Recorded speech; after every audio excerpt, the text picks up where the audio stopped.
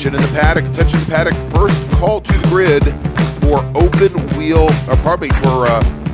closed wheel practice. Again, first call to the grid for closed wheel warm-up and practice. You're scheduled to be on track at 8:15 this morning. Again, closed wheel drivers, if you plan on going out for your 10-minute warm-up session this morning, please make your way to the grid.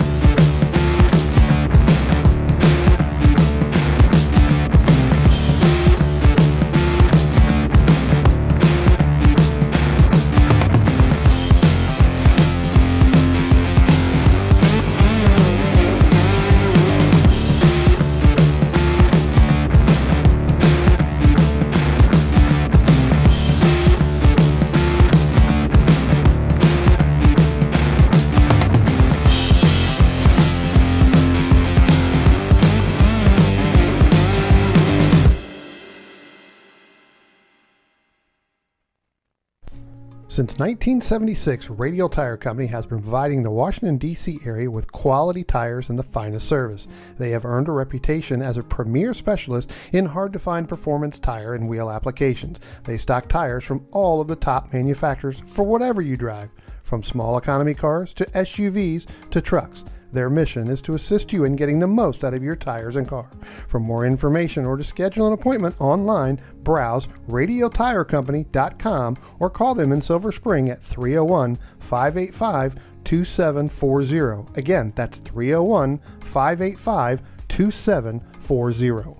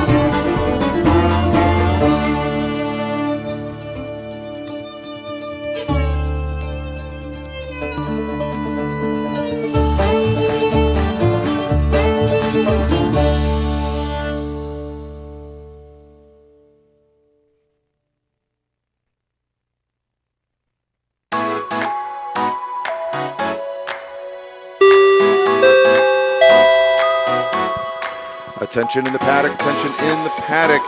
Closed wheel drivers that plan on taking part in this morning's warm-up session, please make your way to the grid. You are scheduled to be on track in less than 5 minutes. Again, closed wheel drivers, if you plan on going out for this morning's 10-minute warm-up session, please make your way to the grid.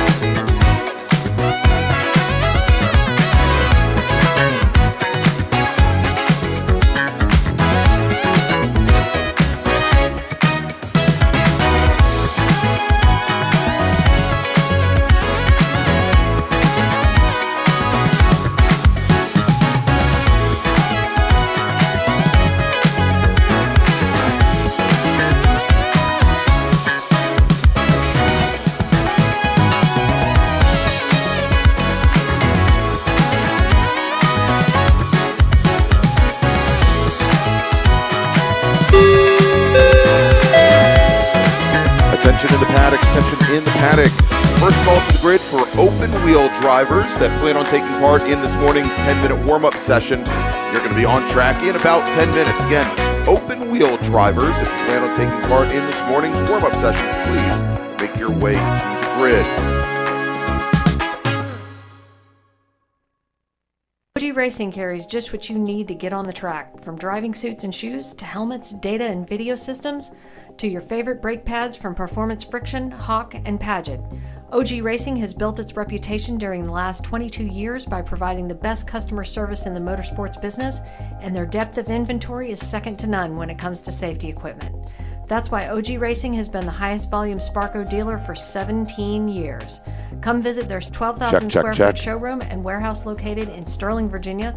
Call them at 1-800-934-9112 or order online at ogracing.com.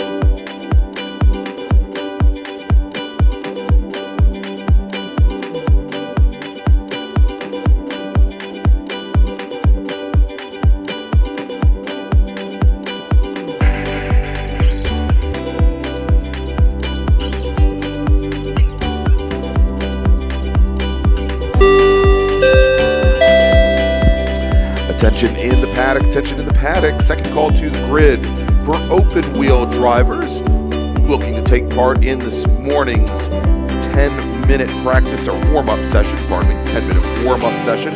Again, open wheel drivers, if you plan on taking part in this morning's warm-up session, please make your way to the grid. The closed wheel drivers, they're going to be done in less than 5 minutes.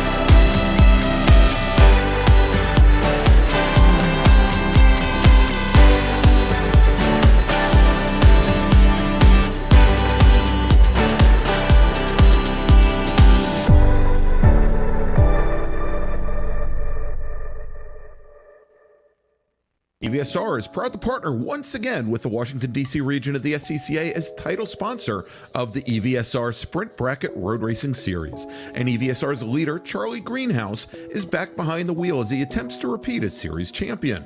It's been a big year for EVSR, coming off their momentous victory at the 25 Hours of Thunder Hill, and they're the only fully electric racing team to compete in and complete a major endurance race against a full Attention field in of the gas paddock, cars. attention in the paddock. In Final call to the grid for EVSR is the going to open wheel return, drivers building who on all the want to take experience from part last in year's this event, morning's and they expect an even warm-up stronger session. Again, finish. if you're an To open wheel reach that driver goal, here and want to EVSR take part is in searching this for morning's new crew members 10-minute to warm-up train for session, this year's this is your 25-hour. final Come call to to their the paddock grid. in the corner of the woods and talk to Charlie.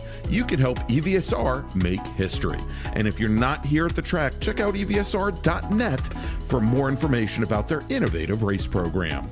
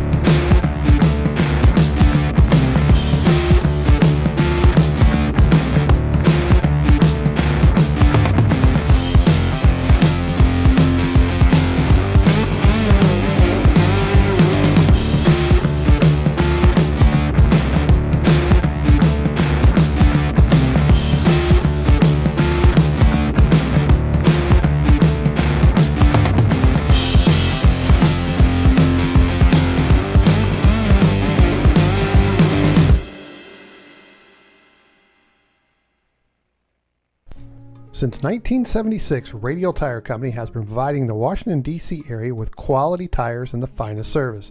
They have earned a reputation as a premier specialist in hard-to-find performance tire and wheel applications. They stock tires from all of the top manufacturers for whatever you drive, from small economy cars to SUVs to trucks. Their mission is to assist you in getting the most out of your tires and car. For more information or to schedule an appointment online, browse radialtirecompany.com or call them in Silver Spring at 301-585-2740. Again, that's 301-585-2740.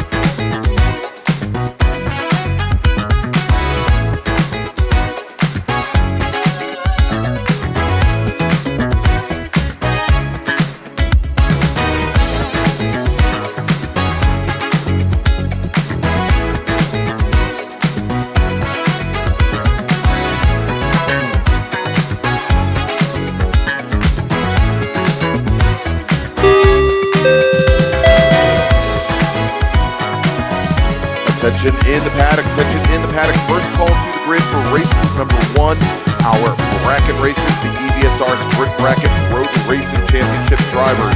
Race group number 1, please make your way to the grid. And for everybody up and alive and awake here this morning, a couple quick notes.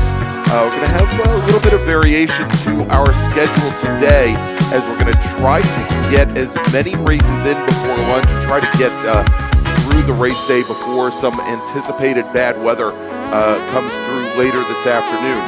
So the plan today, the plan currently, is to run our bracket race and then groups 2 through 5 before lunch, and then after lunch we will run our second bracket race of the day, and then groups 6 and 7.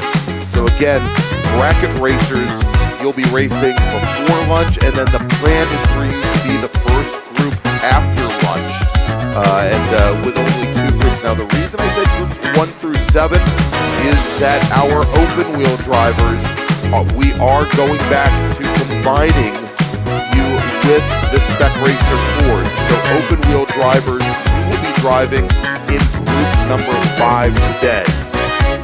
All right, so again, if you are an open wheel driver, you are going to be in group number 5. And the plan this morning is to go bracket racers for your 10-lap race. So please start making your way to the grid. Then groups 2, 3, 4, and 5. Then lunch. Then bracket racers. Then small bore. And then SSM, groups 6 and 7. Again, depending on the weather, depending on cleanups, depending on everything, that schedule could be subject to change. So remember to just keep listening to the PA system here at the track, or 88.7 on your FM dial. And we're going to get things underway here in just a moment.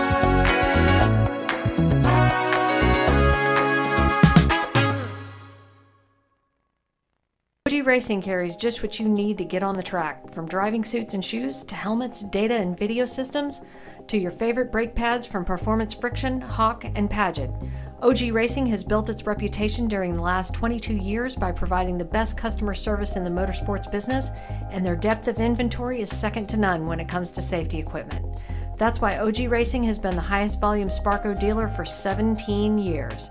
Come visit their 12,000 square foot showroom and warehouse located in Sterling, Virginia. Call them at 1-800-934-9112 or order online at ogracing.com.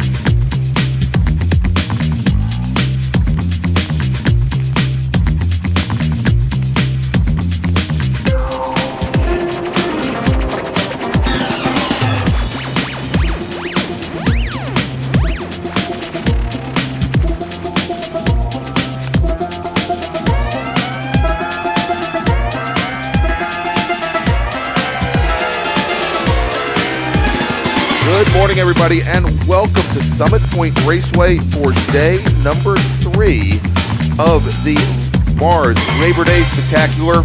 Pardon me. Yes, the MARRS Labor Day Spectacular here at Summit Point Raceway. I'm Greg Ginsberg along with Dominic Mandiel. We've got special guests today, Deacon Greenfield, and I think we're going to have a whole cavalcade of Mid-Atlantic Road Racing Series stars coming up through the day here as we work through our very last day of competition.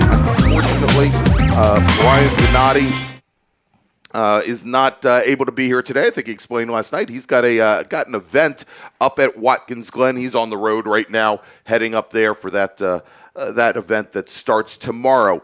And so as we get ready for our last day of competition here at the point for the Labor Day Spectacular. The weather not quite what we've seen the last 2 days. Had a little bit of drizzle overnight.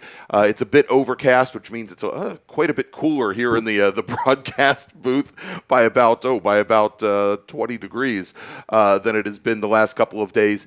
And most importantly, the track is quite damp right now. No standing water, but definitely going to present some challenges for our racers. And speaking of our racers, let me make another call to the grid for our first group of the day. We'll give you a little hint on who is going to be racing. Attention in the paddock. Attention in the paddock. Second call to the grid for our Sprint Bracket racers, the EVSR Sprint Bracket Road Racing Championship drivers in group number 1. Please make your way to the grid for your first of 2 10-lap races today. And so, as we mentioned here, our bracket racers, they are going to have 2 10-lap races today, likely one before lunch, one after lunch. The majority of our remaining groups are going to have 20-minute feature races. Did I say 20-minute? 20-lap feature races. Excuse me, it's a little bit early and I haven't had my coffee. 20-lap feature races. There is an exception, though, and that is going to be our Big Bore and ITA group. That is race group number 3.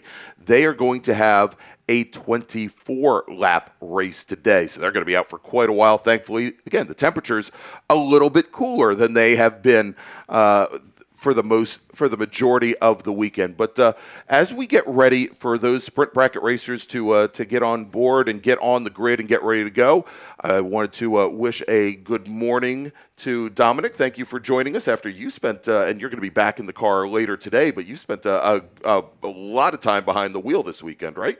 Absolutely, Greg. And this weekend, for me being the first event of 2022, I've done a lot of feeling out of the car and having converted over from the autocross setup, which I participate with my father. We've been trying to figure out how to dial in the car for road racing. So taking from the parking lot to the racetrack and also trying to see what our tire situation is like, because you are going to use, of course, different tires for solo competition as opposed to being on the racetrack going road racing.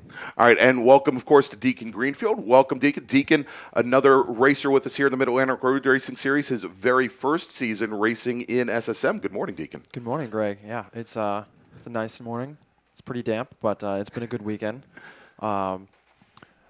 Track has been pretty fast all weekend up until now, so I'm pretty excited to see how it's gonna play out on the last weekend.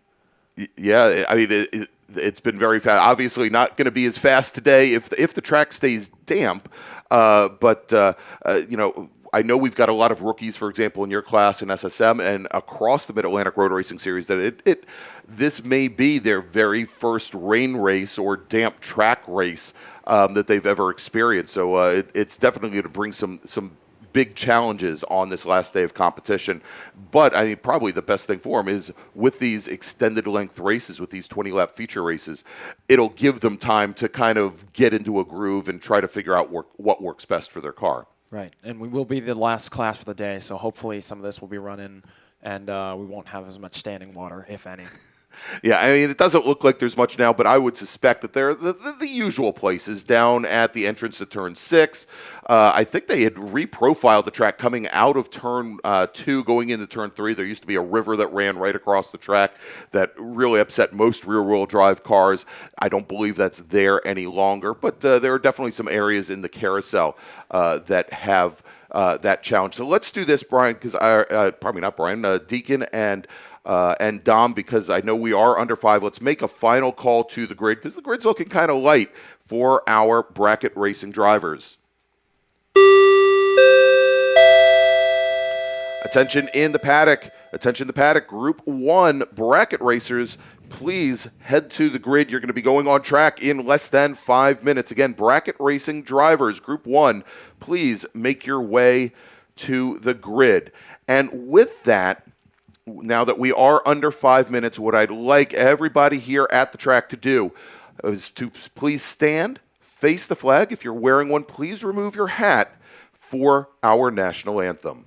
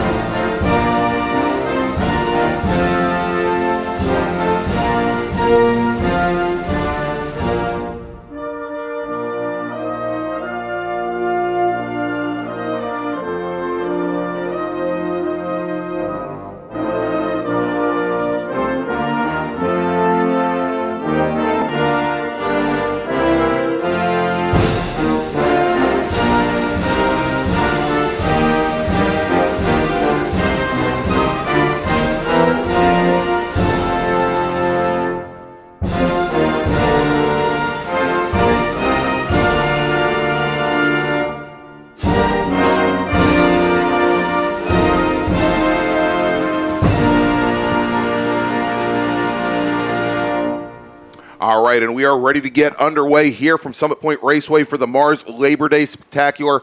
Final race day of the event. Not the last race for our bracket racers, however, but this is their 4th race. They're going to have their 5th a little bit later today. But let's do this. Let's go, as the drivers have been given the 1-minute warning on the grid. Let's go and run down the starting order. Starting 20th, driving a Dodge Neon ACR from Scottsville, Virginia, we've got Frank Alessi. Starting 19th today, driving the number 68 Mazda Miata from Tacoma Park, Maryland, it's Jed Prentice. Starting 18th, driving the number 35 Mazda Miata from Heathsville, Virginia, we've got Scott Merker.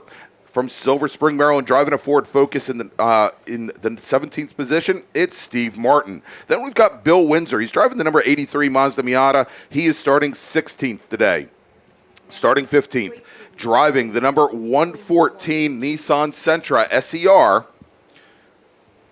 it's Tim Frank. Starting 14th today, driving the number 181 Dodge Neon from Ellicott City, Maryland, it's Larry Slavinsky. Starting 13th, driving the number 134 Honda CRX SI from Severna Park, Maryland, Chuck Edmondson. Starting 12th, driving the number 82 Mazda Miata from Mooresville, North Carolina, from my neck of the woods, it's Steve Wickersham. Starting 11th today, driving the number 127 Mazda MX-5 from Thurmont, Maryland, it's Jeff Liller.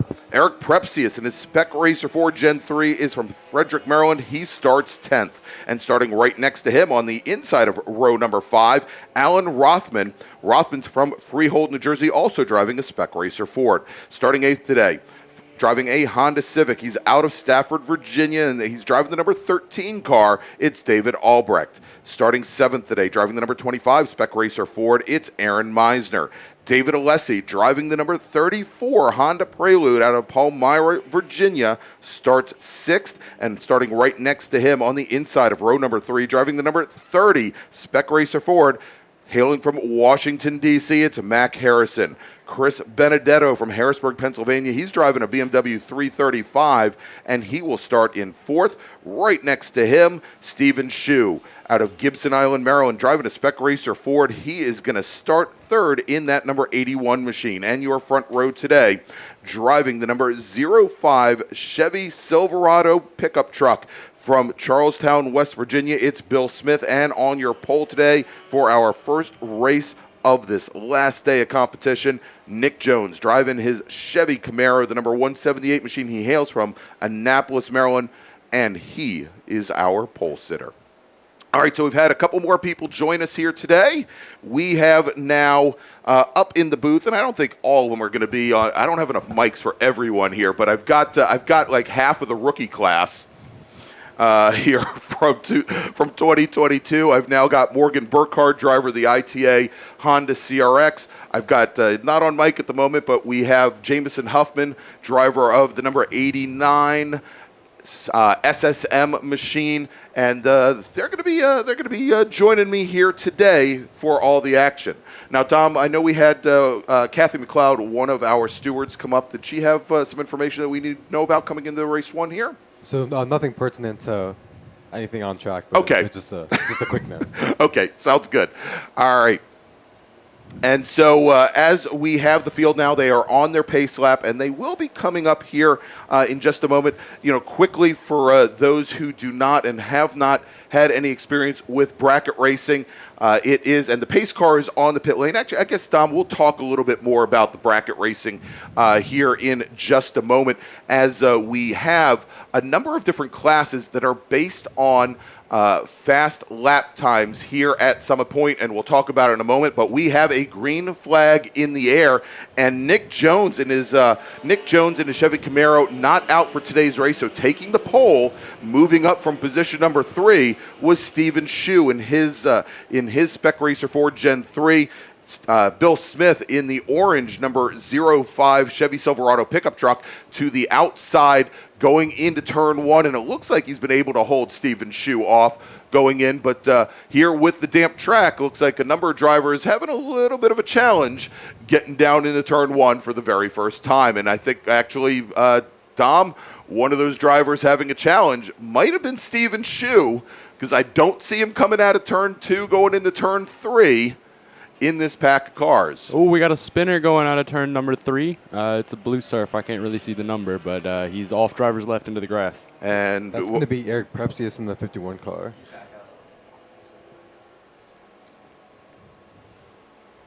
All right, and there you go.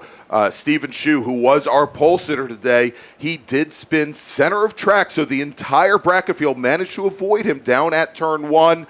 He has now continued. He is about a quarter of a lap back behind the rest of the field, but he has now continued. And as you mentioned, Eric Prepsius having a bit of a challenge on this very first lap as these drivers are trying to find out where the grip levels are and where it isn't. And where that grip isn't as they make their very first lap here at Summit Point.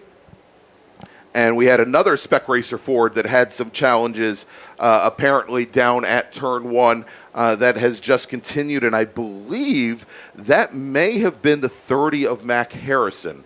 We'll have to take a look. Harrison, who had started, I believe, in 4th position with Nick Jones not being here. We didn't have any serves at the front end of the field, and I saw one follow down even after Stephen Shu, as we have just now completed lap number 1. And it's going to take up another lap or so for us to get drivers in these brackets.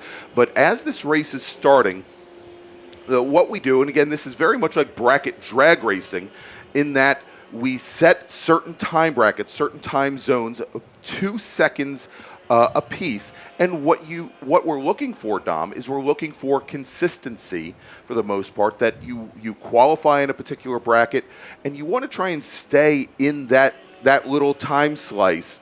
And if you go faster than the time slice that you start the race in, you can actually move up into a faster bracket. And in doing so, you may find yourself, instead of possibly leading the cars that are in your same bracket, you may find yourself in the middle of the race, suddenly 5-6 cars back from the people that you are now competing against.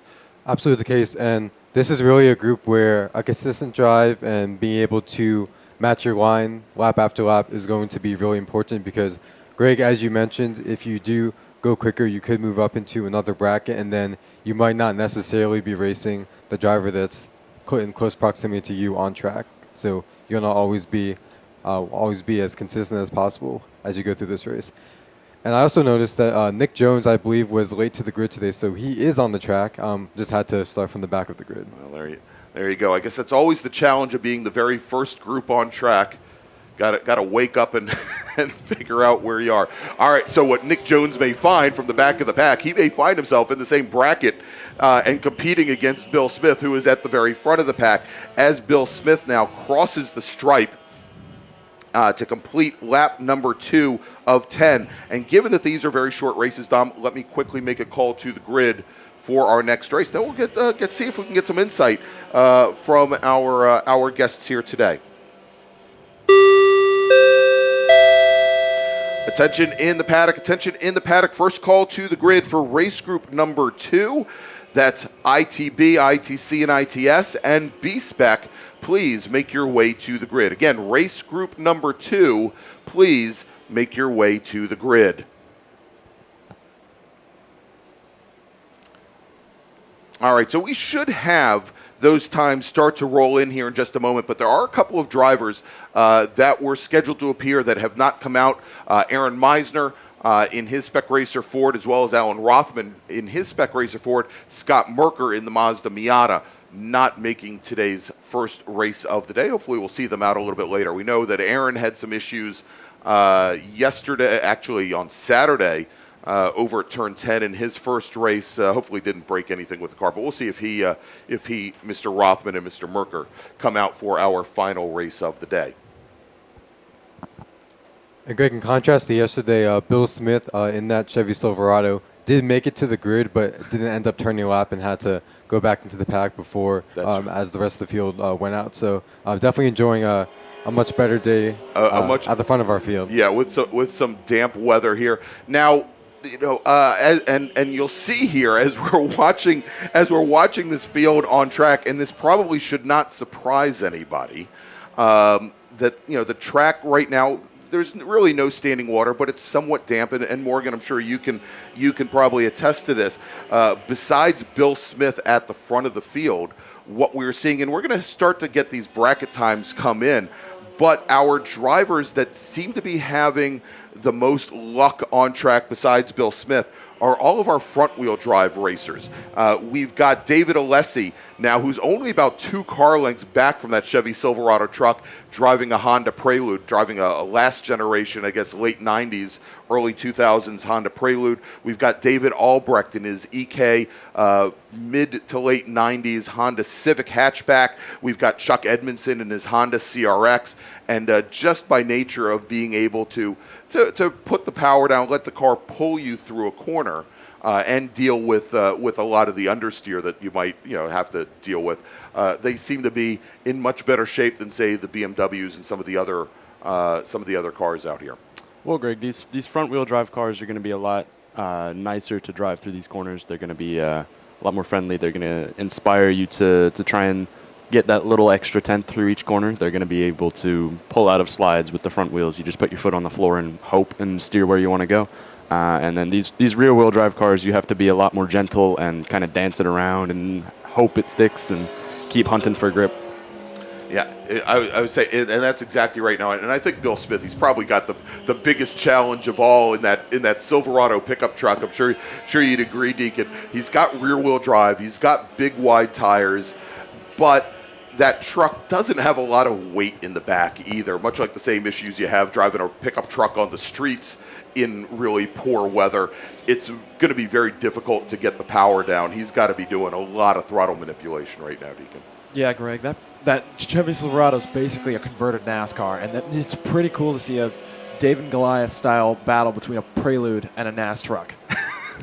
Yeah, and right now, Alessi all over the back. So let's take a look here and see if we can get any bracket times yet, because we are now working lap number 4, and I have not seen any of the splits. Actually, you know what?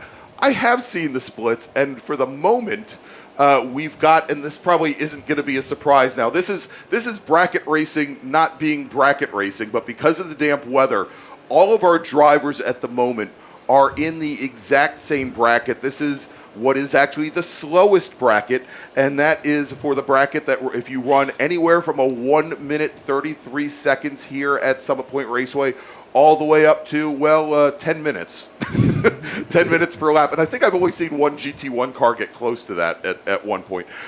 So all of our drivers, they're in the same bracket. So essentially, depending on where you end up on track when the checkered flag comes out, is who's going to win the bracket. And now taking the lead is David Alessi. Now he's running here as he goes and he crosses the stripe.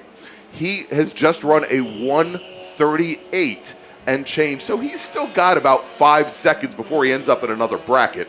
But even if he moves up to bracket B4, he may end up being the only driver in there. Again, being the lead driver on track, Dom, is probably, obviously, almost a guaranteed win, depending on for what bracket you're going to be in. But let's do this, guys, quickly, because we are halfway through our 10-lap bracket race. Let me make another call to the grid for the next group.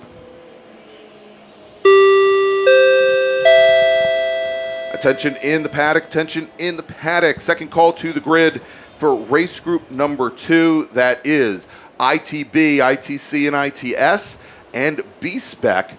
Race group number 2, please make your way to the grid for your 20-lap feature race. All right, so now that we got out of the way that this isn't really a bracket race, I guess what we should probably be looking at is, maybe improvement for some of these drivers if they're starting to get to grips with the damp weather. We've only got a view right now, and unfortunately we don't have our cameras running today because of the poor weather. So we don't have a great view of the bottom end of the course, but we can kind of see here with, for example, a fast corner like turn 10, the drivers that may be struggling, or certainly through turn number 3 as well, as we see Stephen Shue now coming through turn 10 side by side, door to door or door to fiberglass with the Honda Civic of David Albrecht. So now moves Stephen Shue, who started second, started on the pole today, had that spin in the very first corner.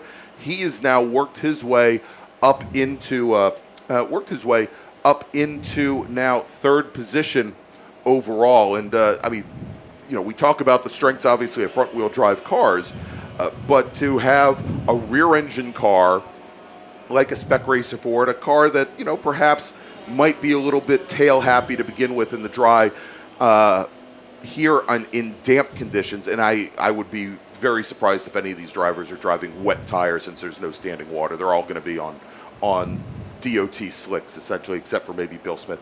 You know, hustling a Spec Racer Ford around here has got to be a heck of a challenge also, right? And you guys, I mean, I know you guys on the iRacing platform have raced Spec Racer Fords quite a bit, certainly not wet weather, but it's got to be a challenge, I would suspect. You guys have any insight?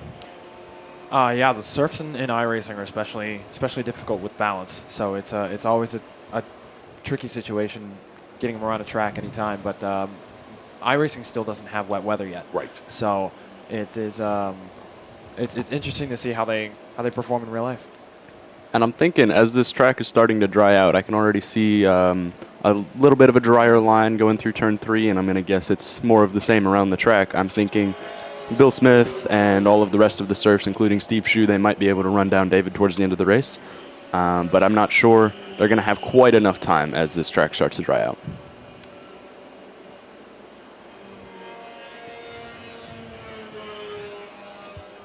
All right, so we are now just about 8 minutes into this 10-lap race.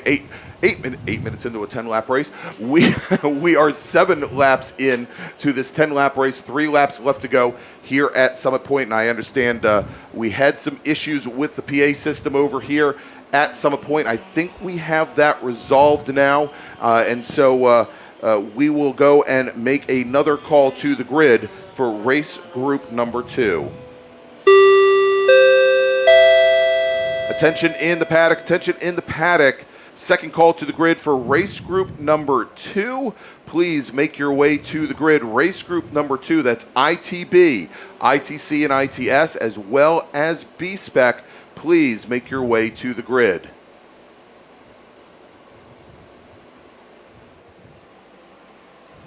All right, Tom, I need to talk to the stewards for a moment. Do you think you can pick up here for just a lap or two? I'd be happy to do that. All right, excellent.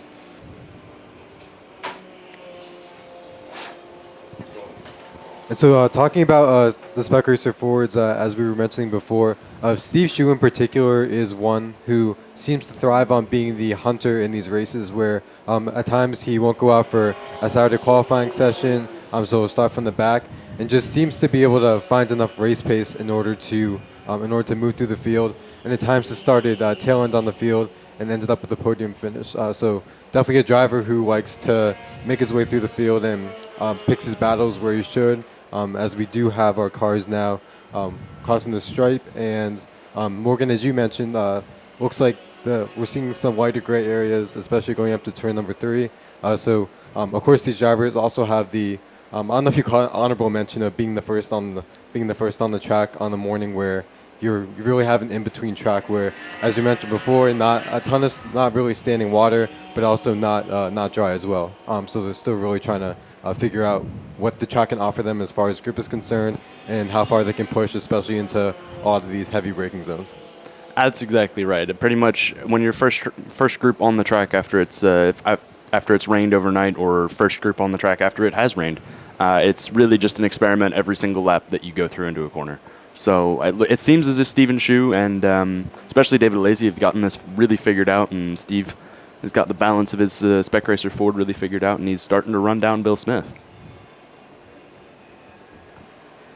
All right, so we've got and thank you for holding down the fort, guys. Since I had to talk, we had some PA issues here at the track, and I need to get things cleared up with the stewards. Let's do this because I know the grid is a little empty right now. Let's make a call to the grid for our next race group. Attention in the paddock, attention in the paddock. Third call to the grid, for race group number 2. That's ITB, ITC, and ITS, as well as B-Spec. Again, race group number 2, ITB, ITC, ITS, and B-Spec drivers. Please make your way to the grid as we are now working our last lap here in our bracket race. Now, as we've got our Group 2 drivers coming to the grid, want to let everybody know that we're going to be trying to get as many of our races in as early before lunch as possible. So the schedule that we are trying to work through and work with today is Group 1, our bracket race, then Groups 2, 3, 4, and 5 before lunch, and then hopefully our second bracket race, Groups 6 and Group 7, after lunch. And what we are going to be doing is we're going to be combining Group 5 and Group 8. We're going to be moving those open wheel drivers into Group 5. They will be racing with the Spec Racer Fords today. So again, the plan is to run Groups 2, 3, 4, and 5 before lunch, then our bracket racers, Groups 6 and 7, after lunch. Of course, things may change, so now that we have the PA system back up and running, well, please listen to the PA system or listen to 88.7 on your FM dial for more information. And now the checkered flag, everybody, is out on the session, and David Alessi, in his Honda Prelude, is the first driver to cross the stripe. He is going to take the win here in bracket racing. And again, all of our drivers appear to be in that B5 bracket with a time anywhere from 1:33 up to, well, infinity. And so it is David Alessi taking the win. Stephen Shue in his Spec Racer Ford. He works his way all the way back up into second position in his Spec Racer Ford, finishes about 6 seconds back from the Prelude of Alessi. Bill Smith comes home in third after jumping out to that early lead. He finishes another 7 seconds back from Stephen Shue, then David Albrecht, Steve Wickersham, Chuck Edmondson in the Honda CRX. He's going to come home in sixth. Mac Harrison on the very last lap of the race runs the fastest time of all drivers, runs a 1:33.787. He is going to finish in seventh position. Bill Windsor in his Mazda Miata will finish in eighth. Jeff Liller in his Mazda MX-5 will come home in ninth, and Chris Benedetto in his BMW 335, that E46 BMW, will come home in 10th. All right, so as we have our bracket racers coming out on, coming back in into the pit, we are going to have our Group 2 drivers make their way up to the grid. And almost as if nothing ever happened, we're going to play the national anthem here in a few moments. But we'll be back here in just a few moments here at Summit Point as we get ready for race number 2 today, which is our ITB, ITC, and ITS, as well as B-Spec racers. And we'll be back with you in just a few moments.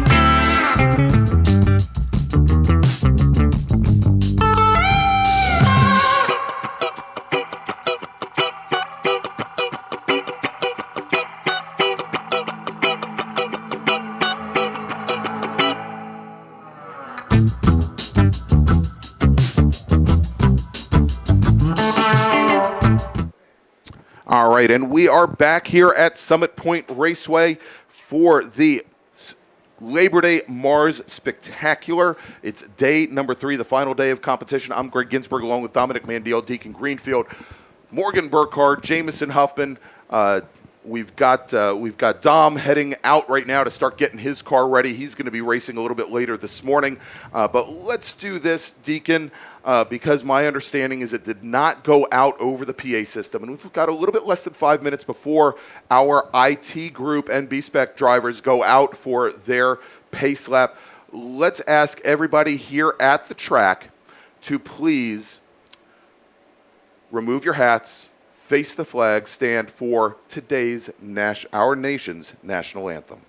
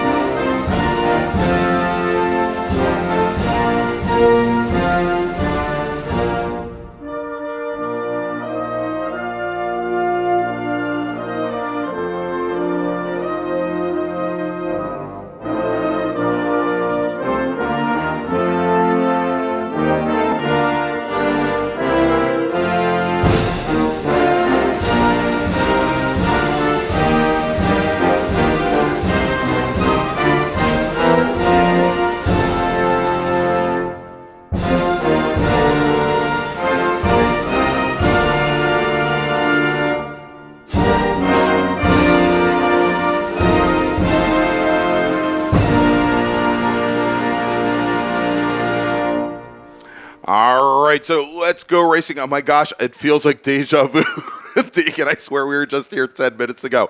But as we've just now finished up our bracket race, we're going to move to our first feature race of the day. It's going to be a 20-lap race, going to be our ITS, ITB, and also B-Spec racers. And we'll run down the starting grid here in just a moment. And Deacon, I know you probably haven't seen this, but we had some amazing races, not only yesterday, but also on Saturday, particularly in ITB, where we've had Tom Martin, who's a former MARRS champion, come back and race. And he and Scott Holman have been incredibly, and let me go, I'm going to go and move us to, actually, you know what, I'm going to keep that screen right up there for us because we can watch from there. But those two drivers, Scotty Holman, longtime Mid-Atlantic Road Racing Series driver. He has been racing this Mazda Protege sedan. We call it the taxi. It's bright yellow and, well, looks like a small taxi here for a number of years. Has been very strong.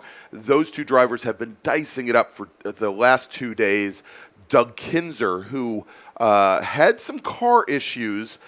He's come back. He hasn't been behind the wheel for a while. The car was maybe not quite ready Saturday morning. He did not go out for qualifying, had to make some changes to the car, has worked his way up from the back of the pack. He has been battling for third each and every day. We actually saw some of his video last night as he was trying to make his way through working man's country in ITB, which is maybe a little bit small. Working man's country is a smaller country than it is in SSM, like you have to deal with, but it's still rough going.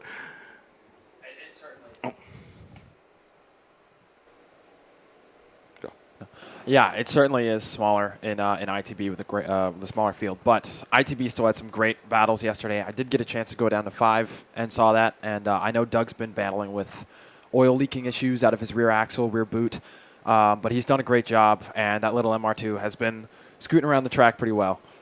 All right, so we've just been given word that the 1 minute warning has been given on the grid, and I'm looking to see if Tom Martin is out there, and I don't see Tom Martin's number 8 machine. We'll see if he makes the grid, but let's do this.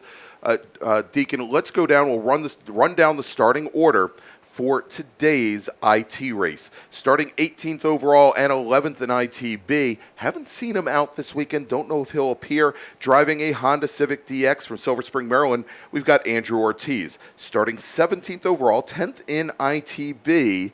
Hopefully he can get this car up and running. He is on the grid. He's had some mechanical issues the last 2 days with his Porsche 924 from Montgomery Village, Maryland. it's Carl Fossler. Starting 16th on the grid and second in B-Spec, driving his brand new Toyota Yaris from Leesburg, Virginia. It's the king himself. It's the King Rat, Alex Ratcliffe. Starting 15th today, 9th in ITB from Bloomington, Illinois, driving his BMW 2002. It's Kevin Fryer.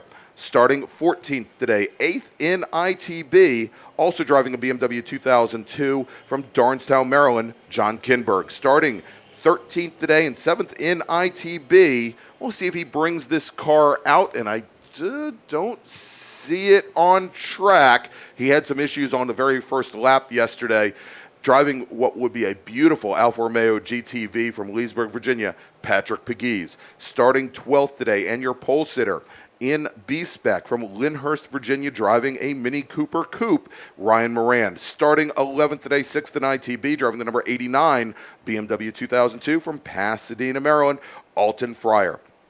Starting 10th and 5th in ITB, driving his Volkswagen Golf GTI from Frederick, Maryland, it's Rich Allen. Starting 9th, driving the number 28 Volkswagen GTI from Round Hill, Virginia, it's Cameron Gillies. Starting 8th today, 3rd in ITB, driving his Toyota MR2 from Cowpens, South Carolina, Doug Kinzer. Starting 7th, 2nd in ITB, and again, we'll have to double check to see if this car made the grid, from Great Falls, Virginia, Tom Martin. Starting 6th today, and your pole sitter in ITB, driving the number 69, the taxi, the Mazda Protege from Frederick, Maryland, Scotty Holman. And your ITS field, all remaining 5 cars, all in ITS. Starting 5th, driving the number 7 E30 BMW 325 from Winchester, Virginia, Chuck DeHaven. John Legg, driving his Datsun 240Z, will start 4th today. He's out of Woodbine, Maryland. Starting on the inside of row number 2, driving the number 00 Datsun 240Z from Myrtle Beach, South Carolina, it's the Professor, Jeff Lucas. And your front row today, driving the number 17 Nissan 240SX from Hedgesville, West Virginia, it's Mark Johnston. And your pole sitter today with a qualifying time of 125.820. He's pokey. He's from Fairfax, Virginia. He's driving a Datsun 240Z. He's Mark Gibson.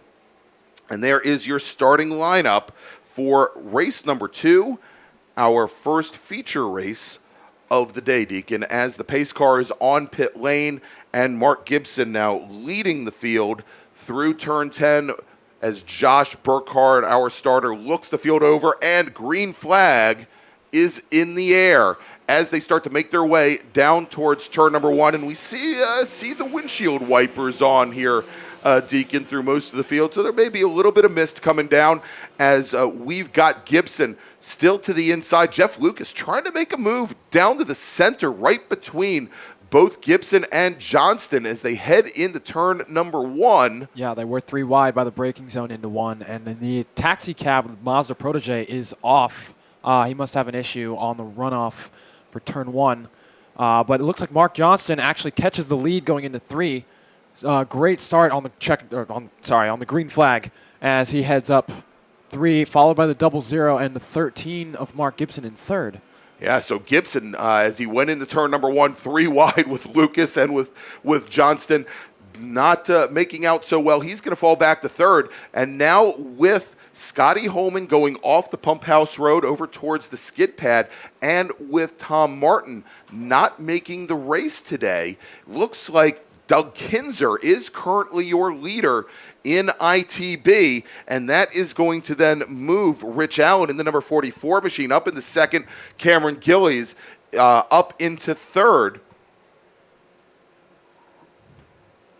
Yep, and we're trying to get word that sounds like we may have had we just got word of the one car, and that is actually Scotty Holman up at the Pump House Road that the starter stand was calling that incident in, as our field now coming through turn 10, and when they cross the stripe, they will complete lap number 1, and only 2 cars by themselves as they come out of 10, and it is Jeff Lucas and Mark Johnston. Johnston, the lead car coming out of 10, but Jeff Lucas now door-to-door with Johnston as they're heading down into turn one, about 20 car lengths back already. Our pole sitter, Mark Gibson, not doing so well in the wet than John Legg, but big battle in ITB coming up right now going into one here, Deacon. Yeah, it's very odd to see Mark Gibson so far back on the start. He's been so dominant these past few MARRS weekends, and especially on the start. He's got so much speed down the straight and so much experience that I'm sure, hope he'll catch up, but maybe he has an issue. I'm not sure. All right, and so the battle now in ITB is between Doug Kinzer and his Toyota MR2 and the black Volkswagen Golf of Rich Allen. And as Rich Allen went door-to-door with Kinzer down into one, Kinzer with that rear-wheel drive mid-engine MR2 was able to hold off the other car. Yeah, we still have a yellow in turn one for the Mazda Protege.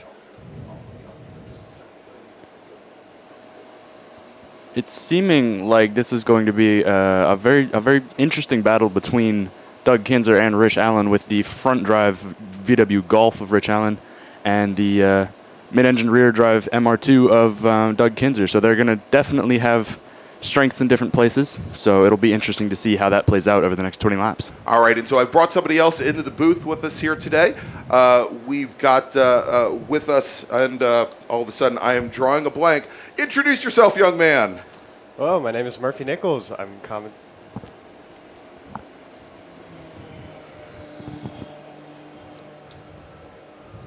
Oh, my name is Murphy Nichols. I'm here with Alien Force Racing, representing Mark Johnson out here in the ITS number 17 Nissan 240SX, as he's currently battling Jeff Lucas in the 240Z for the first place in the ITS field. All right, so great to have him up here. I might also add that he is a heck of a virtual racer as well. Has been racing for the last couple of seasons in the Washington, D.C. region, SCCA Virtual Racing League. He's not just sitting here as crew and spectating as his driver makes his way around the corner here. But things are now starting to stack up a little bit here, Deacon and Morgan. Right back behind our, not our leader, Jeff Lucas. He seems to have really walked away from the rest of the field. And Jeff, he's got over about 30 years of experience here racing in the wet at Summit Point. I could tell you I was lapped by him. When I went on to win an ITA race in the wet, I was lapped by Jeff Lucas twice over the course of a race. So, I mean, he can really put the power down with that rear-wheel drive car. But we're starting to see all the front-wheel drive racers, and Doug Kinzer's not front-wheel drive, starting to stack up between that battle right now for second in ITS with Mark Johnston, and then also with, Mark Johnson now kind of separating himself out. Actually, I think it's actually Gibson and Legg in the two 240s. Gibson is leading quite the train coming down 10, followed by the 61 of John Legg and Doug Kinzer in the MR2. And the entire top six of the ITB field is pretty much bumper to bumper as we go down the front straight. Yeah, and a big change here is that Cameron Gillies, driver of the blue number 28 Volkswagen Golf, has gotten around Rich Allen. And so you've got those three drivers, and then you've got the three rear-wheel drive ITB cars back behind. You've got the BMWs. You've got the BMWs of Kinberg, Fryer, and then the Porsche of Fossler. They're going at it, and when I say Fryer, that is Alton Fryer, the senior, driving the silver with blue stripe number 89 car, as opposed to his son Kevin, who came in from Illinois, who typically drives the white and black number 98 machine. But so far, Doug Kinzer, as we now are working lap number 4 here of 20, starting to open up a little bit of a gap to the rest of that ITB field. And I'll tell you, I back in the day, before the Toyota MR2s were moved down to ITB, they used to be ITA cars. There is a race that Roger Troxel and I talk about, Doug and I talk about all the time, that was in very similar conditions to this. Very damp track. And at the time, Doug qualified, I think, 5th, worked his way and got his very first podium in the MARRS series in very similar conditions. So, although he hasn't been behind the wheel that much of late, usually coming out once or twice, now that he's moved from this area down to South Carolina, I think it's maybe coming back to him here. Yes, he's obviously very experienced in these changeable conditions. Oh, and as we see a little bit of smoke coming in. Doug Kinzer is on fire as he goes down the front straight going into turn 1. That is the case. We are getting word from the corner stations that they have seen that, and we'll see if Doug pulls off. And he goes down the pump house road. Yeah, so a lot of fire. Looks like an oil fire possibly underneath that Toyota MR2. He has now pulled off to the pump house road. We are going to a full course caution here at Summit Point Raceway, as we're going to be sending some emergency vehicles down, I believe, to take a look at that incident here. So we are now going to a full course caution. So let's go and reset the field. Jeff Lucas is your leader, and this is going to bring Johnston and Gibson and Legg back up to Jeff Lucas. So all that he has gained in the last 4 laps has now been shuffled away. Jeff Lucas is going to have to start again. But top 4, Jeff Lucas, Mark Johnston, Mark Gibson, our pole sitter today, and a driver who has won the first 3 races this weekend in ITS. Then we've got John Legg. Now we're going to see Cameron Gillies in the number 28 Volkswagen Golf. He is, and he should be, your new leader in ITB. We'll see if Rich Allen was able to get around him in the bottom half of the course before the full course caution came out. But that is going to move John Kinberg in the 02 BMW. At least it should move him now up into 3rd in ITB as that pack now is coming around turn 10. Let's track this. We'll just make sure, indeed, it is Cameron Gillies, your leader in ITB, then Rich Allen, then Kinberg, then Fryer, and then Carl Fossler. And I don't think we mentioned it, guys, so let's go down here. Neither of our B-Spec drivers made the field today. Also not making the field, Chuck DeHaven in his BMW 325. As we mentioned, Tom Martin, who was our Saturday race winner in ITB. Patrick Begues, Kevin Fryer, Andrew Ortiz not making the grid. Well, this is probably a good time, since we were under full course caution now. Let me make a call to the grid for our next group, okay?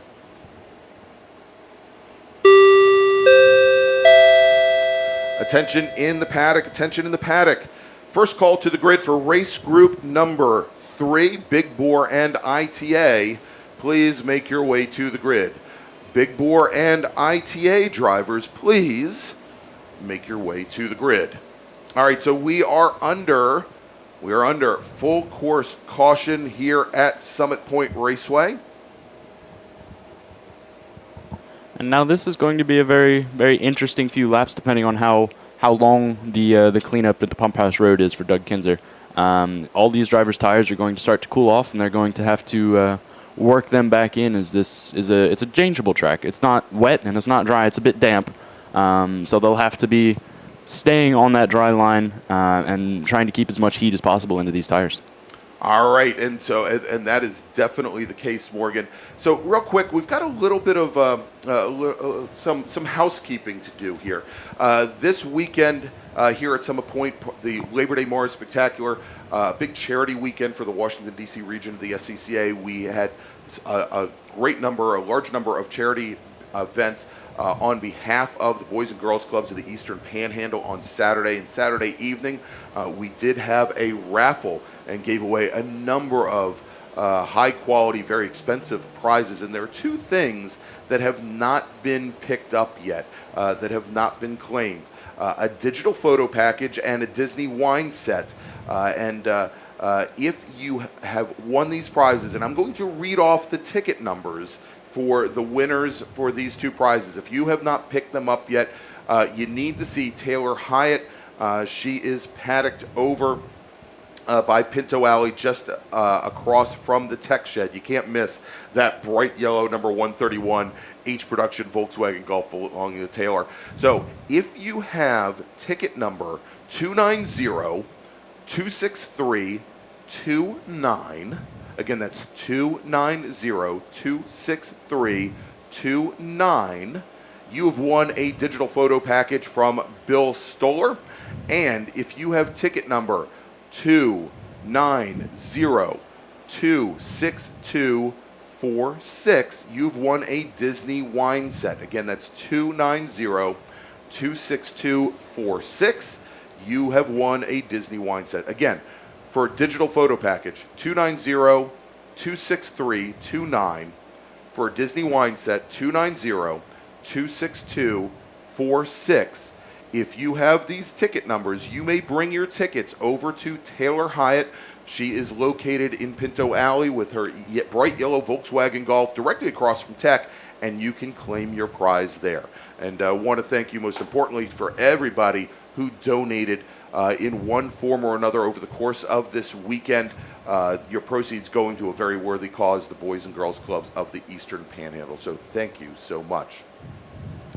All right, gentlemen, so we are now working lap number 6. We have 14 laps to go in this 20-minute feature race, and we are still under full course caution here at Summit Point. The pace car now, or probably the safety car, is now on the pit road, and we are going back to green flag racing. Green flag in the air, and again, that lead that Jeff Lucas had built up, it's now gone. Yeah, he's going to have to really build that back up, and we'll see if Mark Johnston can try and get in front, because I'm thinking if I'm Mark Johnston right now, I'm going to want to get in front and try and hold him back for as long as I possibly can. Especially since Lucas is very confident at the start of races or at restarts. He's very confident on the brakes, especially going into turn 1. So Mark needs to make a move sooner than later to really emphasize the power of that 240SX. And as they come out of 2 and into 3, it looks like Jeff Lucas has about a 4 or 5 car length gap already. So looks like he's just going to go back and rebuild that gap already. Yeah, so not taking long there. Of course, you know, as we know, typically you're going to run in the wet, you're going to run tires at a much a little bit lower tire pressures in the hopes that you'll actually build them up a little bit more quickly. They'll heat up due to sidewall flex and squirm.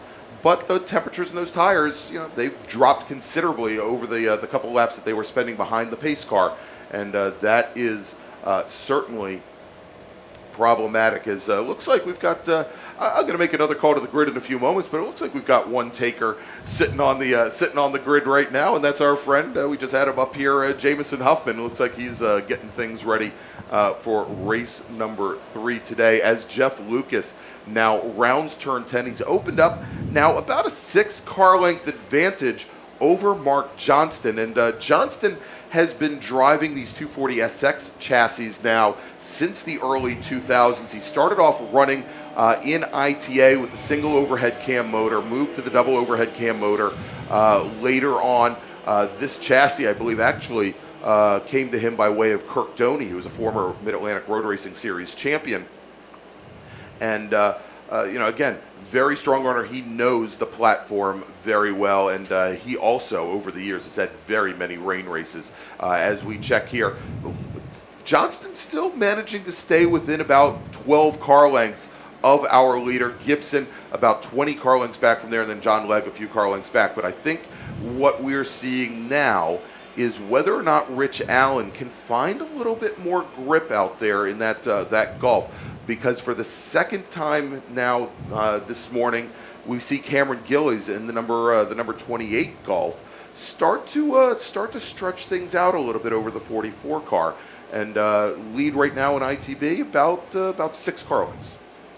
Yeah, the battle in ITB has been close all day with these rain races. It's really unfortunate to see Doug Kinzer have to exit the battle so early, since he was doing so good catching up to the ITS cars almost, with that the balance of the MR2 really starting to shine. But we have the ITS car leaders round in the corner. Jeff Lucas still with a considerable gap over Mark Johnston. And it's seeming like with this ITB battle with the newer generation Golf and the slightly older generation Golf, the newer gen has a little bit more torque coming out of turn 10 and can get the run down the front straight, but he just has to be able to keep close enough coming out of the carousel to get the run into turn 10. Yeah, and he just hasn't been able to do it, as Gillies in the A2 Golf now opening up about 10 car lengths on Rich Allen's A3 Golf. And the A3 Golf, and I'm trying to remember if the A3 Golf has a solid rear axle like the A2 does. The issue with the A2 Golf in the dry, having raced one myself, is that it doesn't like to turn in. Predominantly will understeer, have to put a huge rear bar, or back in the years, BSI and Shine actually used to weld multiple sway bars together in order to stiffen up the rear enough so you could actually get the car to rotate. I think, and I'll have to talk to Tom Martin, I think the A3 actually has an independent rear that perhaps makes it a little bit easier to stiffen up, because what ends up happening is the beam rear axle in that Golf, it twists a little more than you really want for racing. I'll talk to Tom about that. You think I've only had about 15 years to do it,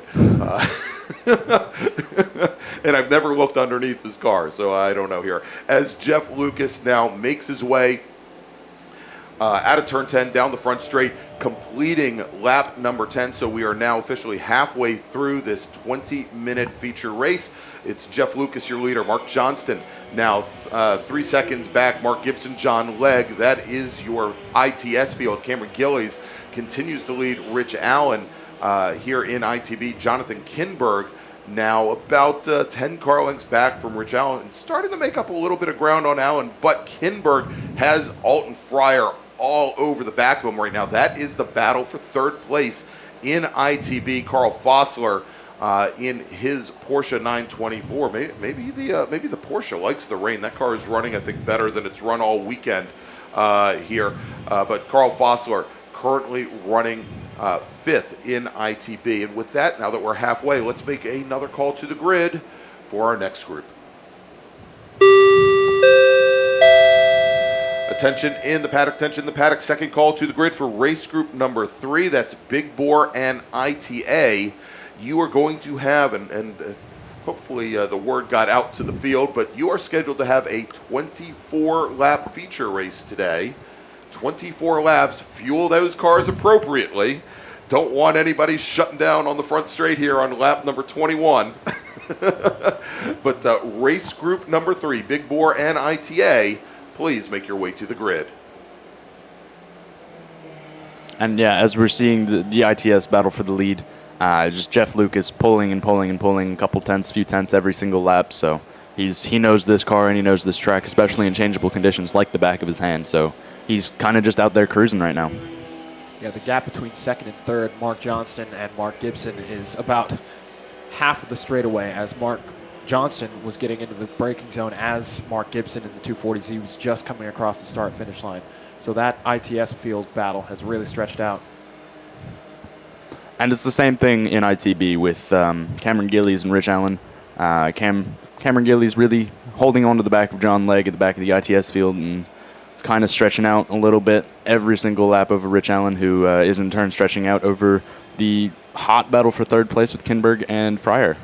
Yeah, and seeing those the two BMW 2002. So if we take a look at that last time by, both Kinberg and Fryer ran their fastest laps of the race, but still about 0.3 of a second off of what the front wheel drive cars of Allen and Gillies are pulling right here. Actually, right that last time, Gillies is actually running about 2 seconds faster a lap than Allen. Allen that last time by a 135 flat to Kinberg's and Fryer's 135 fours. So again, continuing to stretch that lead out as Jeff Lucas now, as we've gone past halfway, completes lap number 12 here at Summit Point Raceway and continues to stretch things out over Mark Johnston. Gap now as Lucas goes under braking down into turn 1 is about 25 car lengths, but the real story here is John Legg, who is currently sitting in third, and John Legg and Mark Gibson have really started to separate apart, and Gibson now is almost 11 seconds off of the back of Mark Johnson, is almost 60 car lengths back from our second place runner here. So Mark Gibson, who's won the first 3 races here for the MARRS Labor Day Spectacular, looks like race number 4, that streak is likely going to be broken unless both Lucas and Johnson have some issues here. Mark Gibson currently sitting in third. Well, we'll see here, Greg, because I'm looking down on the front straight, and there's definitely patches of dry track starting to form. So we'll see if it starts to accelerate, as does not seem like we're getting any rain here soon. So we'll see if Mark Gibson, maybe he set the car up for slightly drier conditions than Jeff Lucas did. So it's a possibility, but Lucas now just set the fastest lap of the race, and he is now down into the 129s. So considerably faster than what we saw early on in this race. Matter of fact, when this race started, Lucas was in the 35s and 36s, so he's knocked about 5 seconds off the lap, which certainly proves the point that the track here is drying out. Now, Mark Johnston also into the 29s, but about 0.8 of a second off of what Jeff Lucas is running currently. So Lucas continuing to stretch out the advantage over the 200 SX of Johnston.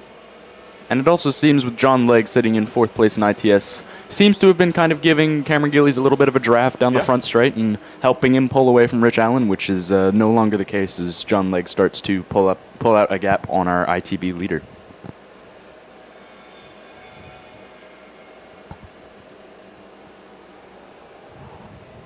Yeah, and Gillies now, and I think it's pretty clear at this point that Gillies definitely not in that draft of John Legg any longer. But here's something interesting. As the track is starting to dry out, I think we need to start watching Rich Allen here. Now, Rich just ran his fastest lap at a 134.3.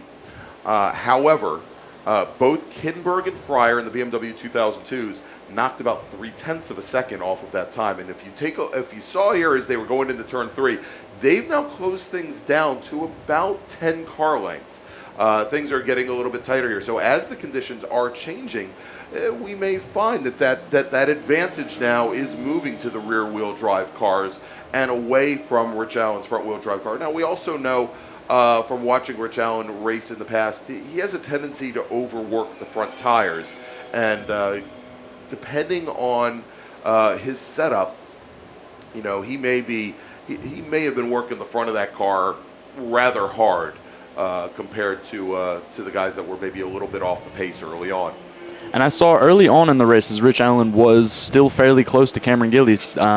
He went for a move into turn 1, and it looked like he got on the brakes a little bit too late. So he might just be struggling with a little bit of understeer now as the track switches back to the rear-wheel drive advantage, and those rear-wheel drive cars are going to get a lot easier to drive here.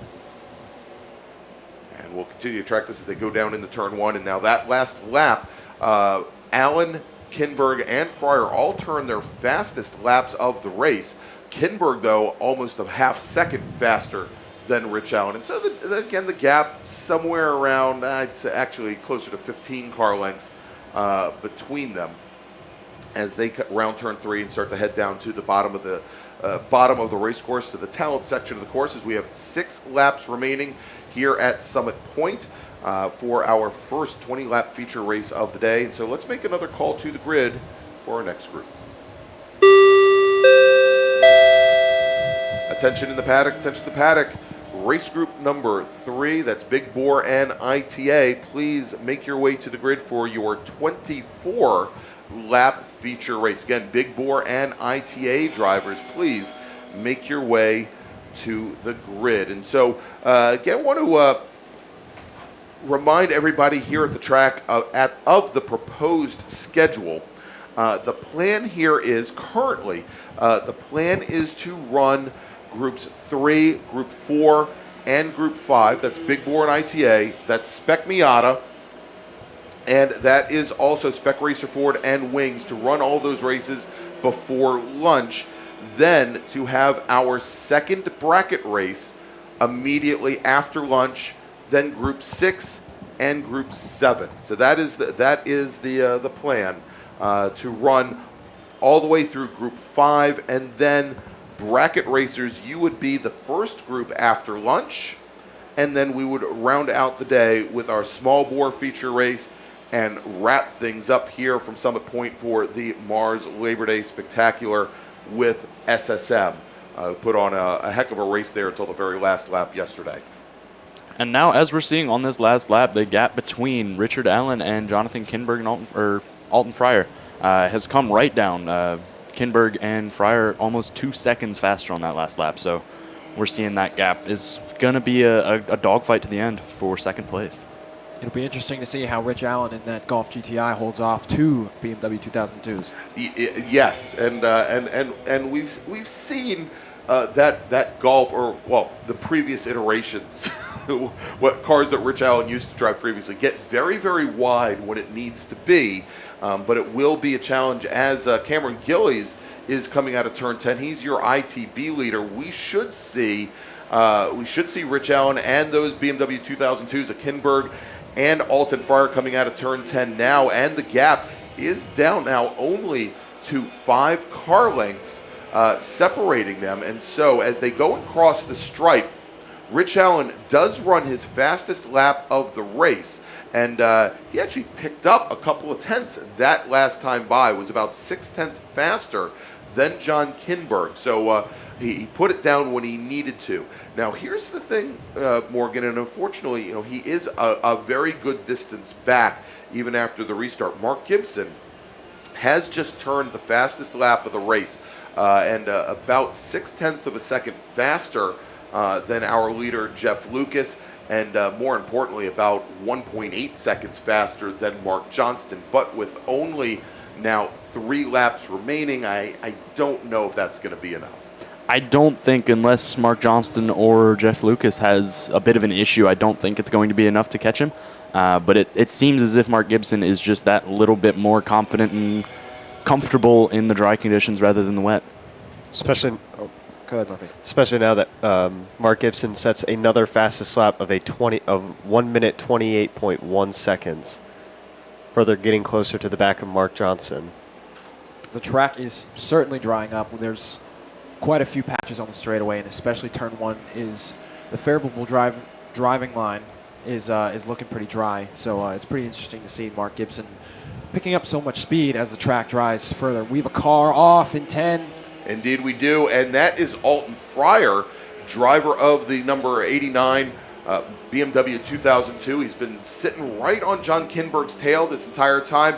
Went a little bit wide through turn 10, dropped the rear wheels into the gravel, but was able to get that car out, was able to keep it rolling, and continues on. But he's going to lose about 15, 20 car lengths to John Kinberg. So any thoughts of getting into a 3-car battle with Rich Allen are now effectively finished. It is going to be a 2-car battle for third for that last step on the ITV podium. Now, that last time by, though, I think whatever issues and maybe whatever challenges Rich Allen was having in that transition from a wet track to a dry track, I think he's getting a handle on it.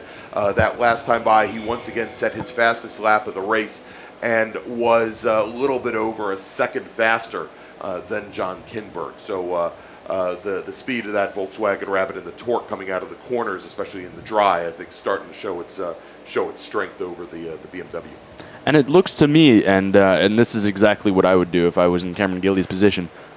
He's kind of just going into cruise mode and maintaining the gaps and not really pushing it too hard. But as we see this race wind down, it looks as if Richard Allen is starting to close that gap, but I'm not sure if it's going to be quite enough before the end of this race. Yeah, and on the last lap, about 2 seconds was the differential between those in lap times was the differential. And let's take a look here now. That last time, maybe now Cameron Gillies started to look at his mirror and see that Allen was getting incrementally closer. Gillies did just put down a lap about 7/10 of a second faster than Rich Allen. Mark Gibson, again, our winner for Saturday and both races on Sunday, and our pole sitter from today's race. He is once again thrown down the fastest lap of the race, and about almost 2 full seconds faster than Jeff Lucas, who just now crosses the stripe. And Jeff Lucas, our leader, the professor, is now working his very last lap here for today's 20-lap feature race from Summit Point Raceway. He is your leader. Mark Johnston now heading through turns 1 and 2, about 30 car lengths back from our leader, Jeff Lucas. Mark Gibson, who has once again turned a fast lap of the race as Johnston goes into turn 3. Gibson just now coming out of turn number 2. That is your top 3 in ITS, with John Legg running in 4th. In ITB, we've got our leader, Cameron Gillies. He's going down into turn number 1. He's got almost the entire length of the front straight here. I'm sorry, I'm looking at the wrong car. I'm looking at John Legg. As Cameron Gillies crosses the stripe, he's got about 45, maybe 50 car lengths on Rich Allen. Once again, Allen makes up a little bit of ground on Gillies, but not enough here with just a single lap left. John Kinberg sitting in 3rd, Alton Pryor sitting in 4th. Carl Fossler running in 5th place in ITB, just now coming out of turn 10. Yeah, it's been very cool to see the progression of the, as we're ending checkered, it's very cool to see the progression of each car's strengths and weaknesses and each driver's strengths and weaknesses as the track in the beginning of this race went from damp to half dry, and so much time being made up from different people and so many cars and so many battles working in between. Like we saw Rich Allen was bumper to bumper with those 2 BMW 2002s and then put seconds and car lengths on both of them. Exactly, as the track condition changed. And so we've got the checkered flag here. Jeff Lucas, the professor, he is going to take the race win. Mark Johnston, who started on the outside of the front row, he will come home in 2nd. He set fastest lap of the race on the very last lap. Mark Gibson, driver of the number 13 Datsun 240Z, he will come home in 3rd. John Legg just now crossing the stripe. And in ITB, Cameron Gillies comes out of turn 10. He's got the windshield wipers on, but he's driving down that dry center of the track. He will take the win in ITB. Rich Allen finishes 2.8 seconds back in 2nd. John Kinberg will come home in 3rd. Alton Fryer will come home just off the podium in 4th. Carl Fossler will come home in 5th. So, gentlemen, let's do this. Let's make a final call to the grid for our next group, our Big Bore and ITA racers, and then we'll take a quick break.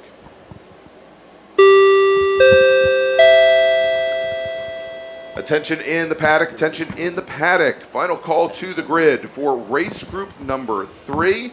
That is Big Bore, ITA. Please make your way to the grid. Big Bore and ITA racers, please make your way to the grid. All right, and so before we take a break, I want to take a moment here to thank some of the great partners of the Washington, D.C. region and the Mid-Atlantic Road Racing Series. Great partners like OG Racing. OG Racing carries just what you need to get on the track, from driving suits and shoes to helmets, data and video systems, to your favorite brake pads from Performance Friction, Hawk, and Paget. OG Racing has built its reputation during the last 22 years by providing the best customer service in the motorsports business, and their depth of inventory is second to none when it comes to safety equipment. That's why OG Racing has been the highest volume Sparco dealer for 17 years. Come visit their 12,000 square foot showroom and warehouse located in Sterling, Virginia. Call them at 1-800-934-9112 or order online at ogracing.com. Since 1976, Radial Tire Company has been providing the Washington, D.C. area with quality tires and the finest service. They have earned a reputation as a premier specialist in hard-to-find performance tire and wheel applications. They stock tires from all of the top manufacturers for whatever you drive, from small economy cars to SUVs to trucks. Their mission is to assist you in getting the most out of your tires and car.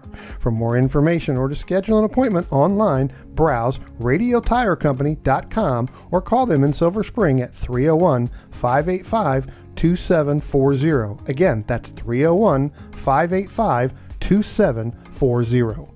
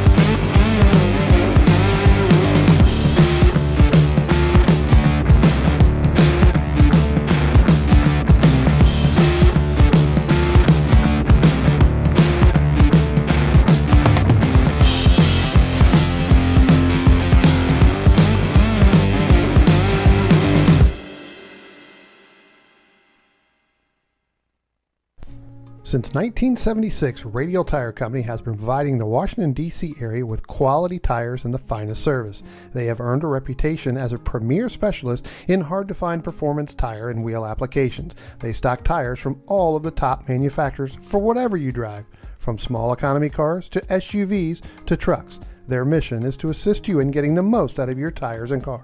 For more information or to schedule an appointment online, browse radialtirecompany.com or call them in Silver Spring at 301-585-2740. Again, that's 301-585-2740.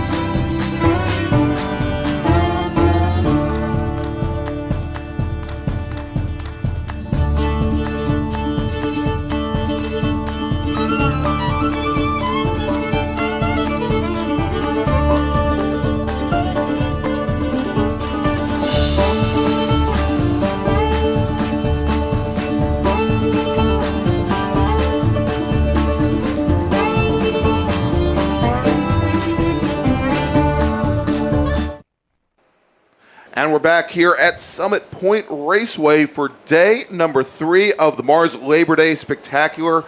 I'm Greg Ginsberg along with Dominic Mandiel. We've got Deacon Greenfield as well as Morgan Burkhardt in the booth. And I believe we've got Roger Troxel joining us as well as we get ready. No peace for the weary, Mr. Troxel. No rest for the wicked. No rest for the wicked. We got a headset for you right over there if you'd like to go and put that on. And we are getting ready. And let me unmute you now. We are getting ready for our third race of the morning. This is our Big Bore and ITA feature race. It is going to be 24 laps. There we go, 24 laps or 40 minutes, whichever comes first. And definitely a big mix up here on the grid. We've got a number of drivers that looks like did not come to the grid for the race. And I believe, we're going to have to see here, I believe perhaps, well, you know what, I'm not seeing Jim McAleese out on the grid at all, unless he is sitting all the way in the back there. He's behind Chip Herr in the Hawkeye Subaru. Oh, look at that, he is out there. All right, so let's do this. I heard a rumor that there is a different driver in McAleese's car for this session. I believe that driver is a Trans Am Pro driver, Josh Hurley. So this might indeed be lapping 5 or 6 times. That's true. And you guys know Josh Hurley. He used to put in a ton of time at All Sports Racing years ago. Yes, he did. And I believe also put some time behind the wheel of TDI Cup, Volkswagen TDI Cup Golf as well in the early years. So let's do this as we've got our drivers out on their pace lap. And yep, there is the number 3 car now heading out on track. Let's run down the starting grid for today's race. Starting in 23rd position, driving the number 27 Mazda MX-5 in STU. He's starting 3rd in class, Mark Liller. Starting 22nd, driving the number 1 ITE Ford Mustang, John Polishuk. Starting 21st and 12th in ITA, it's going to be the number 169 Mazda Miata, Scott Nicholson. Barry Brown is going to start 11th in ITA, 20th overall. He's driving a Mazda Miata out of Alexandria, Virginia. Starting 19th today, we just had him up here in the booth a few moments ago. He's going to show his wares and medal down on track here in just a moment. He's starting 10th in ITA, driving the number 89 Mazda Miata, Jamison Huffman. Starting in 18th position at 9th in ITA, also driving a Mazda Miata from Hempstead, Maryland, Justin Shepard. Philip Rule will start 8th in ITA today, also in a Mazda Miata. He hails from Walkersville, Maryland. Don't think he made it to the grid, but if he did, he's starting 2nd in GT1 today, driving a C3 Chevy Corvette from Hackettstown, New Jersey, Joseph Folia. Nor Perskell is going to start 15th overall, 7th in ITA in his Mazda Miata. He hails from Baltimore, Maryland. Starting 14th today, 6th in ITA, driving a Honda Civic Si from Stafford, Virginia, it's John Byers. Starting 13th, driving the number 41 Mazda Miata from Richmond, Virginia. He's starting 5th in ITA, David Lanning. Starting 4th in ITA, 12th overall, in the number 1 Miata, it's Dan Freeman. Dave Grand, scheduled to start 3rd in ITA today, driving the number 13 Mazda Miata. He hails from Newington, Connecticut. Joel Gambino, our reigning MARRS champion in the class, will start 10th today, 2nd in ITA. Well, I guess he's starting on the pole in ITA as the green flag is in the air. Morgan Burkhardt, scheduled to start on pole in ITA. Well, he's right over to my right. So he'll be watching races. We've got a lot of smoke in the air going down into turn 1. Lots of brake smoke here as the entire field, almost the entire field, with the exception of the GT1 car, makes it through. Our leader coming out of turn 2, going into turn 3, is going to be Robert Hayshak. He is starting 5th today. We're going to finish this grid here in just a moment. Right behind him is Andrew Mistak in his Chevy, probably not Mistak, but Anthony Pacelli in his Subaru. And then we've got, I think, running 3rd right now, it looks like Dave Grant, I believe, in the number 13 Mazda Miata. So let's go. We're going to finish the grid down here as our drivers are making their way through the field. We've got Marty Grand, driver number 127 Mazda MX-5, as opposed to his Honda Civic Type R, scheduled to start on pole today in T2. Brendan O'Rourke in a BMW 330 Ci. He is scheduled to start 7th, 2nd in T3, with Greg Arsenault scheduled to start 1st in T3, and 6th and 7th, respectively, on the grid. Robert Hayshak, who is our leader currently in the number 9, Factory 5 Cobra. He's our sole SPO driver on the track, and as he comes out of turn 10, he is your leader. Right behind him, actually, is the 15 of Greg Arsenault. So right now, not on the grid, Chip Herr, Anthony Pacelli, Andrew Mistak, and now the GT1 car trying to make its way through the ITA field here, starting lap number 2. We are 3 wide going into turn 1 with the GT1 car and another STU car and a bunch of ITA cars as they all shuffle through and should be making it out the other side just right about now. And as the lead is now swapped from Dave Grant to Joel Gambino as they head up into turn 3. That's right. So you've got Gambino, you've got Dave Grant, then you've got the number 41 machine of David Lanning, have all managed to get around Dan Freeman in the number 1 car. And then you've got, looks like John Byers in the 19 Honda Civic here as we track the field. Actually, no, I'm sorry, that's Nor Perskell in the number 42 Mazda Miata, then John Byers. So Byers maybe finding the track not damp enough to put that front-wheel drive Honda Civic to best use here in ITA. But a big mix-up on the grid here as a number of drivers, I think, were perhaps expecting a very wet track and didn't necessarily get it and didn't come on out.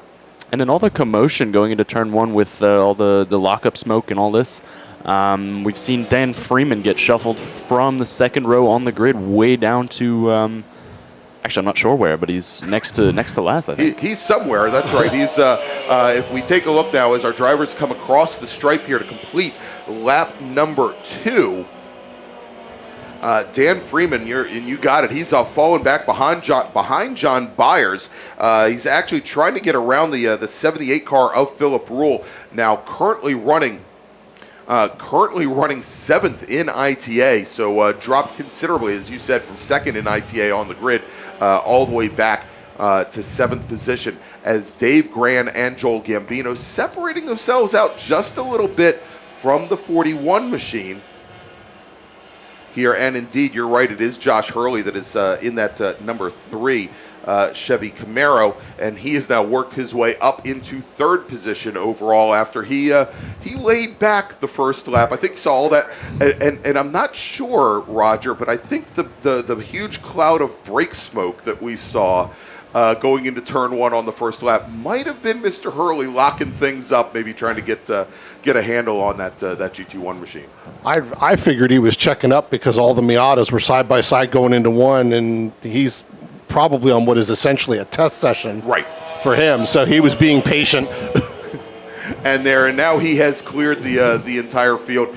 He is now your overall leader with Robert Hayshak in our sole SPO driver in his Factory 5 Cobra. He is currently running 2nd. Greg Arsenault leading T3, and I believe he is today the only T3 driver on course. Here as we go take a look, Andrew Mistack did not make the grid today, nor did Anthony Pacelli, Brendan O'Rourke, Marty Grand, of course Morgan Burkhardt, Joseph Folia, Barry Brown, John Polishuk, and Mark Liller, again, not making the field. And it looks like we've got Justin Shepard maybe off in 1. Looks like he got maybe locked up the rears, and he's starting to rejoin from the Pump House Road. So, yeah, a little spin, but he's rejoining. And there you go. And he is back underway. So we were local caution there at turn 1, and the yellow flag is down just in time for, I believe, that is Scott Nicholson Jr. and his Mazda Miata currently running 14th overall to come down into that zone. As Josh Hurley makes his way out of turn 10 to get down where the flag used to be. I mean, there's just not a whole lot of gap between all that anymore. He just turned a 1:10.6. In a damp track, and that now GT1 Camaro is a force to be reckoned with anytime it's on the track. I'm thinking this is going to be probably one of the last fully dry sessions we're going to have today. It's Josh Hurley in the car. It's sticker tires. It's cold weather. We might be coming for a track record run today. Yeah, and we'll have to, I'm going to have to go and pull up the track records.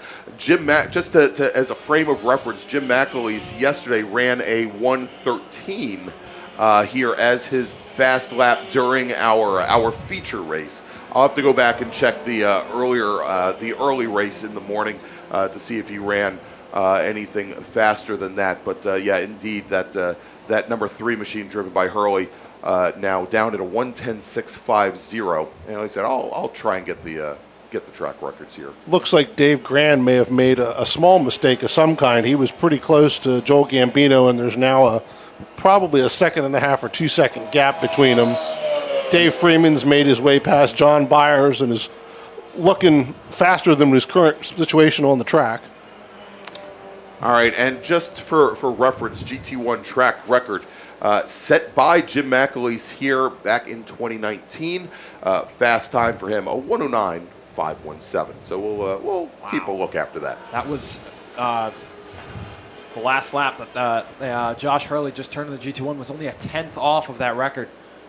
And these slick tires on that Trans Am Camaro, they're not going to be quite up to temperature yet. So there's still gas in the tank for that car. Would love to see what that car would have done yesterday with that driver. Yeah, and with a little heat, with a little more heat as opposed to the much cooler temperatures right now. Only about 75 degrees ambient here at Summit Point, and again, a drying track. I tell you, the sound that GT1 makes coming up the hill and into 10 is nothing more than I can describe as a screaming banshee with the downforce and the high revving V8 that thing makes. Already coming around to lap the bottom of our ITA field for the 2nd time. Yeah, already on the start-finish line. Yeah, we heard that as they came down the start-finish line. I'm sorry, I'm a little stunned here as Josh Hurley now completes lap number 6 and puts our ITA drivers a lap down. Currently, Joel Gambino is your leader, and as you mentioned 2 laps ago, Dave Grand definitely having some issues, but a great battle going on right now, right behind Dan Freeman with Philip Rule. Well, I'm just looking at the records now, and I think Josh did actually just turn a 1:09.4, which would be a new class record. And I'm thinking with the Joel Gambino and Dave Grand for the lead in ITA, it seemed as if Anthony Pacelli was behind both of those cars and is now in front of both of them. In front of both of them, so exactly. he might have split that up a little bit, and probably not purposefully, but that happens in this very different multi-class racing with the big ground pounding V8s and the STU cars, with the little kind of rinky-dinky in comparison to ITA cars. Yeah, and I think I said earlier that Pacelli wasn't here out on track. I think the issue is that Pacelli now has moved over to the car that Chip Herr had been running yesterday. And so as opposed to being marked as the 14 car, it is today the number 6 car. Here as our ITA leaders head down, as you said, down into 1, and our leader here in the class, Joel Gambino, he's now opened up about a 20 car length advantage over the 13 of Dave Grand. Of course, they had to get a lot of gravel out of the bottom of that car yesterday, as Jake Gullick had driven it during yesterday's small bore race, raced it in STL, and had found it very deep into the gravel trap over at turn 1. But Dave hasn't been here at Summit Point now, I think, for what, Roger? Over 10 years. 10 years, Yeah. 10, 11 years. Last raced with us in ITB, raced Morgan with your mom in ITB. And, I guess old habits die hard. He said, I talked to him last night, both he and Jake were happy as could be to be down here. They want to come down to Summit Point and race with us here much more often. Unfortunately, from Connecticut, it's a long haul to make more than once or twice a year. But great to see them down here. David Lanning now has made his way up into 4th position. And it seems as this, and we saw this in our group 2 with ITB, we're seeing a slightly faster classed car kind of towing one of the slower classed cars down the straight. All right, and eagle eye here from Deacon, and using this again probably as a test day. It looks like Josh Hurley has brought the GT1 Camaro, the number 3 machine, down onto the pit lane as the crew takes a look at it. Thank you for picking that up, Deacon. I can't see it over the Able Tower there. This will probably allow some of our other drivers to unlap themselves. So our current overall leader is Robert Hayshak, driver of the number 9 SPO Factory 5 Cobra, with Greg Arsenault, our T3 leader, and actually sole driver, I believe, in T3, running 2nd overall. He's got an E46 BMW. Anthony Pacelli in his WRX, currently running 3rd overall. And then and all those drivers have just run their fastest laps of the race. Gambino now down to a 127.5, has just run his fastest lap, as has Dave Grand. But Dave Grand about 0.6 off of Gambino's times that last time by, as they're going to be coming out of turn 10 here momentarily. We'll see if that changes, as Gambino, I think, now has pretty solidly locked on to the back of Anthony Pacelli. That big wing on the back of that WRX, I'm sure, opening up a huge hole for the number 31 Miata. Yeah, and it does not seem like he's going to be catching him all that much, because I'm watching them come through turn 10, and I'm watching them come through turn 3, and Gambino doesn't really gain enough to be held up, so it's really all pros for Gambino right now. Yeah, exactly. And so a little bit further back, we still have Dave Grand running in 2nd. Dave Lanning now about, I'd say, Lanning starting to close things down a little bit on Dave Grand, but still about, I'd say, probably about 30 car lengths back, and then a huge, huge gap back to Dan Freeman running in 4th in ITA. And it does not look like Dan. I'm wondering if he's got an issue, because the track is almost entirely dry. And with him getting shuffled back at the start, he's usually up with Gambino and Dave Grand. So we'll see if he can either figure that car out, or maybe he's just going to hold station in 4th place. But we'll see if he can catch up to David Lanning. Yesterday afternoon over lunch break, Brett DePedro had Dan Freeman's car down in the shop looking for a vibration. I talked to him. He said he changed an axle and a drive shaft, and beyond that, I don't know if they actually solved the vibration or if the car still has it. Well, there you go. That would be the issue then. Maybe that car is just not driving quite right. So we'll see if he can just kind of limp it home. And I want to thank all the great folks that are watching, or I guess we don't have any video running today, but are watching us here on YouTube. We've got Alan Olson, who I guess again had his granddaughter teach him how to use the internet yesterday, and once again he is up on the stream. We've got David Cunningham down in the carousel. He keeps talking you up, Deacon. He's down watching. I think he came in last night, and Steve Moeller, ITS driver. Watching with us here today as well. I want to thank you all for joining us, and if you haven't done so already, please go ahead and give a big punch of that thumbs up button. Go ahead and click on the subscribe button, and go ahead and click on the notification bell. Find out about all the times the Washington D.C. Region SCCA YouTube channel goes live, as we are now working lap number 10 here at Summit Point Raceway. Robert Hayshak, our leader, has just crossed the start-finish line, so we've got 14 laps to go. And with that, let's make a first call to the grid for our next group. Attention in the paddock, First call to the grid for race group number 4. That is Spec Miata. Please start heading to the grid for your feature race. Again, race group 4, Spec Miata, please start heading to the grid. And again, for everybody, the schedule today is for us to go through our first 5 races. So we'll have Spec Miata and then the combined Spec Racer Ford and Open Wheel group, then break for lunch. Our bracket racers are scheduled to be our first group after lunch, and then we'll close out the day with small bore and SSM. That is the schedule.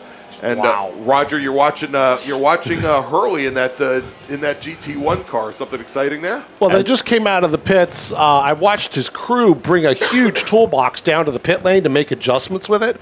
And I just watched him come out of one and drive down the outside of about 4 cars like they were going backwards. Well, I mean, compared to 130 horsepower Miatas, and it's uphill slightly, so it's a possibility. Still, when you're driving a Miata, it's intimidating for that thing to go by. It just is. I mean, from experience, when it goes by, especially on the front straight, if it's close enough to you or you're close enough to it, it will literally suck all of the air out and move your car around and send vibrations and weird noises all throughout the cockpit.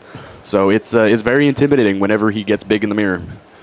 Yeah, and we saw some of your video from last night, and I mean it is definitely a challenge and something that these ITA drivers have to be cognizant of, because Hurley's there doing testing. He's trying to put in fast laps, as we've seen, as he's already under the track record, and we have 15 other cars out on track with him that just are, I don't know, they're top speed is about 50, 60 miles below what he is actually running when he gets down into the braking zone of turn 1.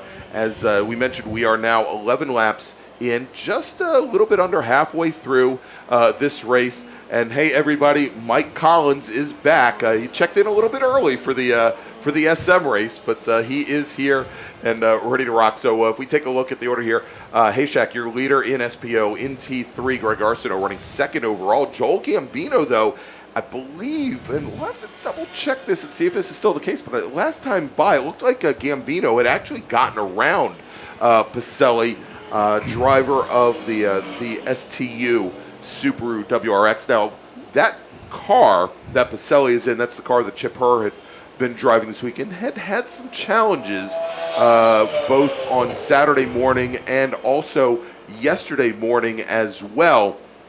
And those problems may be rearing their ugly heads. We'll have to see if Pacelli keeps that WRX out on track. And again, with that car, they've been struggling with turbo issues. So yes, as they would go through the race, I'm not sure what happened, but the turbo would just up and quit and stop working. So they significantly down on power, and even in my little Honda CRX, I kind of just drove past him on the front straight. Yeah, so. and we saw that for a lap or two yesterday, where he would just be on the front straight here, seemingly throwing out the parachute, but no brake lights to signify it, and we'd have cars just drive right on by. And so a little bit back further in the field, great battle going on right now. Again, not exactly where we would expect, but looks like Dan Freeman. If that is Freeman or is that Rule? I'm going to try and get this. So there is Lanning coming up towards turn 3. And right back behind Lanning, we had Dan Freeman, and I think it's Noah Perskell, who has taken a position away from John Byers here. So we're going to drop Byers now back into, I believe that is 6th in ITA, and it looks like the GT1 car, Josh Hurley, now back on the pit lane. I'm pretty sure with the track is pretty much 100% dry everywhere. This Trans Am team and the Trans Am car, they're definitely going to be going for some track records here today with the sticker tires that they rolled out of the pits on. And the fact that they keep coming into the pits, making some changes, making adjustments, maybe making Josh feel a little bit more comfortable in that car. We'll see if and when he does come back out again, and if how much he beats the record by. You know, I apologize for just like kind of laughing here and breaking out. I'm not laughing at you, Morgan. I'm just looking at the comedy gold that's coming in from Mike Collins out on the West Coast. When he says, "Why are you talking about the leader being so fast? He's only a couple tenths in front of the SM track record." I think he's talking about Robert Hayshak. Mike, we're talking about Josh Hurley driving the GT1 Corvette, who is underneath the track record here for GT1. And, I mean, SM, it's gotten close. I mean, gotten to, a couple tenths of a 110, right? So yeah. Yeah. I mean, you do the private test days. Nobody sees those. It's fine. Exactly. I have heard of that car possibly doing a 107 before in a practice day. So, wow, that thing is ridiculous. And that's the thing about the Trans Am cars is that one would think that they're kind of big and bulky and wouldn't handle very well, but underneath it's a fiberglass body, it's a tube frame chassis. It handles better than most NASCARs. It will even outdo GT3 cars. So the aero it's on that car is ridiculous. The develops 4,000 pounds of downforce at 150 miles an hour, almost 900 horsepower. And it's glued to the ground. And huge brakes compared to what you have on NASCAR, and quite a bit less weight under the car as well. So, yeah, amazing handling car, and really just great all around here as we check in. And looks like Hurley has rejoined the fray. He's got that number 3 machine back out on course. Yeah, I went over and watched, and we actually have Evan Troxel in the booth with us, who's been crewing with the GT1 Camaro all weekend. I went over and checked out the car as they had panels and everything removed, working on it. The 13-inch carbon ceramic rotors are massive. Absolutely massive. A little further back in the ITA field, Dan Freeman has dropped into the 127s, and his last lap was almost a second faster than Dave Lanning, and he's starting to close in for what I believe is 3rd in ITA. It is indeed. As the laps wind down, 3rd place could get interesting. Yeah, he is starting to close things down, and perhaps he's now kind of coming to grips with if he's still got the vibration there, or maybe just wasn't very comfortable with the car. I look back to a race that I had at Virginia International Raceway. This was like maybe 5 years ago, Roger, and I think it was the weekend that I first brought out that our Honda Civic. And I remember talking to Dan, and I believe it was actually his very first season racing, and he was primarily racing in SSM. This is before he made the jump to ITA. And, he did seem a little hesitant, a little reticent, I think, behind the wheel, a little uncomfortable with new and different situations that are thrown at him. It was his very first time racing at VIR, and just felt very uncomfortable, primarily because it was a big unknown for him. And I don't know his history here and how over the last couple of years and how much he's raced in the wet or the damp, and that could be just enough to make you uncomfortable until you realize and maybe trust the car that it can do as much or more than what you think it's capable of. Exactly, and as he's got the vibration, maybe he still has the vibration. It could just be a sensory overload, and he wants to focus on more than just one thing at a time. And so as this track is, pretty much 100% dry now. I don't see any wet patches on this front straight. He may be getting to grips with the car and really starting to reel in Dave Lanning. All right, so as we have 8 laps remaining here at Summit Point Raceway for our Big Bore and ITA feature race, let's make a second call to the grid for our next group. Attention in the paddock, second call to the grid for race group number 4. That is Spec Miata. Got one of you up on the grid now. Race group number 4, Spec Miata, your 20-lap feature race is next. Now, I might also add that we said that this race is a 24-lap race. There is also a time cap on it, and that is 40 minutes. Now, we have not even hit the 25-minute mark, and I think, you know, if the track had stayed damp, there might have been the possibility of us hitting that time limit. But as it stands, and as these drivers, and you realize, because this is basically what happens every weekend, as soon as I open my big mouth, something happens. I would say, as long as the drivers continue to stay and race clean, we should be able to finish this race based on laps. That being said, that down at turn 5, sounds like Philip Rule had a small issue in the number 78 Mazda Miata.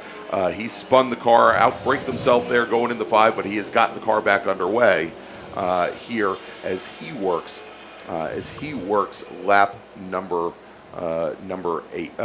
Works lap number 16. And another note on this Trans Am car that we've got here, I'm seeing as he's coming out of turn 1 and coming into turn 1 even, he's kind of like, I don't know how to describe it. He's freaking out other cars as the closing rate is so it's huge. I saw him come up on John Byers coming into turn 3, and John kind of just kept going straight and almost dropped a wheel off into turn 3, and then just took the outside line. So I think for the other drivers around, they have to be very, very cognizant and just check the mirrors constantly, because he'll be there and then he just won't be. Right, and you know, and you have, and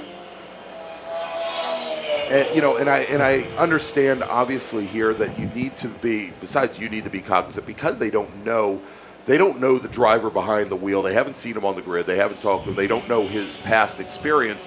There isn't that trust there either that he's going to be able to take command of a situation and put himself and that other driver in a safe position. I just watched Josh Hurley come through turn 10 with about half the left rear tire hanging over top of the gravel. And I'm like, yeah, he's pushing. All right, so we were talking about Dan Freeman, you know, maybe coming to grips with the car. Dan just ran his fastest lap of the race, a 127.6. Almost actually more than a full second faster than Dave Lanning, and Freeman definitely starting to close things down within, I'd say, probably around 8 car lengths or so.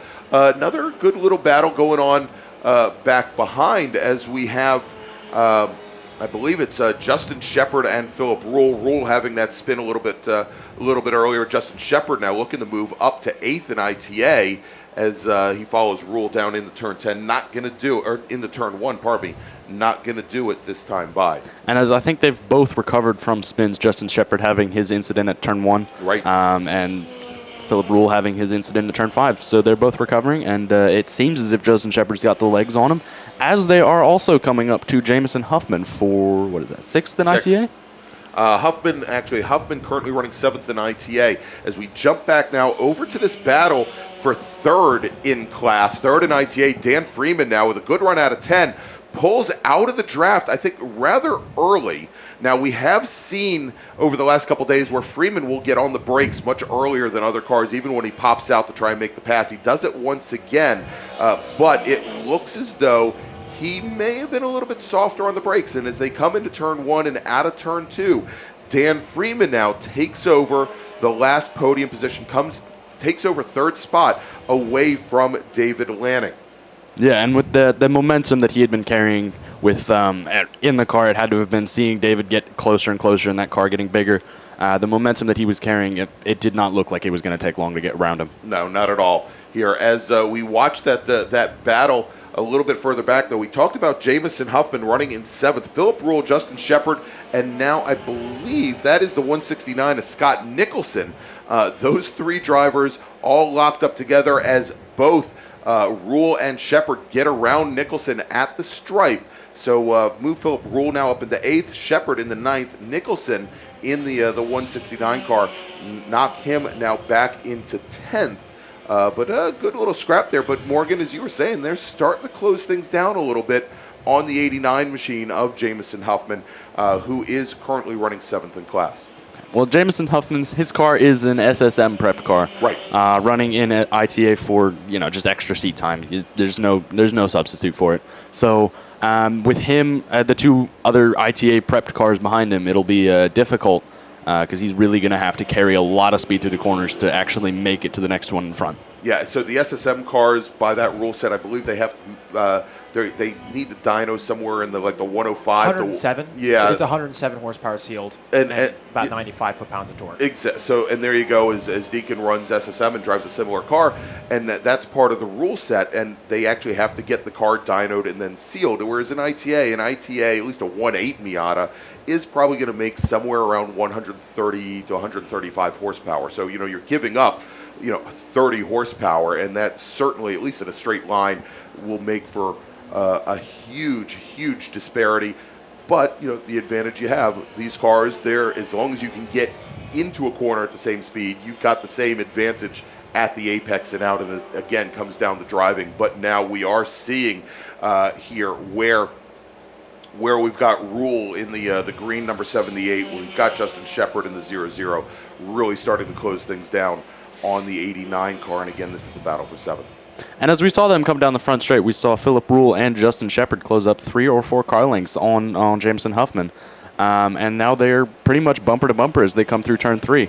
Yeah, and so look, this is going to be a good test for Jameson for to see what his racecraft can give him. We know he's not going to be able to make the car 3 cars wide on the front straight here, but he may, this should be something for him to work towards. How long can he hold these cars off, as we only have 3 laps remaining here in our big bore race with Robert Hayshak, driver of the number 9 SPO Factory 5 Cobra, currently your leader. Greg Arsenault running in second.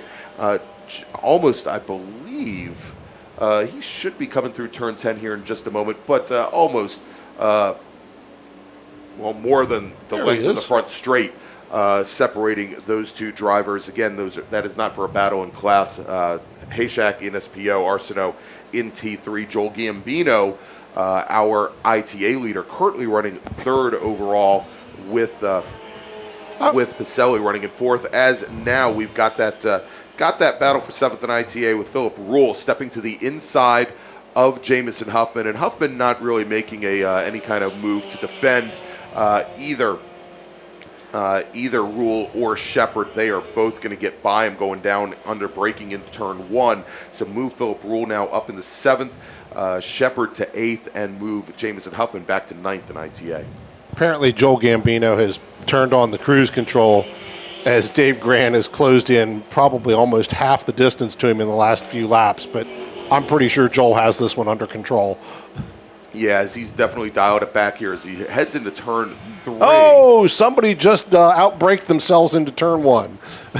And yeah, here we go. As we now only have when our leader. That would have been Dave Lanning. Dave Lanning trying to outbrake Dan Freeman, maybe. And he's all the way to the tire wall. No, that is the white with red stripe number 41 of Dave Lanning, and he is all the way back through the back of the gravel trap. Nose up on the tire wall. Yeah, nose up on the tire wall. Pitched up on top of the tire wall. Hope he's okay. That looks like maybe a no brakes incident or a stuck throttle, something of that nature. All right, and so as we have flaggers and attending to that situation, Robert Hayshak, our leader, the next time he comes by, will be getting the 1 to go board here at Summit Point. And we'll wait to see if they, we've just now gotten word that the driver's okay. The driver is out of the car. So we'll see if we go full course caution, but it sounds like we'll likely be able to finish this race with just a local caution over at turn 1. Wow, yeah. So we've got Rescue 1 about to deploy from the pit lane. And so of course we saw in the previous race where the Mazda Protege had some what we assume were brake issues early on in its race, but landing there, I mean, you can see by how far he went back into the gravel trap. I mean, fairly obviously, Roger, I think you'd agree, was likely a brake failure there at the rate that he went back. Now, the tire walls that we have at turn 1, pretty nice setup there. They are air gapped. There are actually 3 different layers of tire wall all with bands to keep them together, and so they can dissipate a lot of speed. And not surprising to have the way the car went up there, but it's not a hard landing. There's not like a bunch of cement that you're running into or guardrail over there. So we do have emergency services vehicles, our great EV team, heading out to that situation now. As we are on our very last lap here at Summit Point, we've got the white flag at turn 1, and again, that local caution down at turn number 1, as again, Robert Hayshak, our leader today in his SPO, Factory 5 Cobra, is your leader. When he comes around turn 10, he should expect to see the checkered flag as our leaders in T3, Greg Arsenault and Joel Gambino, just now cross the start-finish line.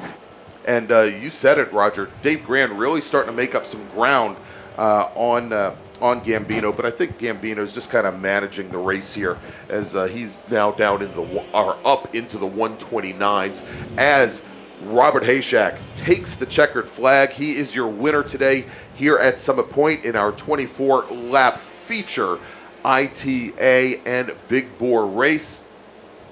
And it's going to be a few moments before we see our next drivers. As we mentioned, Joel Gambino had just started his last lap just a few seconds before Hayshak came out of turn 10. Same with Greg Arsenault. So Hayshak almost getting up to the front of the field here.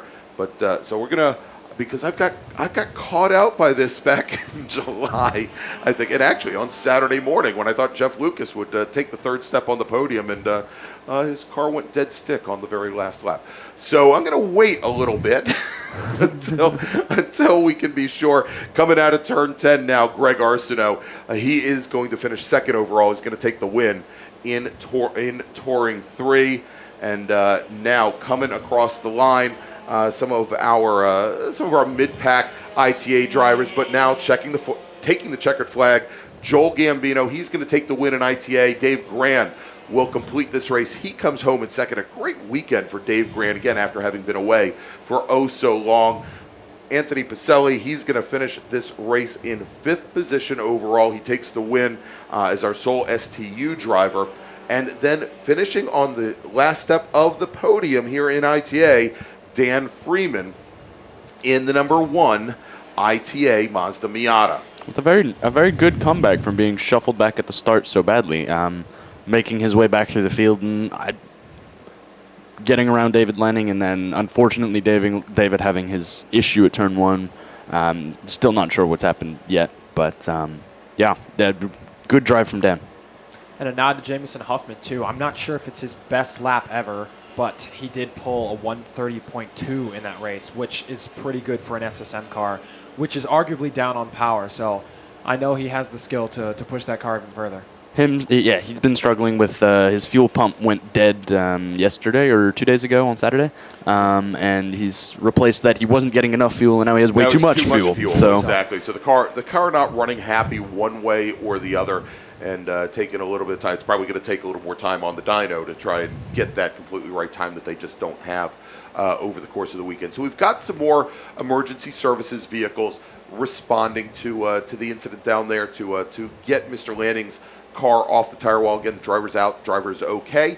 But what we are going to do, because it's going to be a few minutes, we're going to be down for a little bit here, both on track and in the announce booth. The first thing I want to do, want to thank one of the great partners of the SCCA in the Mid-Atlantic Road Racing Series. That's Radial Tire Company. And then we're going to take a little break here, and we'll be back in just a few moments with the MARRS Labor Day Spectacular from Summit Point Raceway. Since 1976, Radial Tire Company has been providing the Washington, D.C. area with quality tires and the finest service. They have earned a reputation as a premier specialist in hard-to-find performance tire and wheel applications. They stock tires from all of the top manufacturers for whatever you drive, from small economy cars to SUVs to trucks. Their mission is to assist you in getting the most out of your tires and car. For more information or to schedule an appointment online, browse radialtirecompany.com or call them in Silver Spring at 301-585-2740. Again, that's 301-585-2740. EVSR is proud to partner once again with the Washington, D.C. region of the SCCA as title sponsor of the EVSR Sprint Bracket Road Racing Series. And EVSR's leader, Charlie Greenhouse, is back behind the wheel as he attempts to repeat as series champion. It's been a big year for EVSR, coming off their momentous victory at the 25 Hours of Thunder Hill, and they're the only fully electric racing team to compete in and complete a major endurance race against a full field of gas cars. In 2022, EVSR is going to return, building on all the experience from last year's event, and they expect an even stronger finish. To reach that goal, EVSR is searching for new crew members to train for this year's 25 Hour. Come to their paddock in the corner of the woods and talk to Charlie. You can help EVSR make history. And if you're not here at the track, check out EVSR.net for more information about their innovative race program.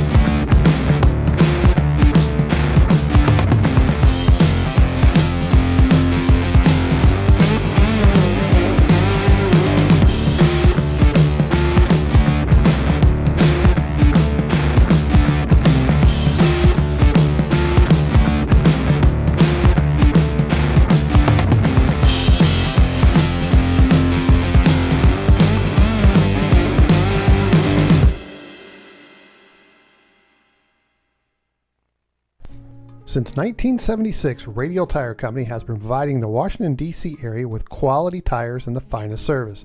They have earned a reputation as a premier specialist in hard-to-find performance tire and wheel applications. They stock tires from all of the top manufacturers for whatever you drive, from small economy cars to SUVs to trucks. Their mission is to assist you in getting the most out of your tires and car. For more information or to schedule an appointment online, browse radialtirecompany.com or call them in Silver Spring at 301-585-2740. Again, that's 301-585-2740.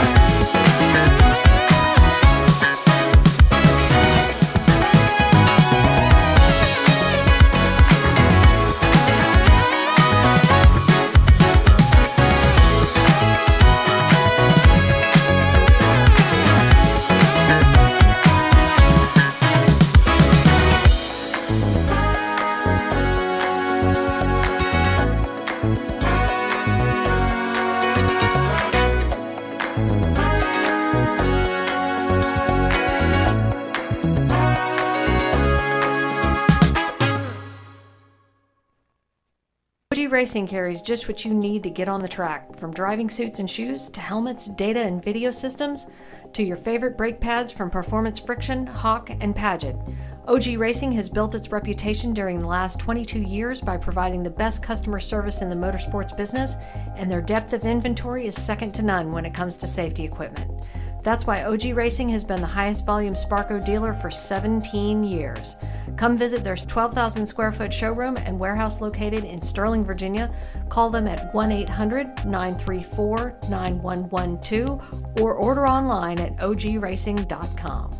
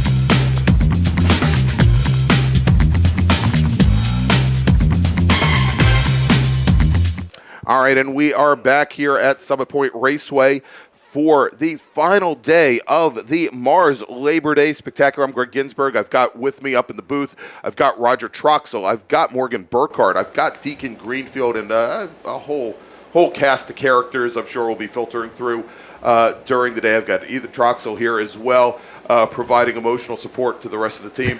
And Evan Troxel. Did I say Ethan? I'm sorry, Evan Troxel. Sorry. All right, there. Sorry. Not related. Sorry about that. I mean, it's either that or I'm going to call you Juan Carlo, one of the two.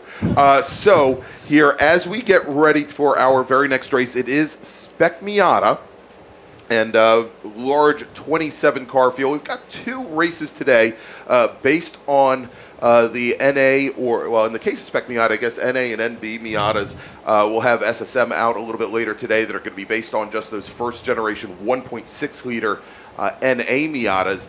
But my understanding is that we are under the 5-minute warning here, so let's go. I'm going to start things off here by giving us the starting order, the grid for today's race. And again, this is a 20-lap feature race. Starting 27th today, driving the number 47 Mazda Miata from Chesapeake, Virginia, James Hunt. Starting 26th, and hopefully we'll see him back up here in the booth a little bit later today. From Ellicott City, we've got Dominic Mandiel, starting 25th. From Lansford, Pennsylvania, driving the number 55 machine, Anthony Sobrick, starting 24th. He's driving the number 32 car and hails from Washington, D.C. It's Charles Harrison, starting 23rd. Driving the number 57 car, Brian and I have been talking about this all weekend. It's better to be from Big Pool, Maryland than Small Pool, Maryland. It's Andre Ivanescu. Starting 22nd on the grid today from Amelia Courthouse, I think that's Virginia, George Paul. He's driving the number the number 02 machine. Starting 21st today. He's driving the 146 car and hails from Washington, D.C. It's Ryan Harrison. Larry Cahall is coming all the way from Indian Creek, Illinois, and represents the Chicago region of the SCCA.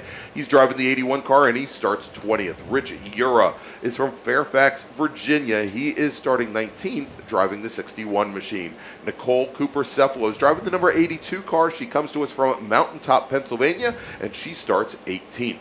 Starting 17th today, driving the number 70 car from Morgantown, West Virginia, it's James Lindenthal.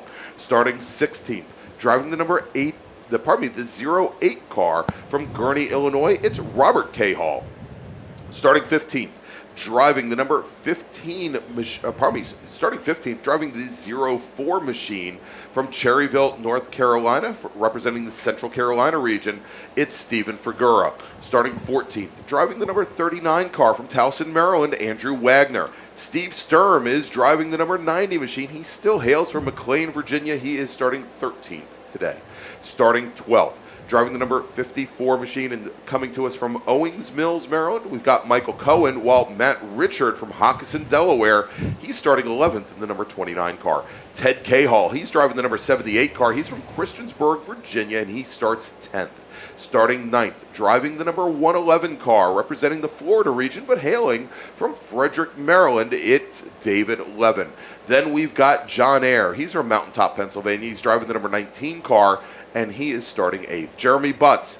It was interesting. I talked to Jeremy because his birthday was now 2 days ago, but yesterday on Facebook, it showed that it was his birthday. So I'm like, ask him about that, and he goes, "Oh, I lied on Facebook." I go, "What? Because you wanted to look 1 day younger? You know, what the hell do you do there?" But Jeremy Butts, he is going to start 7th today. He's from Darnestown, Maryland, driving the number 69 car. Caden Ayer, he's from Mountaintop, Pennsylvania, and he is starting 6th. He's driving the 190 car. Michael Amena, driving the number 88 car, is starting 5th today. He's from Oakland, New Jersey. And then your top 2 rows, starting 4th on the outside of row number 2 from Centerville, Virginia, driving the number 10 machine, it's Glenn Evans, while Kip Gaynor is going to start right next to him on the inside of row number 2. He's in the 44 car. He's from Durwood, Maryland.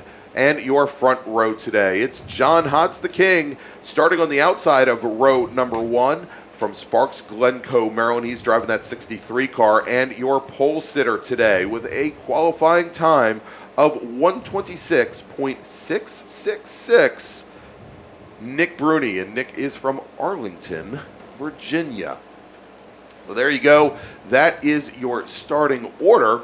And if we go, and I'm going to pull up here, well, I was going to pull up the feature race yesterday, and I still, you know, it's a bad sign when you don't have final results from the previous day's race, and I don't. So maybe what we do is we go and we'll jump back to the heat race yesterday morning, and we'll see how they finished up. And actually, I can tell you how things ended up at the front of the field here. Yesterday it was Nick Bruni and John Hotz.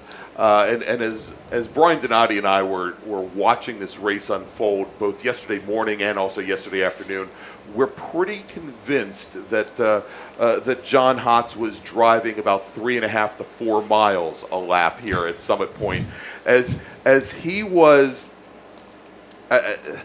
looking for a sight line and looking for any kind of gap that Nick Bruni could provide. Bruni was very consistent. He'd set his car up, but he always seemed to have it in the right place and somewhere where John Hotz just could not find enough pavement to get by. And Hotz had a couple of chances, once or twice, got runs going down into turn 1, coming out of 10, but for the most part, pretty clear that Bruni with that E Street Racing engine has got a little bit more straight line handling under the hood than John Hotz. But right back behind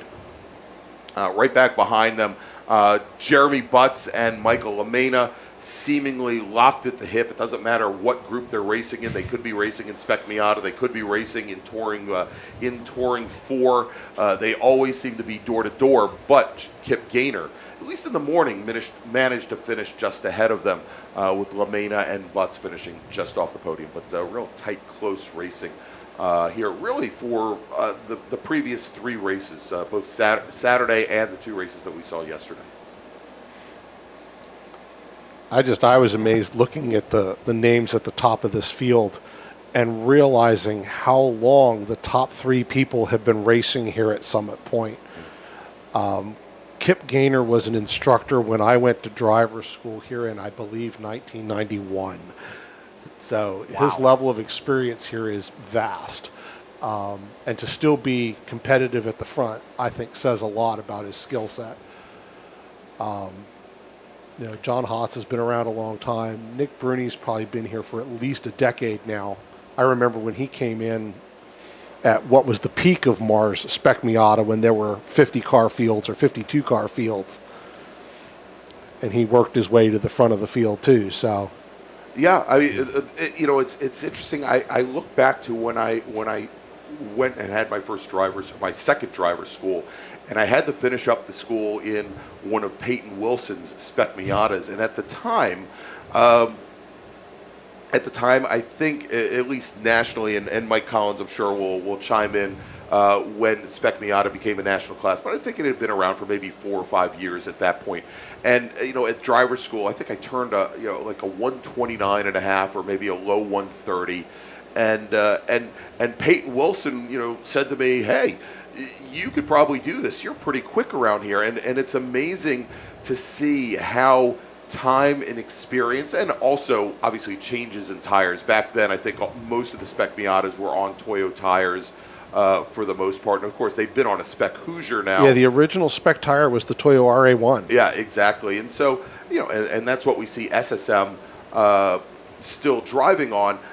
But we've seen the lap times come down. This was the joke, and yes, I will give props to the other color commentary person who isn't here in the booth, but he's sitting in California, texting me his commentary, and that is Meathead Mike Collins.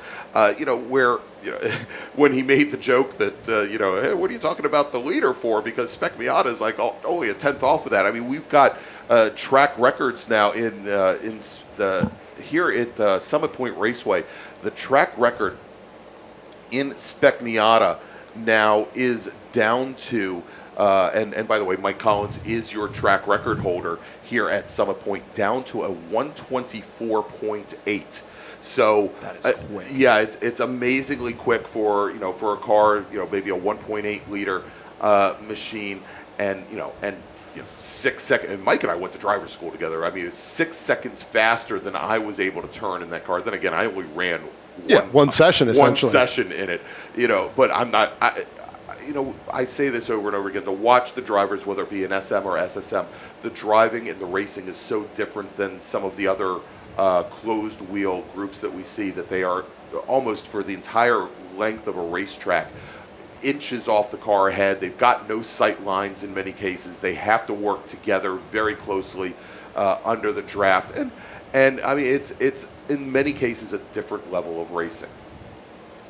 And exactly right. The amount of trust and confidence that they have with each other to be able to go bumper to bumper through pretty much every single corner and not make contact or not hit each other. It's a completely different mindset and a completely different style than, say, an improved touring class or Spec Racer Forge or something like that. So it's also why they're able to go so much faster than really what the car should be able to do. Sure. Like a 24.8 on its own, that's ridiculous. But when you have suddenly 3-4 cars all stringed together, your 130 horsepower Miata suddenly has 145.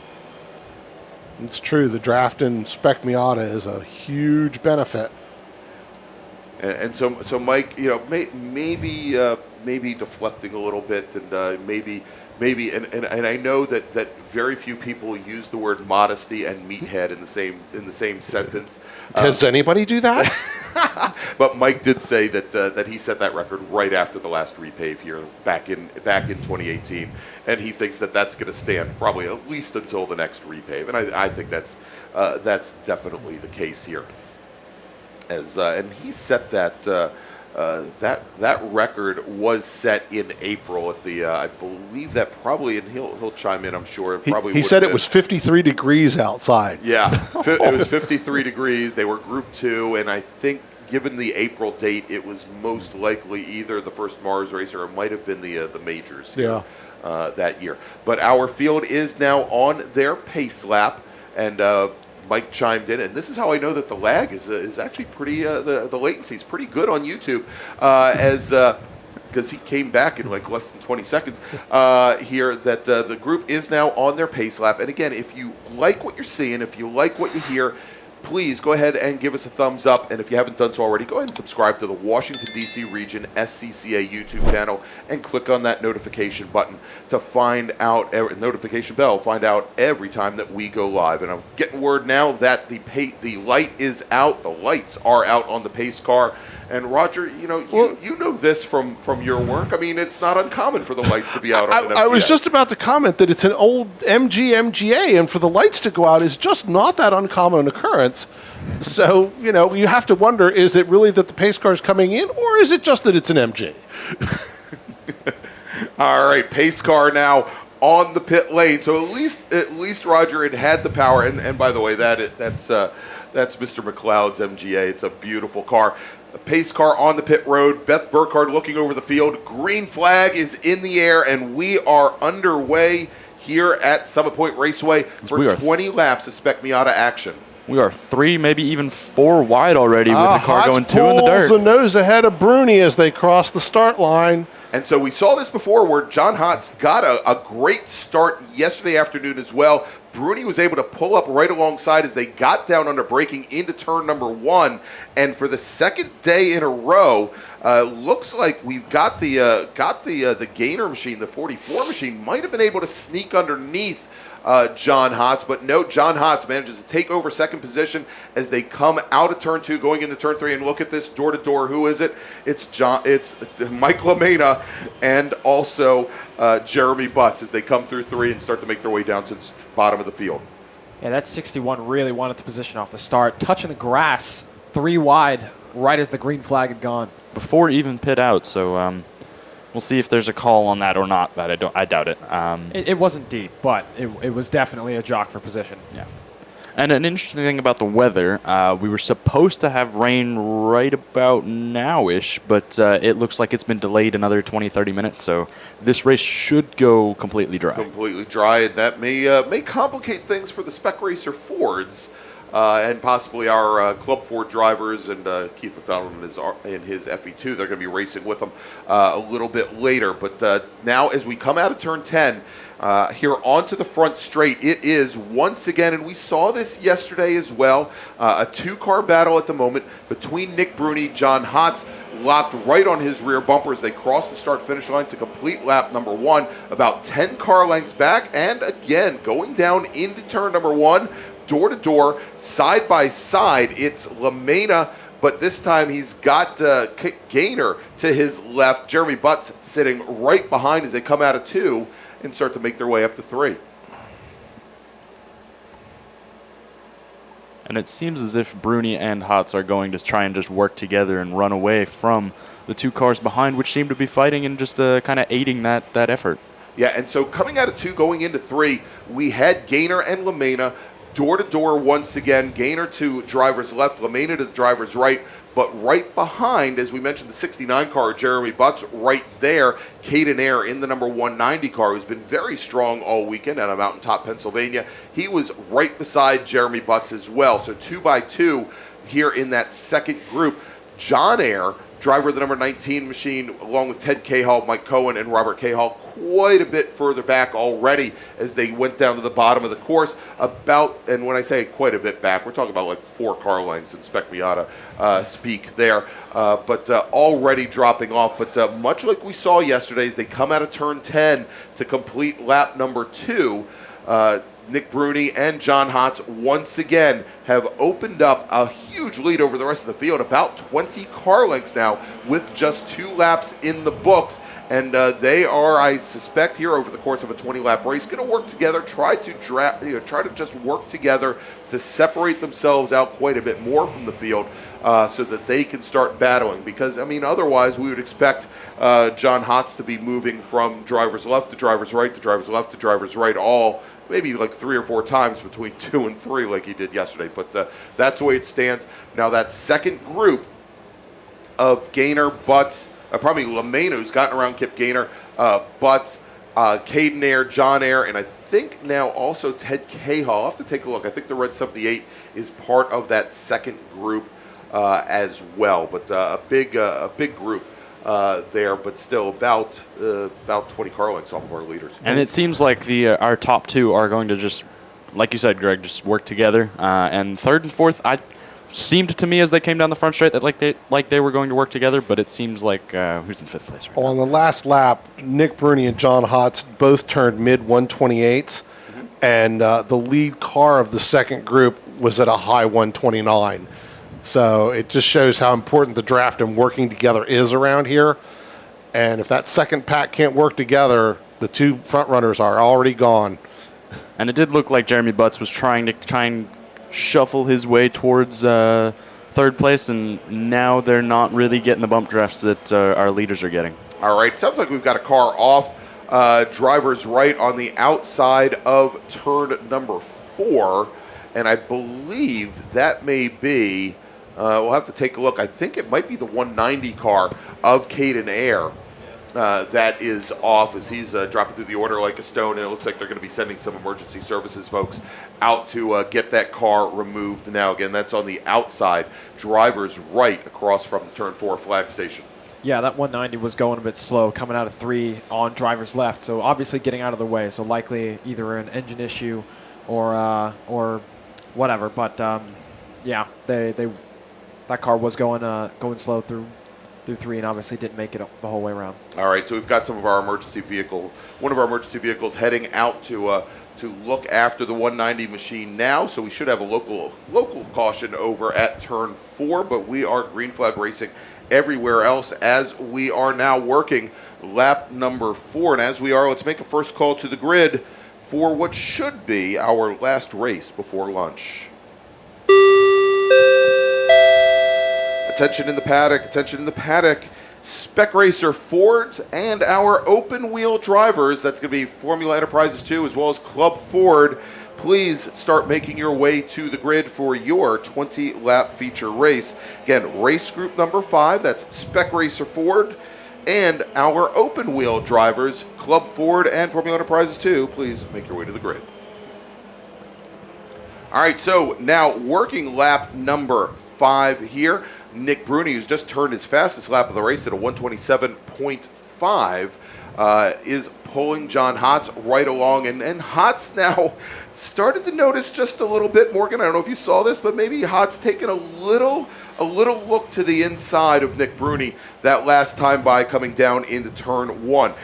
Mike Lamena leading that second group. He's got about 25 car lengths now up to our 2 leaders. He's got along in tow Jeremy Butts, who's gotten around Kip Gaynor. Then we've got John Ayer and again Ted Cahall in that number 78 machine, the red number 78, part of the fight as well. And now, as we see when John Hotz kind of poked out going into turn 1, that it serves multiple purposes. When they're tucked up into the draft so close like that, and you're no longer getting cold air rushing through the radiator, rushing into the brake ducting. You're getting all of their hot exhaust air. So you kind of have to poke out, cool the brakes, cool the radiator, do the kind of maintenance items that you need to do. And it also, it probably wouldn't really work on Nick as he's very experienced, but showing the nose a little bit, maybe trying to make a mistake. Yeah, and again, Nick Bruni, runner-up this past year at the National Championship runoffs at Indianapolis Motor Speedway. And by the way, I've been saying that Ted Cahall was part of that second group. He's actually about 20 car lengths back, and he has Michael Cohen in tow.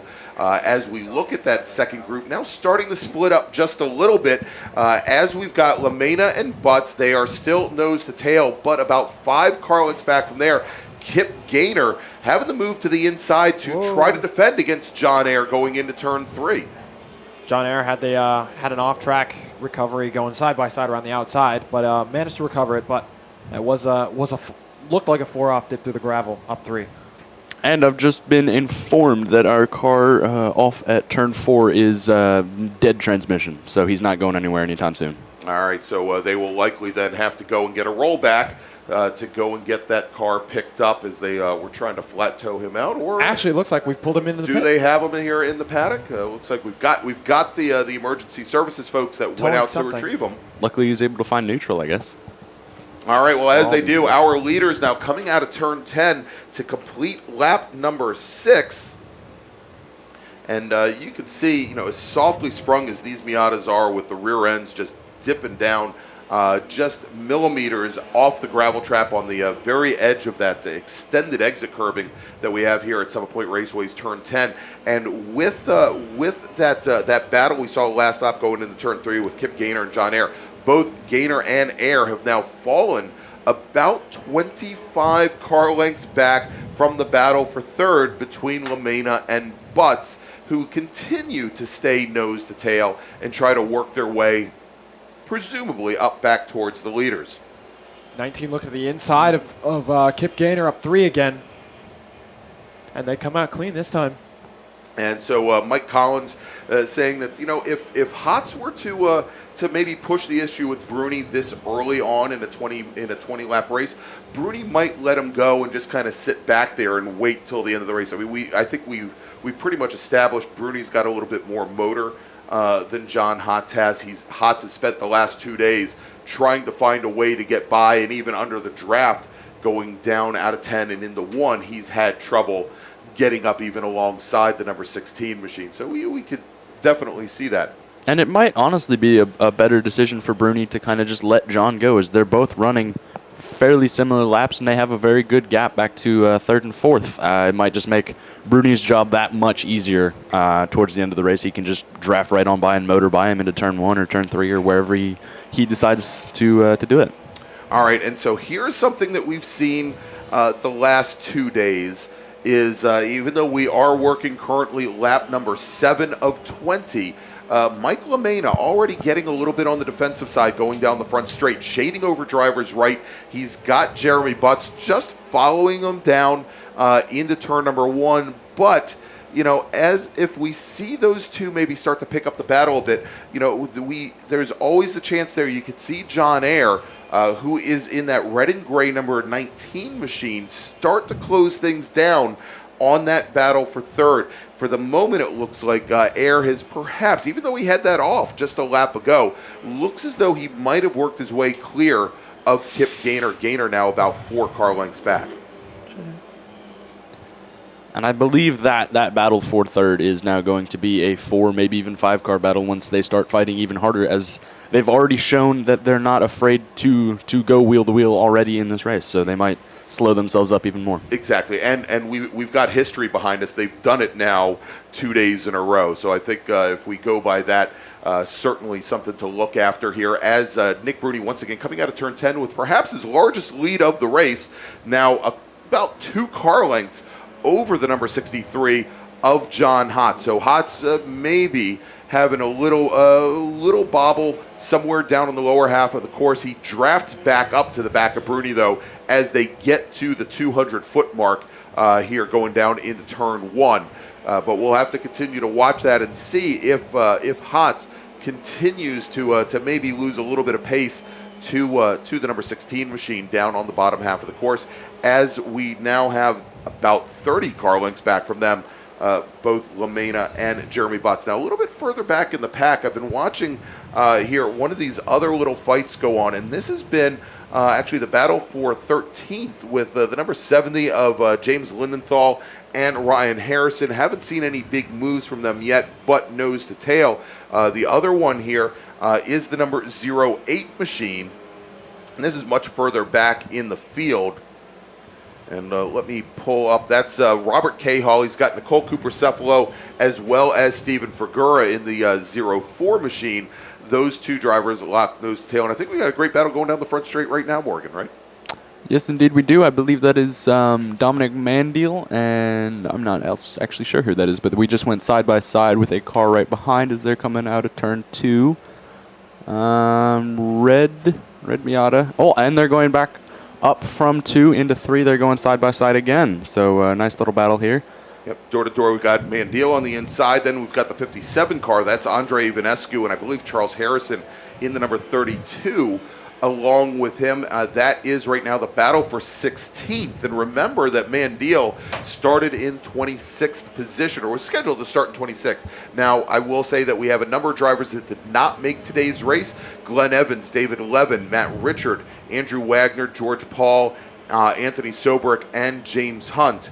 All of those drivers not racing today.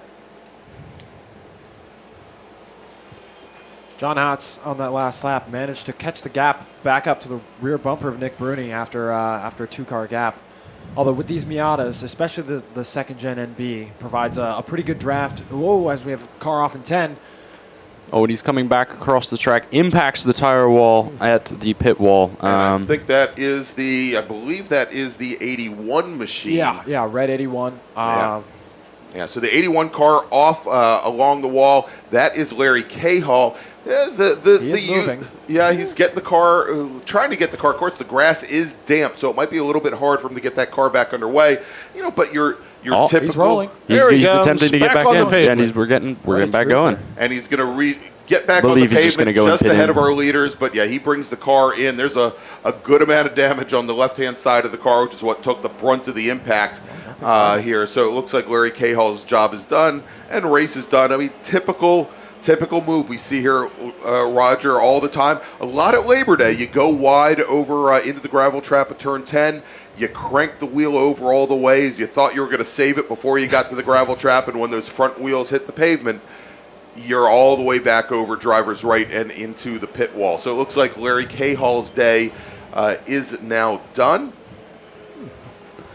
Yeah, something we've been talking about all weekend. I mean, even after a side impact like that at a full speed out of 10, these cars are so robust. Miatas, very resilient. For such a small and light vehicle, they are so robust. I mean, Larry coming out of there had full steering. It was just crumpled door. He was able to get right back going after he started the car. And Roger knows I considered my CRX essentially a Coke can. You look at it funny and it folds up. You breathe in a little bit, it folds down. And but the Miatas seemingly in many regards are much more than the sum of their parts. The safety level of this track has come a long way since we started racing here. The tire walls are very well constructed, do a very good job of dissipating a lot of the energy. And it's, that turn 10 mistake has been happening here since pretty much the track opened. Since it opened, exactly. I have pictures of the first race here from 1969, and there was no pit wall. It was dirt between the pit lane and the track. So what you're saying is you could end up all the way back down to turn 5, depending on how you. Well, there were some trees in there. Yeah, there were a few trees. Yeah, but yeah, it's we talked earlier about the ITA car that went off at turn 1 with those triple air gapped tire walls. That even when I started racing in the early 2000s, that was never the case. It was just one line of tire walls up against that huge cement wall. Yeah, and they've made huge changes. These guys, I was explaining to them at one point, because they've been running Summit Point Raceway in iRacing for so many years. But the scan for iRacing here of the track was done in 2006, and that was the first before the 2006 season is when they pushed the berm going into turn 5 back about 40 feet, because you would come down and turn 4 was always the coming down through the chute was the scariest thing you could do here at Summit Point, because you were doing, even in a Miata or a CRX, 110, 115 miles an hour, and you had a wall of dirt about 20 feet. Well, it was less than that. The bank used to be just over a car width off the outside of the pavement going down the chute. So yeah, there really was no room for error back then. All right, so we are now just past halfway. Actually, our drivers, they are working lap number 12. And so let's go and make another call to the grid for our next group. Attention in the paddock. Spec Racer Ford and our open wheel drivers, Club Ford and Formula Enterprises 2, please start making your way to the grid. That is race group number 5, Spec Racer Ford, and our open wheel drivers, Formula Enterprises 2 and Club Ford. And hey, if you're registered late and you're in an open wheel car and you're not in a Club Ford or Formula Enterprises 2, you probably ought to head up to the grid also. So race group number 5, that's our combined open wheel and Spec Racer Ford group. Please make your way to the grid. All right, so I got a couple quick notes. Had had Alex McBain come up here to the announce booth. That is the father of H Production CRX driver Ryan McBain, who's had a very successful weekend here so far. And he wanted to tell me and tell all of you about a track day that is going to be held. This is on Friday, September 30th, so at the very end of the month here, and it is a charity track event for the CJ3 Foundation. The CJ3 Foundation trains service animals for use by wounded veterans and also for first responders, and it's going to be a great event. It's going to be on the Shenandoah circuit again on Friday, September 30th. And if you'd like to find out more about that, head on over. Alex is set up at the very corner of the paddock, the corner as you are getting ready to head out over the bridge and leave Summit Point. He's got a big Ranger flag over there. If you want to go ahead and see Alex and talk to him about this track day, you can get signed up. There is also you can also sign up on Motorsports Reg, and this track day is presented by Universally Modified Performance. Again, go ahead and see Alex. He's over in the corner of the paddock. He's got the Ranger flag over there. Great cause, the CJ3 Foundation. All right, so we are now working lap number 14 here, and still with about 6 laps remaining, it looks as though John Hotz hasn't really at this point started to maybe he's contemplated it, but he certainly hasn't shown anything on track that he's ready to fight with Nick Bruni for the lead. Well, he's coming around behind lap traffic now, so he may be looking to possibly make a strategic move and take advantage of these 2 lap cars going into turn 1. Still drafting behind Nick Bruni, though. Yeah, and here they come. They're coming down the front straight. We've got Dom Mandil to their left. And yeah, you saw there for a moment John Hotz. Bobble. Yeah, he took maybe a little look to the inside there and got back behind Bruni and followed him through turn 1. But they do still have another car just ahead of them, and that is, I believe, Ivanescu in the red number 57 machine. Who just balked John Hotz hard. When he's going 4 off through turn 3, but recovers it okay, and I think might lose the spot to Don Mandil. That's going to hurt John a little bit. Yeah, so John now, and the question will be whether or not he really has lost the draft and whether or not he can maybe make up a little bit of it under braking going down into turn 5, and whether or not he's going to be close enough coming back up the hill and out of turn 10 in order to get back into a position where he might be able to affect the pass here. But that's always going to be the challenge here as you make your way and you have a good-sized field. You've got some slower traffic that you're going to have to work your way through. You can't always assume that they're going to be aware of, and especially if you see one car going down into a braking zone, you may see that one car in Spec Miata when you are tucked up underneath the bumper, the car behind you or a car ahead of you. You may not know there's a second car there. So now, as they come across the start-finish line, Nick Bruni with a 6-car length advantage over John Hotz. And now that battle for the last spot on the podium between Mike LaMena and Jeremy Butts coming up on that same group of lapped traffic. The difference here is that both LaMena and Butts were able to get by Mandil and Ivanescu under braking going into turn number 1. They've been clear, but right behind here we were watching the John Air car, the number 19 machine. John Air got himself balked just a little bit coming through turn 2. Didn't carry a ton of speed out of turn 2, but was able to finally get by those 2 slower cars heading into turn number 3. John Air had been working on catching up to Mike LaMena and Jeremy Butts. He had been turning laps a couple of tenths faster, 3 or 4 in a row, and was starting to make ground on him when he got held up a little bit.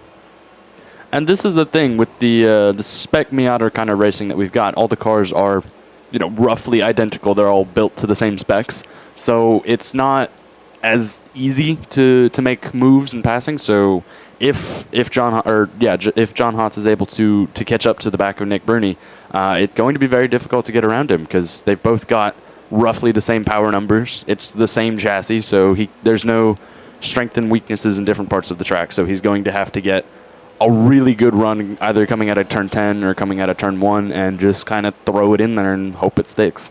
All right, so with now only 4 laps remaining, John Hotz, he is closing things down a little bit on Bruni. Hotz just ran the fastest lap of the race, about 0.3 of a second faster than our leader, Nick Bruni. Now, a little bit further back, we were talking about that battle for third in how we've seen a lot of fighting between our third and fourth place drivers, Mike LaMena and Jeremy Butts. And again, we've got LaMena who gets very defensive, trying to make a very wide car on some of the straightaways here to hold off Butts. And we'll see if he's successful there, if Butts can get a good run. In many cases, I've seen where LaMena maybe cheats a little bit further to the driver's right going down the front straight than perhaps he needs to, and he really opens up the door for the number 69 machine. I'm interested to see if John Hotz is going to be able to have enough speed and momentum to catch Nick Bruni by the end of this race, because it's a fairly big gap, and Nick Bruni, I think he's going to try and little bit of a slide through turn 10 from Bruni, so he's definitely pushing it hard. That's just going to fuel the fire for John Hotz. Yeah. So as Bruni went out, we saw a little bit of a step out from the rear end. Saw a little bit more of the door than perhaps we expected to see from Nick Bruni. Did gather it up after a little wisp of dust coming through turn 10, and now under braking going down into turn 1, we could see where John Hotz maybe got on the brakes, on the binders a little bit later than he normally would, and he is back within a half a car length of our leader, Nick Bruni. Now he's back within that point of draft with that Miata works well. So with 3 laps to go, he's in a prime move with side-by-side coming into 3 numbers for those. It looks like that's LaMena and Butts. They were side-by-side into 1 all the way to turn 2. Yeah, and we saw this on Saturday where they ran almost an entire lap door to door, and so we were talking about John Ayer, who had fallen off that battle just a little bit. He's about 8 car lengths now off of that battle for third. If those 2 drivers continue for about 2 miles door to door, there's a good chance that it may be a 3-car battle for the last step on the podium, as we now have only 3 laps remaining here at Summit Point. So let's do this, gentlemen. Let's make one final call to the grid for race group number 5. Attention to the paddock. Final call to the grid for race group number 5. That's Spec Racer Ford and Open Wheel. Please make your way to the grid. Race group 5 to the grid, please. And here we go. I think now the fight is on as John Hotz right back behind Nick Bruni coming out of turn 10. Bruni's moved the car all the way driver's right. And Hotz is going to come down under braking from driver's left. That's going to give Bruni control of the corner. And Bruni a little late on the brakes, more importantly, a little later on turn-in to hold John Hotz out. And at least this time by, Nick Bruni holds on to the lead. We've seen this move now, I'd say 10 or 15 times over the past 3 days. The big thing is that Bruni is never, ever going to give John Hotz the inside. And not only that... Oh, LaMena leaves the pavement and through the gravel trap at 3, and John Ayer gets a huge run as they crest the hill down to 4.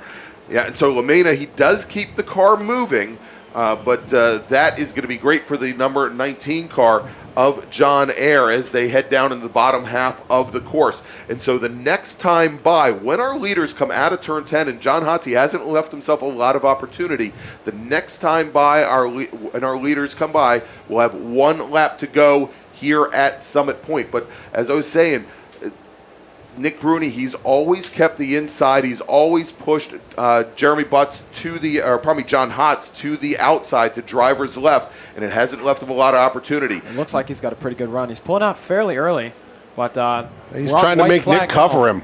And so white flag 1 to go now being shown to Nick Bruni. He's going inside.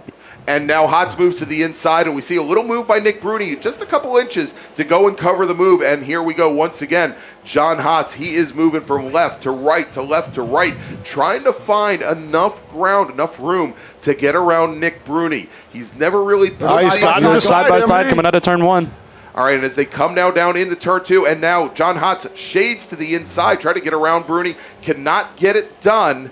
A little bit further back, we've got, once again, door-to-door, LaMena and Butts, with right behind them is John Ayer. LaMena and Butts, and then John Ayer as they go through side by side down into turn 3 and down to the bottom of the hill. But we're going to have to see here for the third day in a row, for the fourth race in a row, whether or not John Hotz can get a run out of 10 on the last lap. He has not been able to do so as of yet. You know, as we have seen, that number 16 machine certainly, at least as it starts to open up and get higher in the revs in that top gear, has the pull over the machine from John Hotz, the number 63 car, and they're coming through 10 right now with Nick Bruni about 2.5, maybe 2 car lengths up on John Hotz. And as they come out of 10, Hotz, I don't think he's going to be able to get close enough to affect the pass, and indeed taking the win for the fourth race in a row, Nick Bruni. Oh, and John Ayers. Machine. John Ayers picked up third place over Jeremy Butts and Mike LaMena. And there you go, the number 19 machine. He's going to finish in third. Jeremy Butts will finish in fourth. Mike LaMena, who had that off just a lap ago, he will come home in fifth place. Kip Gaynor will come home in sixth. Then the number 44 machine, Ted Cahall, in the 79 machine. He just gets around some slower traffic here on the last lap.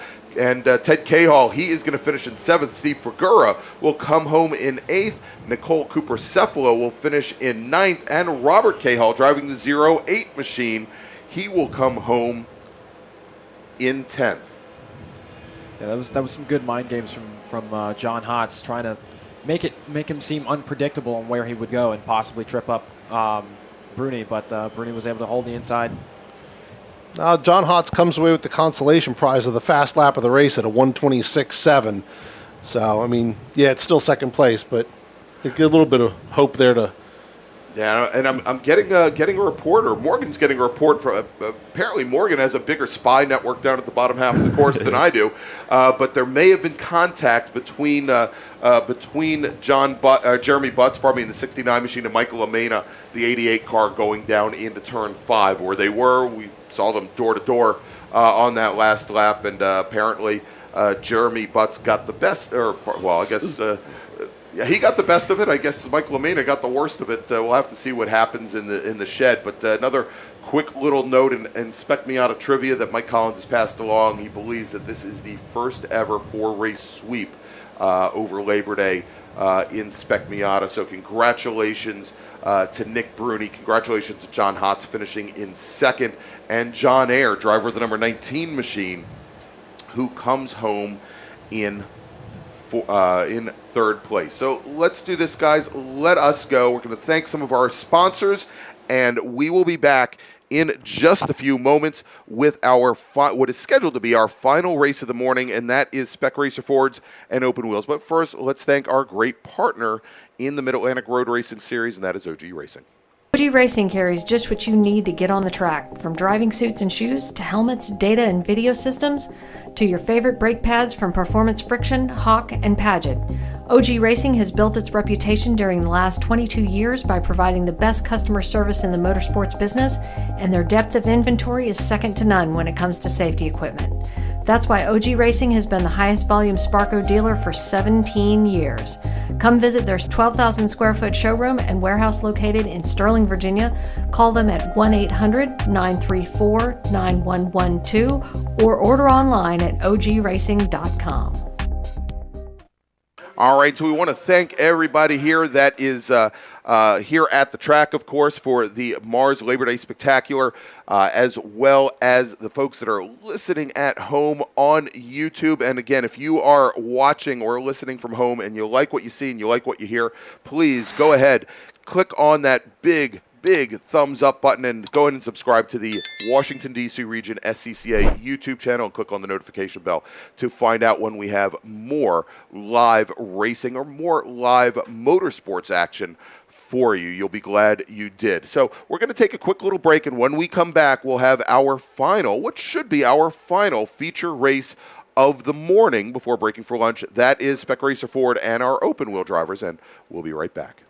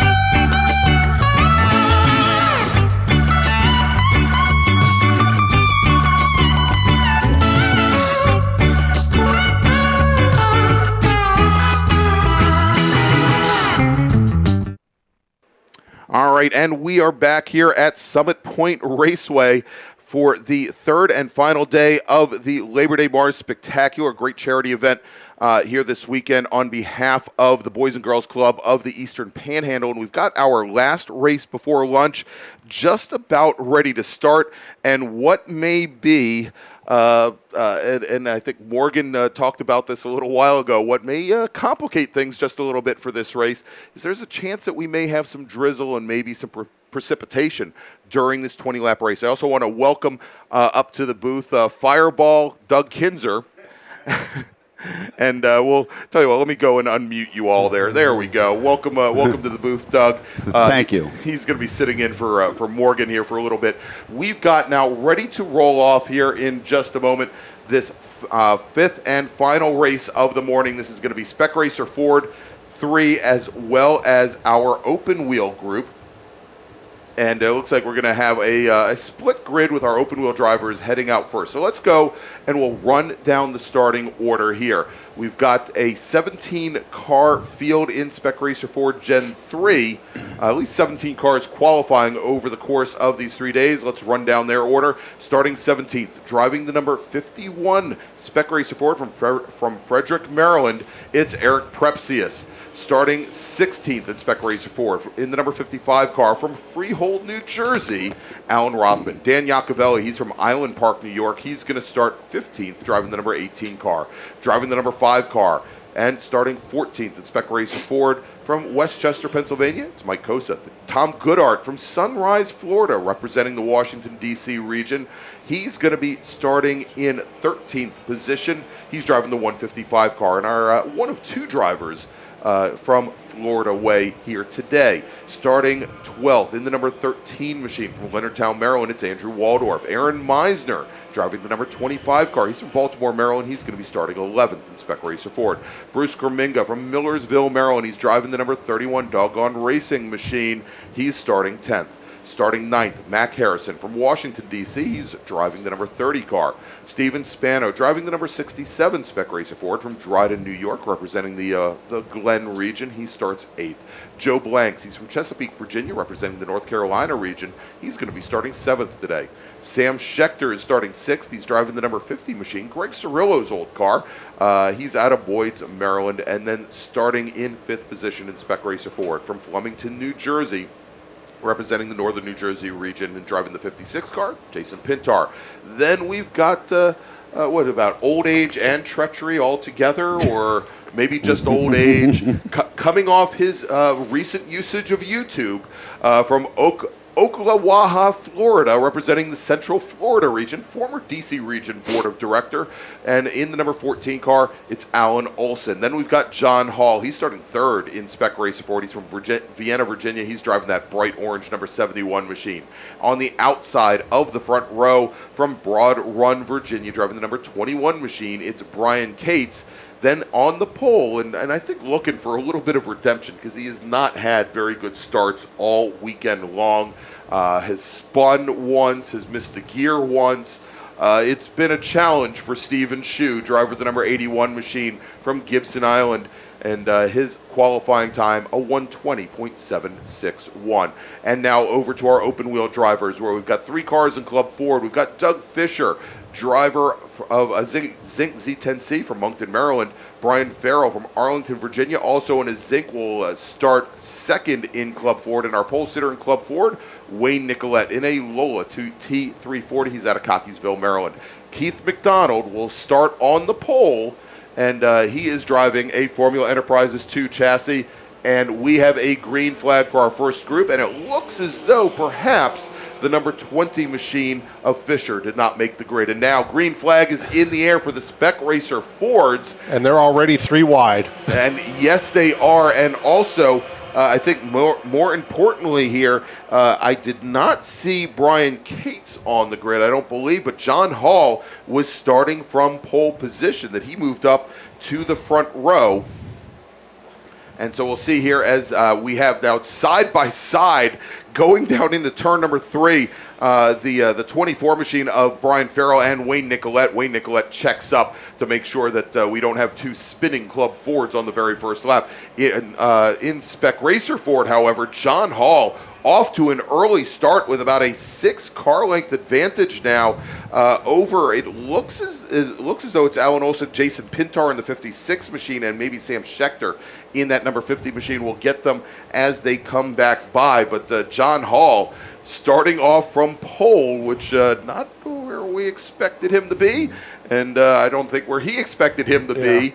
And he's got a good lead to start this race as our pole sitter today, Keith McDonald, driving, and our sole Formula Enterprises 2 driver.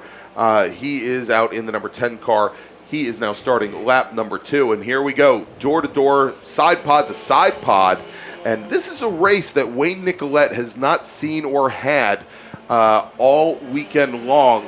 We've got Wayne Nicolette in the yellow number 2 machine, the Lola, and Brian Farrell. A little bit of brake lock up there from Farrell as they go down into turn 1. Still, well, it looks like Farrell now has really found something with that car. He hasn't been able to keep up with Nicolette's pace all weekend long, and he is now your leader in Club Ford. As we now watch in Spec Racer Ford as John Hall, his lead has now fallen by the wayside, and actually Brian Cates is out on the field. I'm not sure why Cates wasn't on the pole, but he is now right off the gearbox of the number 71 machine. Stephen Shue, who should have been our pole sitter, started on the outside of row number 1. Perhaps he chose to start on the outside. That's a possibility, right, Doug? Yeah, you have the right to choose whenever you come out, or by talking to the grid officials to which lane you would prefer to take. And so we saw him start on the outside of that front row. He is currently running now in 3rd with Alan Olson and Mac Harrison right behind. Maybe you thought changing sides of the track would change his luck on a start. All right, and as they roll out of turn 10 now, and I'll tell you, this is a big change. It's something that we haven't seen all weekend long. Is Brian Farrell now opening up almost about 3/4 of a second advantage, about 2 car lengths on Wayne Nicolette as they now go down into turn number 1. But now look at this. Late move from 4th place, 4th or 5th place, going down inside, gets 1 car. I don't think he got the second one. Fourth are swapping going into 3. Cates had gotten by for the lead in Spec Racer Ford, and Hall is fighting off the 3rd and 4th place cars at the moment. Yeah, so John Hall had, there was Stephen Shue in the green and white number 81 machine, also Alan Olson in the number 14 car, and both Hall and Olson went down in the turn 1 side by side with Shue right behind them. Olson made the move and managed to get around John Hall temporarily. We'll see if that holds. But that moves now Stephen Shue back into 7th position. So it's currently Brian Cates, then Hall, then Olson. Cates, then Olson, then Hall, then Shue. Jason Pintar has fallen off that battle just a little bit. Wayne Nicolette's starting to make up ground to Brian Farrell a little bit. He's back on the gearbox coming down the front straight. It's a pretty good dogfight between these two. It's been a constant drag race, and they constantly go side by side into 1 through 3. All right, so Wayne Nicolette now moving over driver's right. And for a moment, it looked as though he might cut across the nose. A little bit of brake lock up from the left rear of Wayne Nicolette's Lolas. They go into turn 1. Nicolette trying to push the blue number 24 car a little bit deeper into 1, and Nicolette has retaken the lead, but doesn't look like the 24 car is giving it up yet as they come over into turn 3. Nicolette forced a bit to the inside, has to compromise his entry into the corner just a little bit. If we jump further back now into the Spec Racer Ford race, Brian Cates, who just ran his fastest lap of the race, had the opportunity to pull away from the rest of the Spec Racer Ford field here, Roger, as we had that 3-car battle on the previous lap. And so now Alan Olson, who for the last 2 races in Spec Racer Ford, at the end of races has been in a position to challenge for the lead and for the win with Brian Cates. He is now sitting about 8 car lengths off the back of our leader as he is now dispatched both Stephen Shue as well as John Hall. Yeah, I'll be curious to see if Allen can reel Brian back in, and Steve Shue should be able to get back up there with them too. Although Steve isn't really close enough to draft with Allen to help him get up closer. So this could be just a race of who makes the fewest mistakes at this point. And now something that we saw on our 15-lap race on Saturday is John Hall has now fallen back, and he has Pintar and Harrison with him, and they are now 3 wide going into turn 1. Right behind, we've got Bruce Kreminga in the green number 31 machine and Joe Blanks in the 74 car. So 5 cars right now fighting it out for 7th position, and we have a big change here as John Hall is going to fall right back behind that pack, and it is now the number 30 machine of Mac Harrison who is sitting in 7th. Then we've got Jason Pintar. Then we've got Kreminga and Blanks, and John Hall, who just a few moments ago was in 7th, now finds himself back in 11th position. I wonder if he's got something starting to go wrong and he just hasn't realized it yet. That's a big drop from being on the front row. All right, and here comes that Club Ford battle coming out of turn number 10. Wayne Nicolette leading the number 24 machine, the blue 24, Brian Farrell. And Farrell only about a car length off the back of the Lola, and now side by side as they come down the front straight. I don't think I saw Keith McDonald come around. I believe you're correct. I don't think he's come by, and although he had quite the lead, but we're all paying attention to the Spec Racers. Yeah, a matter of fact, he did come by. McDonald as well as the Club Fords all working lap number 5 currently here of 20 laps. So just about a quarter of this race now complete. Again, the plan is for after lunch, we are going to have our bracket racers' second 10-lap race of the day, and then we're going to wind things up with our 20-lap feature races for small bore and then for SSM, which means we're going to lose a lot of people here. Well, there's why we missed Keith. He's already starting to catch the backmarker Spec Racers. He's so far gone. Sort of blended in back there at the end of the pack, huh? Yeah, I mean, he's running about 6 seconds a lap faster than the Club Fords, and also now if we compare him to the Spec Racer Fords, running about 6 seconds a lap faster than them. The Club Fords actually running about the exact same pace as the Spec Racer Fords currently. So perhaps that split grid, Roger, actually worked out a little bit better than I expected. I thought perhaps we'd find the front of the Spec Racer Ford field coming up on the back of the Club Fords, and there's still a bit of a gap here as now taking the lead coming down the front straight. Brian Farrell gets around Wayne Nicolette, but a great little scrap here between these two drivers as they've now swapped positions, about 6 times since the start. At least just on the last lap, right? Yes, exactly. Just at the last lap as Nicolette takes a quick little look to the inside going into turn 3, thinks better of it, gets back in line. Now, if they keep battling the way they're going to, it could affect the lead positions for Spec Racer Ford. If they start battling with the leader catching up to him, it's going to make that pack possibly congest up a little bit. I'm looking at the gap between first and second on the Spec Racer Fords. It was 2.2 seconds about 2-3 laps ago. It's down to about 1.4, and Alan Olson's last lap was 0.4 of a second faster than Brian, so he's whittling away at it. The question is, will he actually get there? Well, and a much longer race now. Yesterday, in an 11-lap race, he was more or less in the same position and was able, within the last couple of laps, to work his way up. The previous day, when we had a 15-lap race, the previous day when we had a 15-lap race, Olson was right there, dropped off a little bit. We think maybe to preserve the equipment a little bit, and then within the last 5 laps or so, was able to again get right back up to the gearbox of Kate. So we think that Olson has the pace when he needs it here, and they are they're starting to actually close things down a little bit on the Club Fords. The Club Fords now with that battling, and Wayne Nicolette has retaken the lead now in that race. They're running about, the Club Fords running about a second off of the front-running Spec Racer Fords.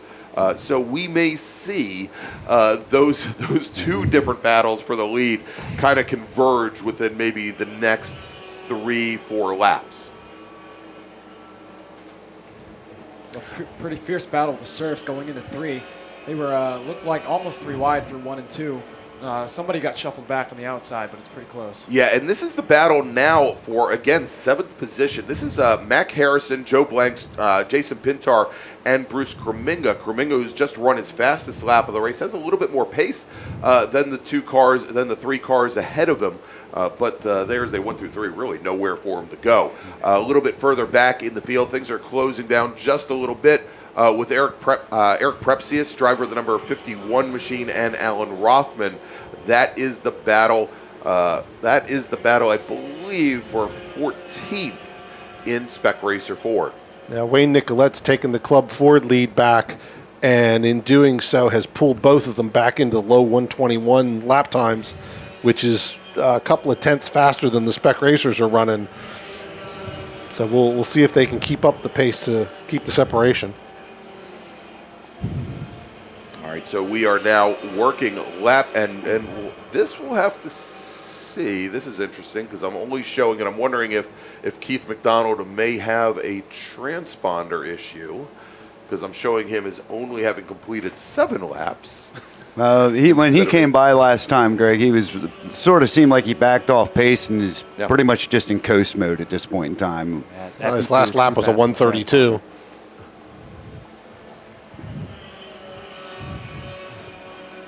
Another good scrap going a little bit further back in the field. We've got Aaron Meisner there, along with Tom Goodhart and Steve Spano, all nose to tail. That is the battle for, I believe, 11th. That's the battle for 9th right now in Spec Racer Ford as our Club Ford drivers make their way out of turn 10. And now it looks like Wayne Nicolette, driver of the number 2 Lola, has started to cement the lead. Now he has opened up about 7 car lengths over our second place runner, Brian Farrell, which means Farrell's not going to be able to draft, likely not going to be able to draft back up to that yellow number 2 driver. You know, I'm watching the gap come down between Keith and the Club Fords, and I'm kind of wondering if he's just going to stay in cruise mode or if he's going to see them and wake up again. I think he's like taking a nap out there in his car. It's a pretty comfortable seat. All right, so we were just talking a few moments ago about that battle between Steve Spano, Aaron Meisner, Tom Goodhart, the battle for 12th overall and I believe 9th in Spec Racer Ford, and just got a call down from turn 5. It sounds like Aaron Meisner might have gotten into the back of Tom Goodhart's machine, left front to right rear, and Meisner has now taken over the position. So move Meisner now up into 10th, move Goodhart back to 11th. Well, again, that has been reported back to the stewards. We'll see how that plays out in the tech shed a little bit after the race here today. I think Keith woke up a little bit. He looks like he's more back on pace coming down the front straight here. All right, and we are now halfway through this 20-lap race here from Summit Point Raceway, our Spec Racer Ford Gen 3s, as well as our Club Fords and our sleepers. I mean, our Formula Enterprise 2 drivers. Well, I can't hear him snoring up here, but I thought he might have dozed off a little bit. It is a possibility without a doubt. All right, so taking a look now, and Alan Olson continues to close things down in Spec Racer Ford Gen 3, but perhaps a little bit more slowly than he was anticipating that last time by. Brian Cates, a 121.075, and 0.06 of a second faster was Alan Olson. So still tightening things up there, but the gap's down to 1.3. Yeah, but it's not closing quickly. Yeah, but he's got another 10 laps to do it here at Summit Point Raceway in our last race of the weekend for Spec Racer Ford. He could be saving some tires, Roger, and letting them wake up here in the next 10 laps. Well, I was say Morgan Burkhart's not on the microphone at the moment, but he got a good lesson in tire management earlier this year. So we know it's important. Yes, it is. As every last one of us here on a headset turns around and looks at the bashful teenager, as we know that's the case. Hey, look, every rookie has to learn it sometime. Yeah, he melted it down once, but the rest of that weekend, he did a much better job of tire management. And for as early in his career as this is, he's learning quick. And don't worry, Morgan, there are only 10 people on YouTube to hear that, so you're in good shape. At least live, but it's going to be in perpetuity. So, too bad. Anyway, let's take a look here as Keith McDonald is now working lap number 12. Once again, Alan Olson sets a personal best, starting to close things down once again that last time by another 0.15 of a second, give or take, that he's making on Kate. So he's chipping away, albeit awfully slowly. Now, the question is how long it might take him to get close enough to pick up that draft of the number 21 machine. And we saw that yesterday where he then started to close it down quite a bit. As we now have our Club Ford race being consumed by our leaders in Spec Racer Ford. And here you go. Here's going to be the question as we've got Brian Cates and Alan Olson coming up onto the back of the number 24 Club Ford of Farrell, and also some of our slower Spec Racer Ford traffic as well. Olson, again, setting a fast lap, but Brian Cates did as well here. So, and pulling back maybe about a 1/10 on Olson, but things are going to get very tight here in just a moment. All right, side by side, side pod to side pod, door to door if they had doors. John Hall and the number who's in the orange number 71 car, and then we've got the number 30 machine going down into turn one. That is Mac Harrison, and that is the battle for sixth position. Hall trying to retake and move back up through the field. Again, Hall started off on the pole today. He gets around the number 30 machine of Harrison, so he is now going to move up to sixth. Bruce Kreminga has cleared that battle that we had a little bit further back with Meisner and Goodhart as well. Kreminga now up into eighth position, and he is also starting to close things down maybe just a little bit on John Hall and Mac Harrison as those drivers were door to door. As we now have our leaders in Spec Racer Ford coming out of turn 10, coming up on the back of Eric Prepsius in the number 51 car, and as Brian Cates moves to driver's right to get around Prepsius, Alan Olson now, who's going to have to go into turn one side by side with Prepsius, has really made up a lot of ground under the draft, now only about 3, maybe 4 car lengths back from our leader as they come out of turn 2 and make their way down to turn 3, Deacon. Oh, yeah. The surf battle's great. Yeah. I think Deacon was a little bit mesmerized by everything that was going on, as was I. It's a close fight, yeah. I was looking at the Club Ford battle, really stretched out there. I thought that was very nice. You realize I did that on purpose. Yeah. I thought it was pretty good of the back marker there to allow the second place to clear and give him plenty of racing room. Great situational awareness on that. All right, so Alan Olson continuing to close things down, and we may find now, as we only have 7 laps remaining here in this feature race, but a lot of time for that number 14 car to pull up on the 21, we may yet see a battle for the lead here in Spec Racer Ford Gen 3 as Keith McDonald now crossing the stripe. Again, McDonald, our overall leader, but sole driver in Formula Enterprises 2, has completed now. I think Alan Olson has caught the draft. Yes. And here we go, Alan Olson right on the gearbox of Brian Cates. They come down into turn 1. Cates gives about 3/4 of a car width to drivers left, and Alan Olson uses every last bit of it as they come into turn number 3.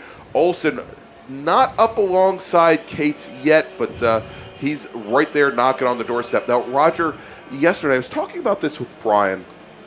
Back in July, we found that there was, even in the dry, a lot of grip on the outside of turn 1. And we had a lot of drivers that, as they went down door to door into turn 1, the drivers on the left-hand side were actually not doing an over-under, but staying all the way around the outside and able to pick up, even though they had the much longer way around, able to pick up a half a car length to sometimes an entire car length over that entire turn complex. We haven't seen it as much here this weekend, however. The track down in turn one, because of the traditional racing line, is highly polished on the line, and sometimes moving that half a car width out to a car width out just presents a more grippy surface. And especially if you can get a turn-in accomplished side by side, it allows you on the outside to actually get on the throttle sooner. The over-under is very tricky to make work down in turn one because of how turn two closes up, and it's not the same. It's not a constant radius. It's not a Exactly. constant radius, so the over-under is very rarely seen down there. Yeah, and it's fairly easy. The track is, again, about 3 cars wide, but going in there, it's fairly easy to position your car just right to keep somebody from coming all the way underneath. And all it takes is essentially for you to roll out of the throttle just a little bit past the apex to really bulk somebody. And the other thing too is, Greg, if you do get the over and under now, it's going to put you on the outside for heading into turn 3, which is, I think we've all been there, being on the outside. It can be very sketchy going through 3, and especially coming out to the exit when the gravel trap sort of grows right in front of you. Yeah, absolutely. All right, so we now have 5 laps remaining. We're 3/4 of the way. 3/4 of the way through this 20-lap race here for Spec Racer Ford Gen 3 for Formula Enterprises 2 and for Club Ford. Wayne Nicolette has now, after a very tough battle with Brian Farrell, started to pull away from his competitor margin right now, and I'm not even going to put this in car lengths. I'd say it's about almost 7 seconds separating those two drivers. Keith McDonald's just run his fastest lap of the race at a 1:15.1. But what we are watching now is this battle for the lead in Spec Racer Ford Gen 3 as our leaders continue to try to make their way through some slower traffic. I think maybe Keith McDonald hit the Control-Alt-Delete button on his car, and after he woke up and finally found some more power. All right, and so now coming out of turn number 10, a little bit further back in the field, this is the 155 car and the 67 car. The 155, we talked about him a little bit earlier. That is Tom Goodhart, had that earlier run-in with Aaron Meisner. We've got Steve Spano, who had been up as high as 7th at one point. Spano is now fallen all the way back now into 14th position overall. Keith McDonald in that blue FE2 just turned a 1:14.6. Yeah, he is getting faster and faster here as we look at this battle for the lead in Spec Racer Ford. And although neither driver has turned their fastest lap of the race, I think the important thing here is that, at least on the last lap, Brian Cates picked up 0.8 of a second on our second place runner, Alan Olson. Massive improvement. Yeah, exactly. And so that has now stretched things out here, Roger, to what, about 11, 12 car lengths? It's almost a second and a half. It's 1.4 seconds. It was under a second the last time by. So, yeah, the last lap, I don't know if Alan made a small mistake or got held up by a little bit of traffic, but the gap has almost doubled. So with 3 to go, Alan's work is cut out for him. He's going to have to go push hard. Yeah, and this is what we saw on Saturday morning, or actually, yeah, I guess it was Saturday morning, with the 15-lap feature race that these drivers raced, and Alan was able to get up and start to close down the gap after perhaps not the best start, but was never able to get to the 21 of Cates and really put up any kind of a big fight for the win there by the time that the laps ran out, essentially. Here with the little bit longer race, thought maybe he might be able to pull that off, and he still may. But as Keith McDonald crosses the start-finish line, we now only have 2 laps remaining here at Summit Point Raceway for our final race of the weekend for the Spec Racer Fords and for the open wheel cars. On that topic, Greg, Keith went across the start-finish line very slowly with only a 1:25. Maybe he needs to cycle the on-off switch again. Maybe fuel saving. At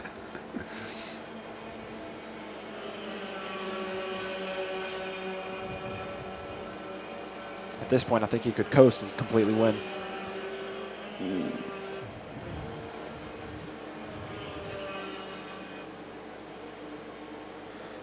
looking a little further back the field, and Stephen Shu has dropped off. He was in third for quite a while, but he has been caught by Jason Pintar and Joe Blanks. He's now down to fifth in Spec Racer Ford, so he's starting to struggle a little bit here at the end of the race. All right, coming out of turn 10 now is Keith McDonald in his Formula Enterprises 2 machine, and we have Wayne Nicolette, who is now running second overall, but Wayne Nicolette has made up a lot of ground on Keith McDonald, as Keith McDonald may have been laying out of the throttle just a bit. Those two drivers are running 1 and 2 here. Running third overall, Brian Cates with Alan Olson now. Olson still about a second and a half back on the very last lap here at Summit Point, as Cates now coming out of turn 2, making the short run down to turn 3, with Olson about 11, 12 car lengths back, and only now 7 turns remaining to get up to the back of the number 21 machine. A little bit further back in the field, great fight going on right now between Stephen Shu and Joe Blanks as they come down the front straight, as this is the battle for fourth, as the 81 machine of Shu, who started off all 4 days on the pole and has fallen back on the opening lap, now in a very, very tight battle to move up to fourth position. Here comes Keith. And here we go, coming out of turn 10 onto the front straight, taking the checkered flag, is Keith McDonald. He will take the win here in this group and wins Formula Enterprises 2. Coming home in second overall will be Wayne Nicolette, finishing on the lead lap. Great to see that from the Lola driver. Brian Cates, driver of the number 21 Spec Racer 4 Gen 3, he will take the win, and Alan Olson was right there with them as they crossed the stripe. Could not get up to him. Alan Olson, he's going to finish in second. Jason Pintar in the 56 machine, he will come home in third in Spec Racer Ford. Right there. There was a waving yellow in one for a second there, but it's cleared pretty quickly. Yeah, the checkered flag is out, though. All right, so let's run that down again. Wayne Nicolette taking the win in Club Ford. Brian Farrell finishing in second. Cates, Olson, Pintar, your top 3 in Spec Racer 4 Gen 3. Joe Blank, Stephen Shu, John Hall, 4th, 5th, and 6th. Mac Harrison will come home in 7th. Bruce Kerminga finishes in 8th.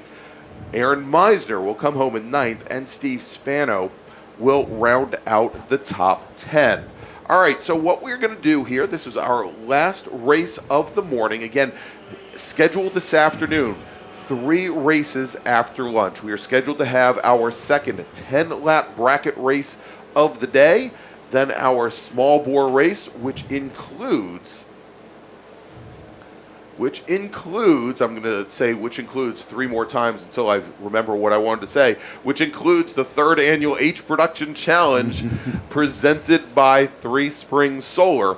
And then we're going to wrap up the day with SSM, where we've got multiple SSM driver. Well, we've got one of... Not, Jameson left. Yes. we've got many SSM drivers that have been joining us here today. They will have the last race today, and it sounds like we will have cars on course for our bracket race at 1:30 today, at 1:30 this afternoon. So we're going to take that break, but first, before we go, we're going to thank some of our great sponsors of the SCCA and partners with us here at the Mid-Atlantic Road Racing Series, like OG Racing.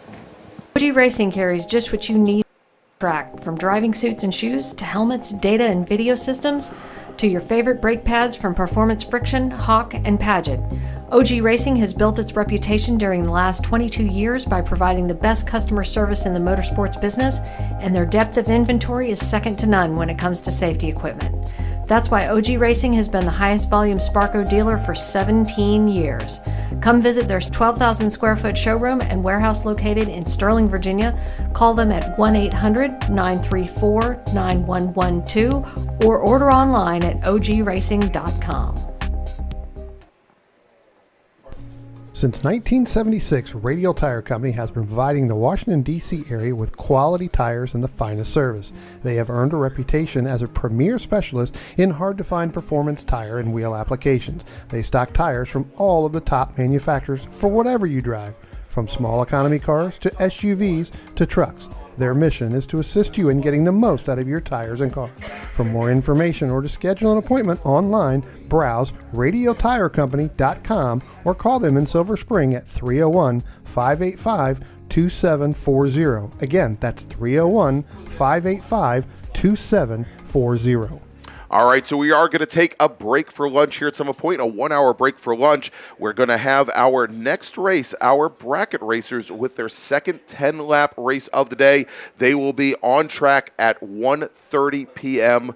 this afternoon, so make sure to check back with us then. Again, 1:30 p.m. this afternoon is when we get back underway here at Summit Point. We'll see you in just about an hour.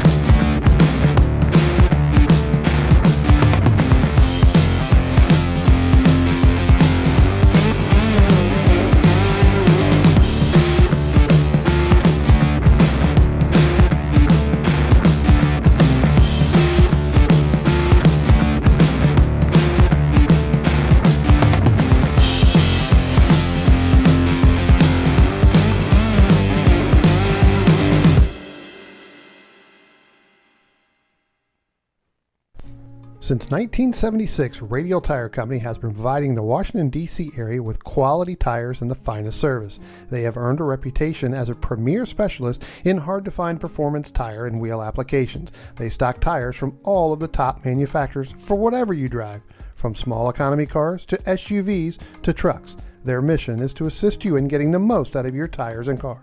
For more information or to schedule an appointment online, browse radialtirecompany.com or call them in Silver Spring at 301-585-2740. Again, that's 301-585-2740.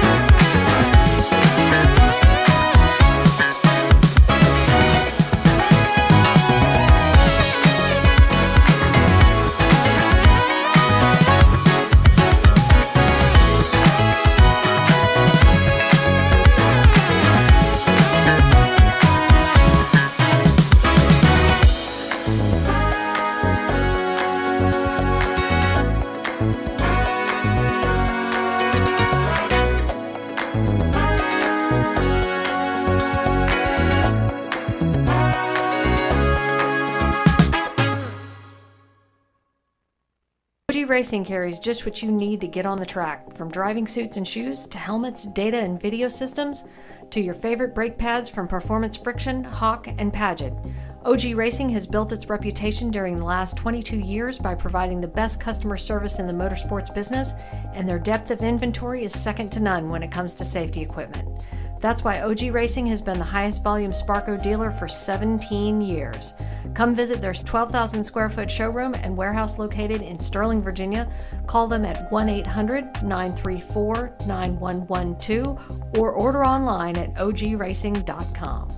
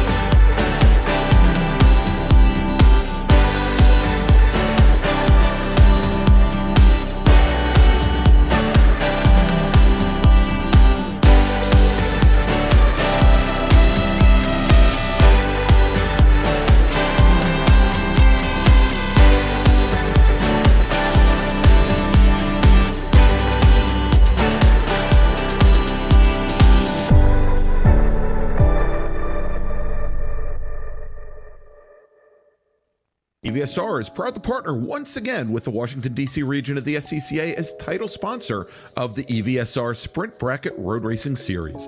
And EVSR's leader, Charlie Greenhouse, is back behind the wheel as he attempts to repeat as series champion.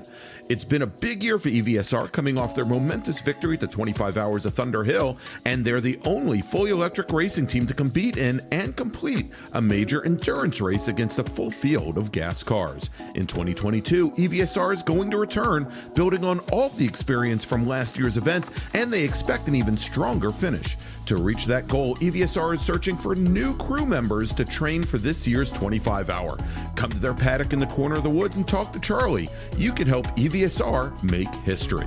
And if you're not here at the track, check out EVSR.net for more information about their innovative race program.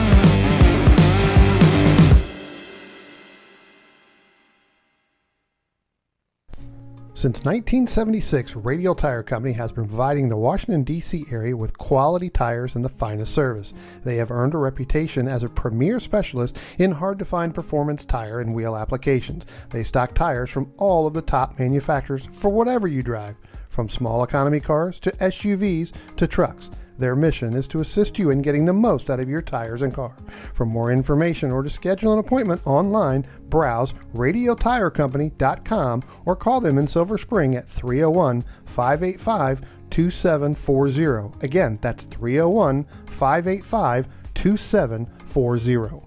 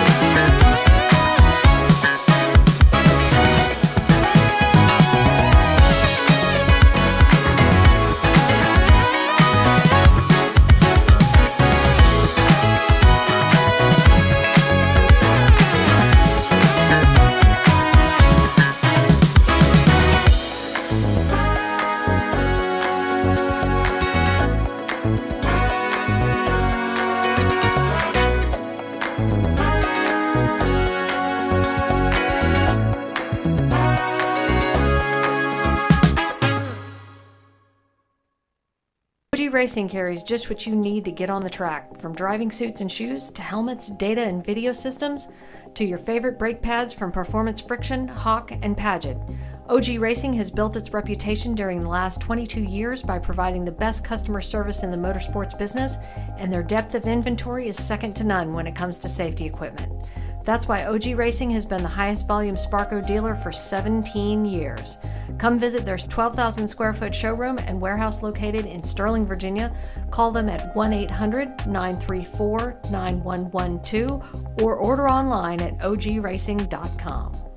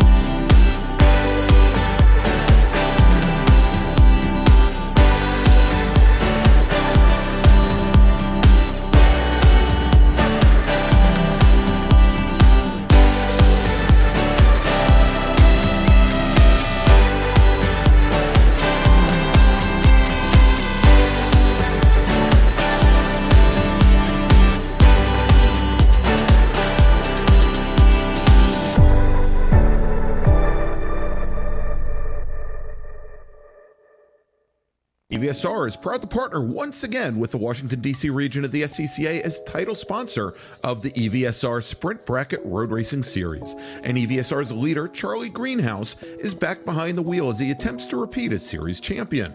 It's been a big year for EVSR, coming off their momentous victory at the 25 Hours of Thunder Hill, and they're the only fully electric racing team to compete in and complete a major endurance race against a full field of gas cars. In 2022, EVSR is going to return, building on all the experience from last year's event, and they expect an even stronger finish. To reach that goal, EVSR is searching for new crew members to train for this year's 25 Hour. Come to their paddock in the corner of the woods and talk to Charlie. You can help EVSR make history. And if you're not here at the track, check out EVSR.net for more information about their innovative race program.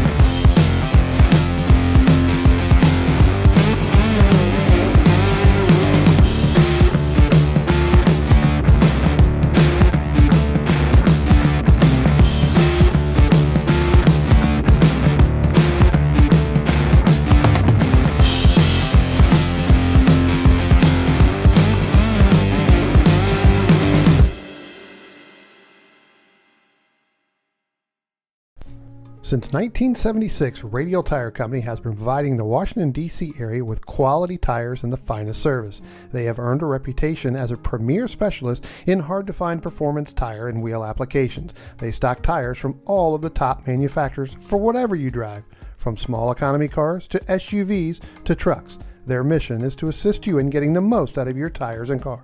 For more information or to schedule an appointment online, browse radialtirecompany.com or call them in Silver Spring at 301-585-2740. Again, that's 301-585-2740.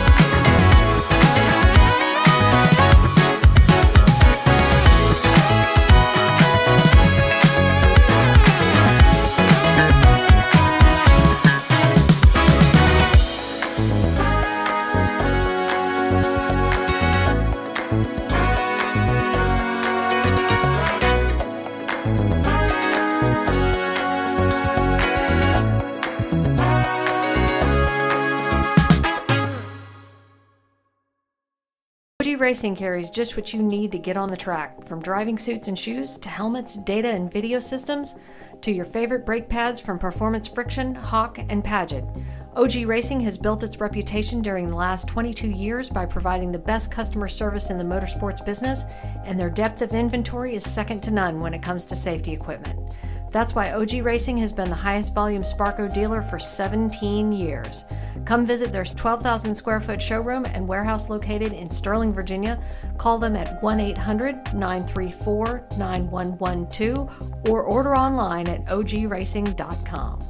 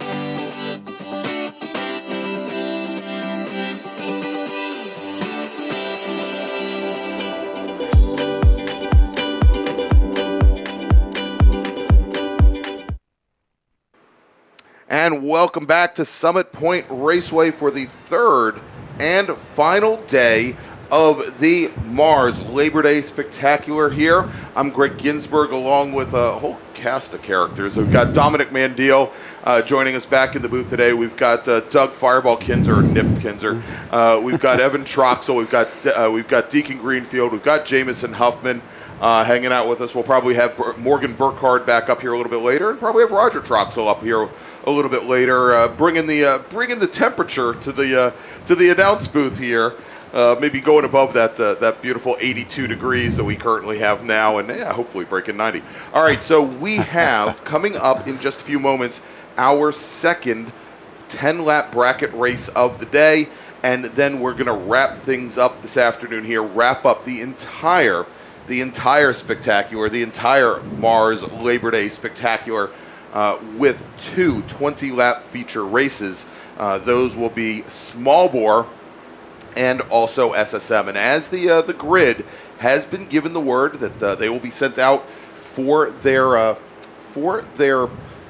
pace lap here in less than 5 minutes. Dom, since you're back here with me, and I've been doing them all morning long, why don't you run down the starting grid for today's second bracket race? Absolutely. So we have a 20-car field for our bracket race this afternoon, starting in the 20th spot.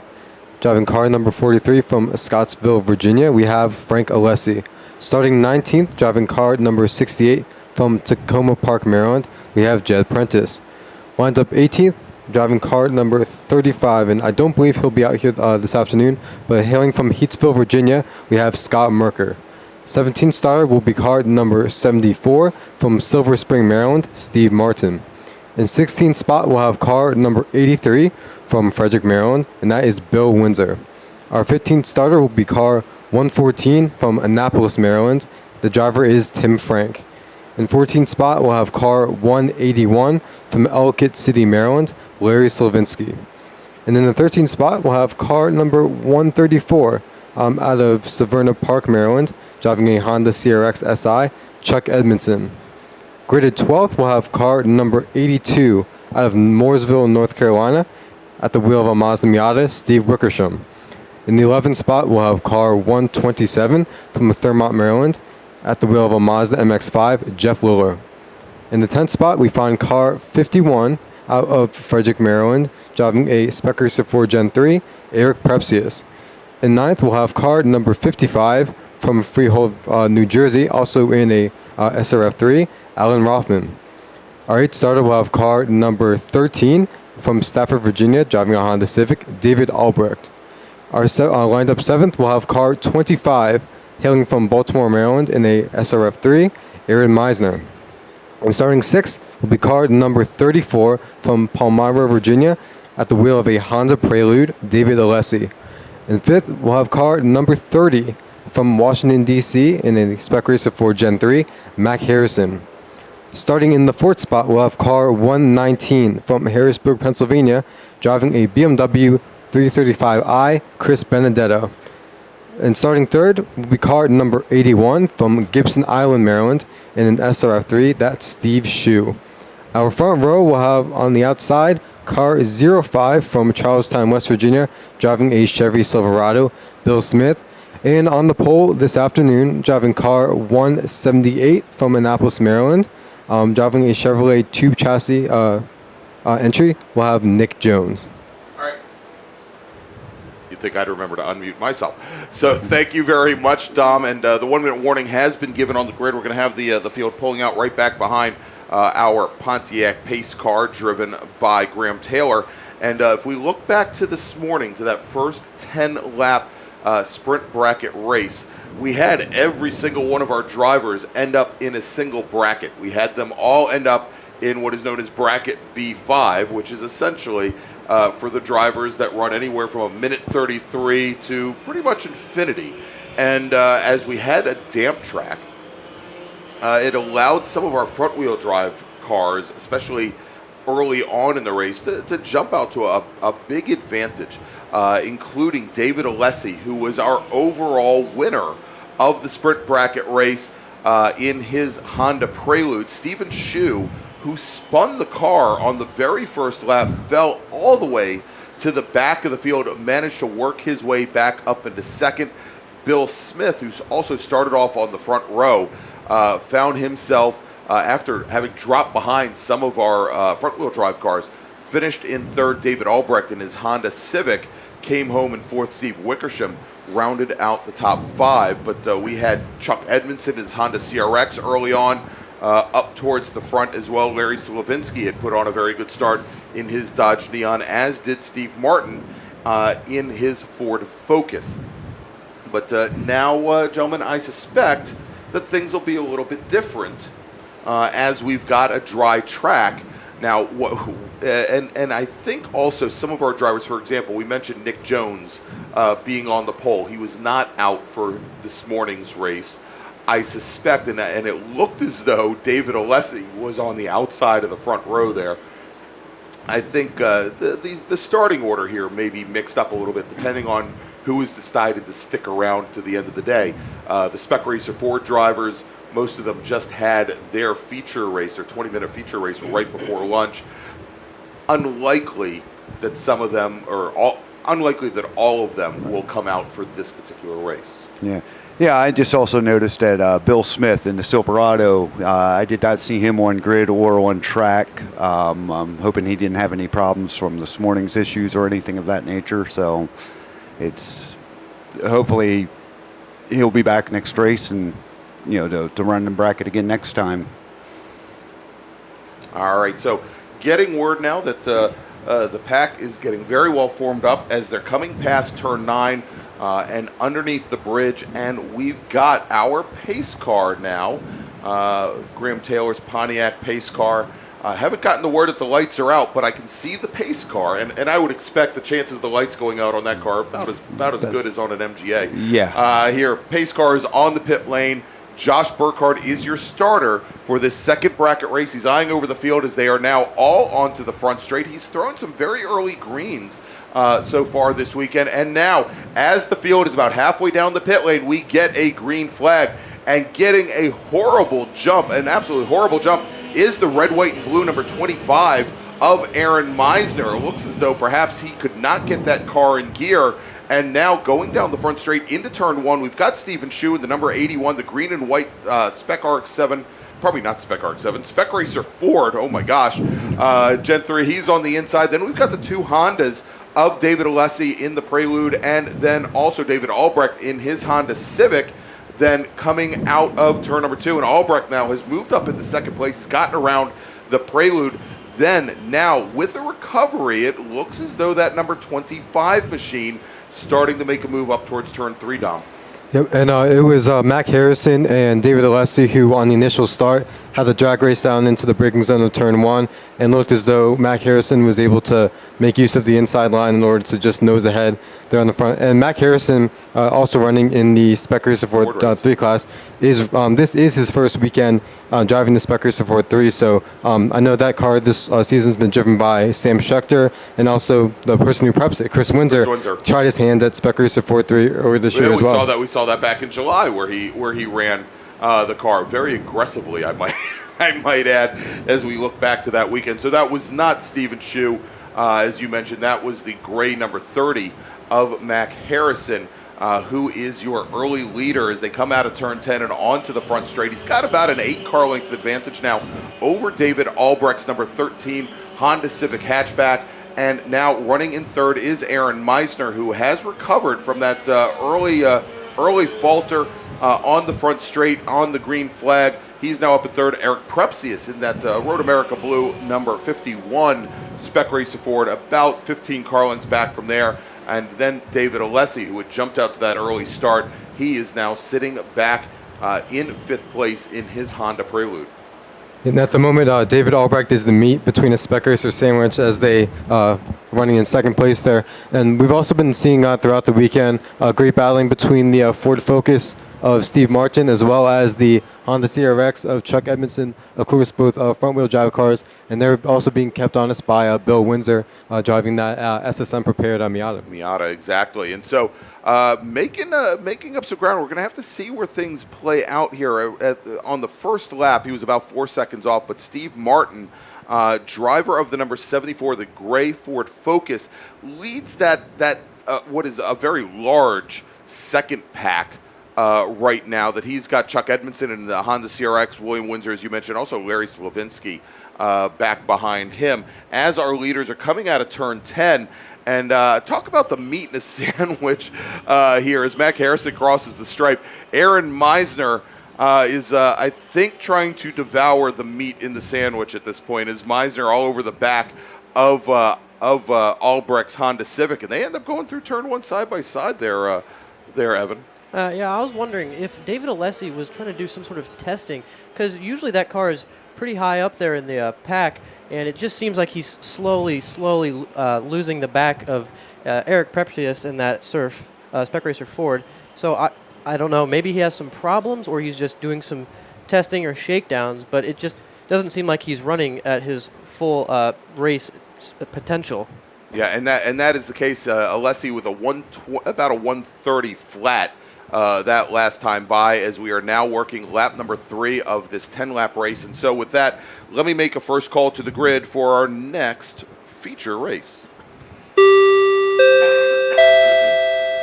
Attention in the paddock, attention in the paddock. First call to the grid for small bore racers. That is group number 6. Please make your way to the grid. Group 6 small bore drivers, please make your way to the grid. We have Mac Harrison coming across the stripe, and right now, as our brackets stand, Mac Harrison and Aaron Meisner, both in the Spec Racer 4.3s, are first and second in bracket A5.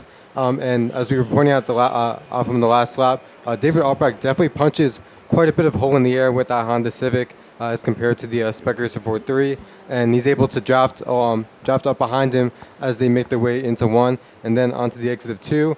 And this time through, as they go into 2, Meisner and Albrecht are running nose to tail on the ramp to turn 3. Looking back through the field to see if there's been any shakeups in our brackets. Looks like everybody has settled out for the moment. Steve Martin back here leading a line of cars that contains Bill Windsor, Larry Slavinsky, and now Chuck Edmondson in his Honda CRX SI makes the inside move, is able to overtake Slavinsky as they went into turn 1. All right, and so as we take a look now, we're starting to get some of these bracket groupings into play here as we're a couple laps in. Let's take a look, and again, there are 10 different brackets starting anywhere from, I believe, the 116 range up to 118, 119, the 121, etc. Right now, the fastest bracket that we have is bracket A5. That is for drivers that are running anywhere between a minute 23 flat and a minute 25. And Mac Harrison, as well as Aaron Meisner, in that bracket. Of course, Meisner currently running 3rd overall. And so he's going to find he has to get around David Albrecht and get up to Mac Harrison to contend for the win in that particular bracket. And as we talk about that, Deacon, we've got those two drivers. They're now going side by side down into turn 1 with Meisner. He's got inside position going into 1. It looks like the Civic actually did try to hold around the outside, though. It'll be interesting to see the kind of side by side at the Surf's rear quarter panel, but he doesn't make the pass, and the Surf gets around going into 3. All right, so move Albrecht now back into 3rd place overall. David Albrecht is currently your leader in bracket B1. That's for drivers that are running minute 25 to a minute 27. Eric Prepsius, who is running 4th overall, is 2nd in that class. David Alessi in that Honda Prelude, as you mentioned, seems to be maybe a little bit off the pace. He is gaining time, though. That last time by ran his fastest lap at a 128.765. He's our sole driver in bracket B2. That's a minute 27 to a minute 29. And I think, talk about meat in the sandwich, a large number of drivers here in bracket B4. But before we talk about that, we'll talk about Steve Wickersham and his Mazda Miata, who was in bracket B4, a minute 31 to a minute 33, but he has now broken out of that bracket and is now in bracket B3 for drivers that are 129 through 130s. We have a driver now heading back to the paddock, and I think that's Jeff Liller in the number 127 Mazda MX-5. He's pitting in from 13th overall. But in that bracket B4, we've got Steve Martin in the focus, William Windsor, Chuck Edmondson, Larry Slavinsky, and we had Jeff Liller as well. Liller, of course, is now done. Something I'm finding interesting is the car number 30, the leading Surf currently, is during the SRF race, he I believe finished about 5th or somewhere within that range, and the number 25 car, I believe, won that race.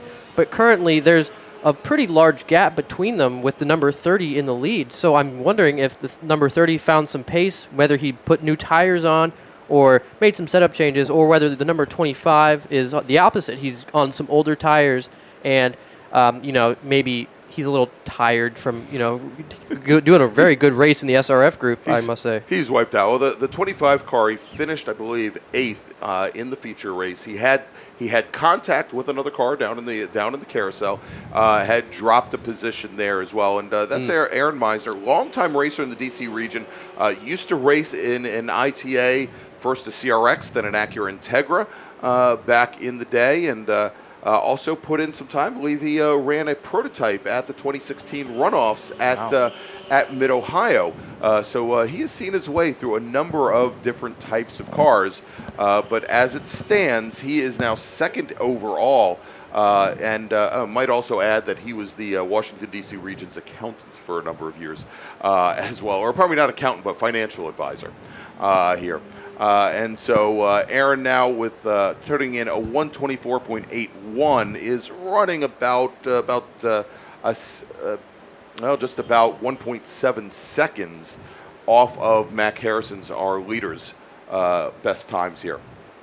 Yeah, as the group for bracket B4 comes around out of 10, there's a leading pack from the 74, the 134, the 83, and Neon at the back, all in a good trail of about 5 to 6 cars each going into the braking zone of 1.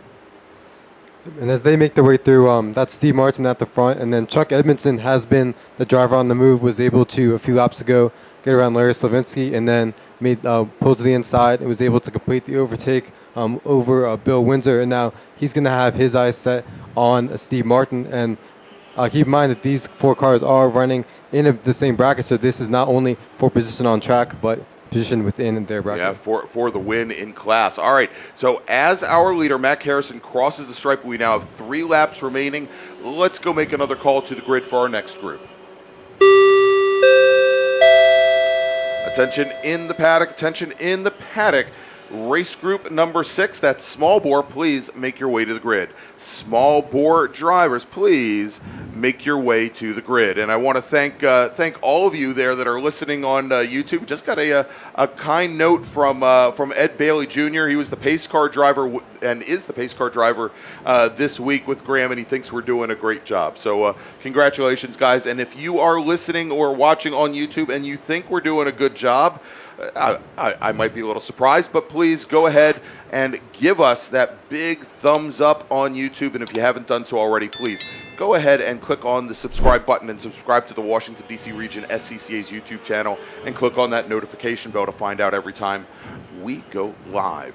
All right, so as we now have here just about 2.5 laps remaining. Actually, it's going to be less than that, as Mac Harrison now is coming out of turn 10. Why don't we look at that? Look at that B4 bracket once again, because I think they're coming right out of turn 2 right now, Deacon. Yeah, they're coming out of turn 2 right now, all separated almost equally. Going through 3, CRX pins up right behind that Ford. Was that a Focus, right? Yes, Ford Focus of Steve Martin. Yeah, it's a great battle right there. The closest 4 on the track. They're all looking great, all looking very close and competitive. All right, and as it stands right now, again, that's bracket B4 from with drivers in the 131 to 133 range. Now, we did have, as we mentioned, a number of drivers that did not make the grid: Nick Jones, Bill Smith, Steve Shue, Chris Benedetto, Alan Rothman, Tim Frank, and Scott Merker. Actually, the leader of the bracket B1, David Albrecht in the Civic, actually just pitted, which is unfortunate. So the number 13 Civic, who had, once again, a great start, was running 3rd overall, now is going to give up the position on track and likely the position in the B1 bracket for drivers a minute 25 to a minute 27 to Eric Prepsius, driver of the number 51 Spec Racer Ford Gen 3. As we watch that battle in B4, as Steve Martin in his Focus continues to lead the Honda CRX of Chuck Edmondson, the Mazda Miata of Bill Windsor, and then Larry Slavinsky's red Dodge Neon down into turn 1. And coming up on him now is our overall leader, Mac Harrison, who has just gotten the 1-to-go board, and he is now working his last lap. The question is he has a ton of space on track back to the next driver, whether or not he's going to try and push the issue and come up to that battle right now, just about 2 turns ahead of him.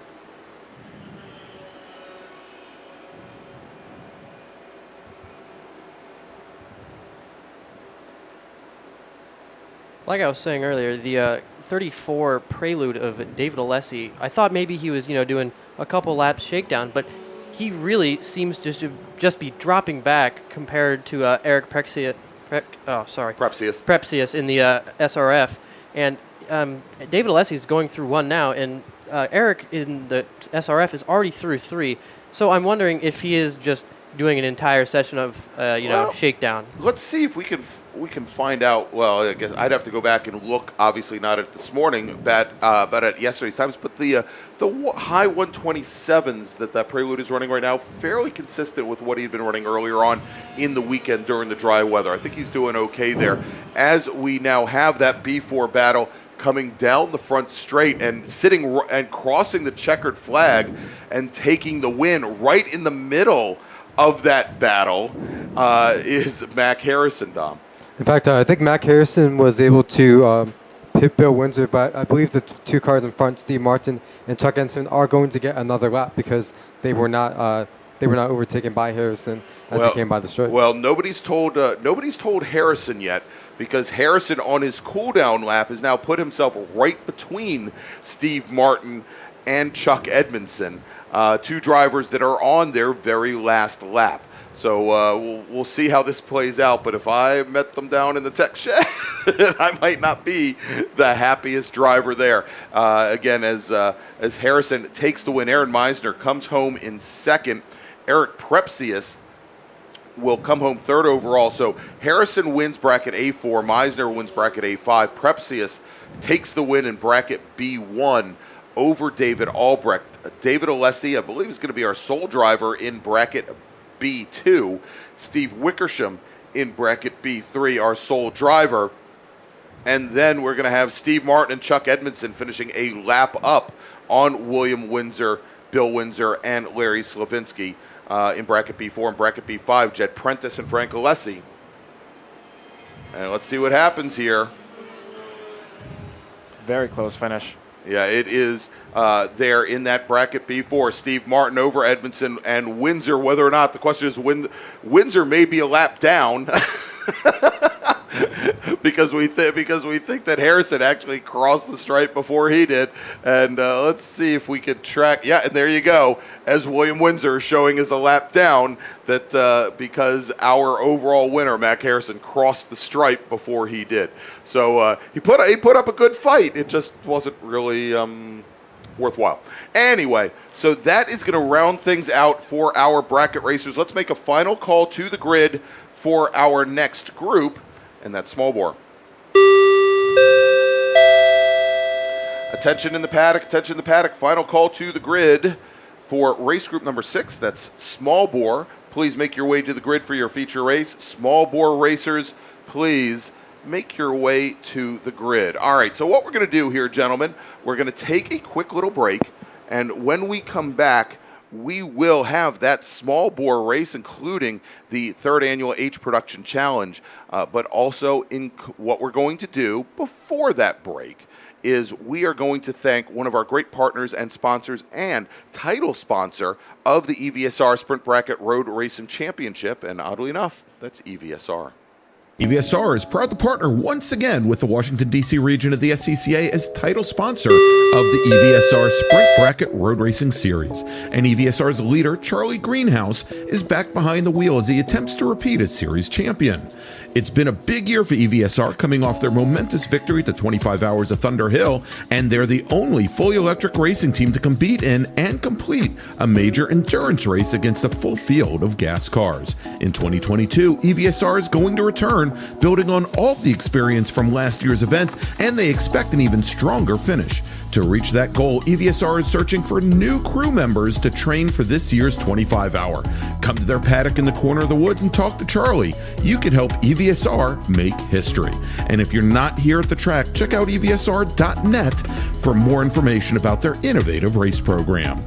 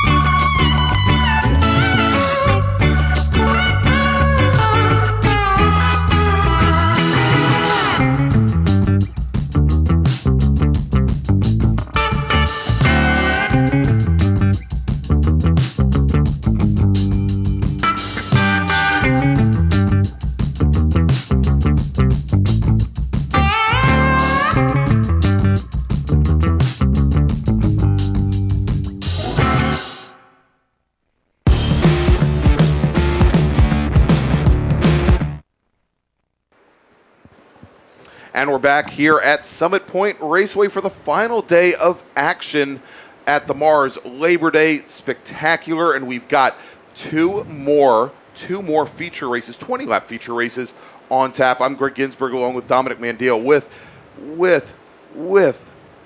Doug Kinzer, with Evan Troxel, and some of our other folks here have made their way down. They're going to be in the next race. So we've got Deacon Greenfield and Jamison Huffman heading out to their cars, get them ready for the final race of the day, and hopefully we'll have Morgan Burkhardt back up here for the final race, for the SSM race.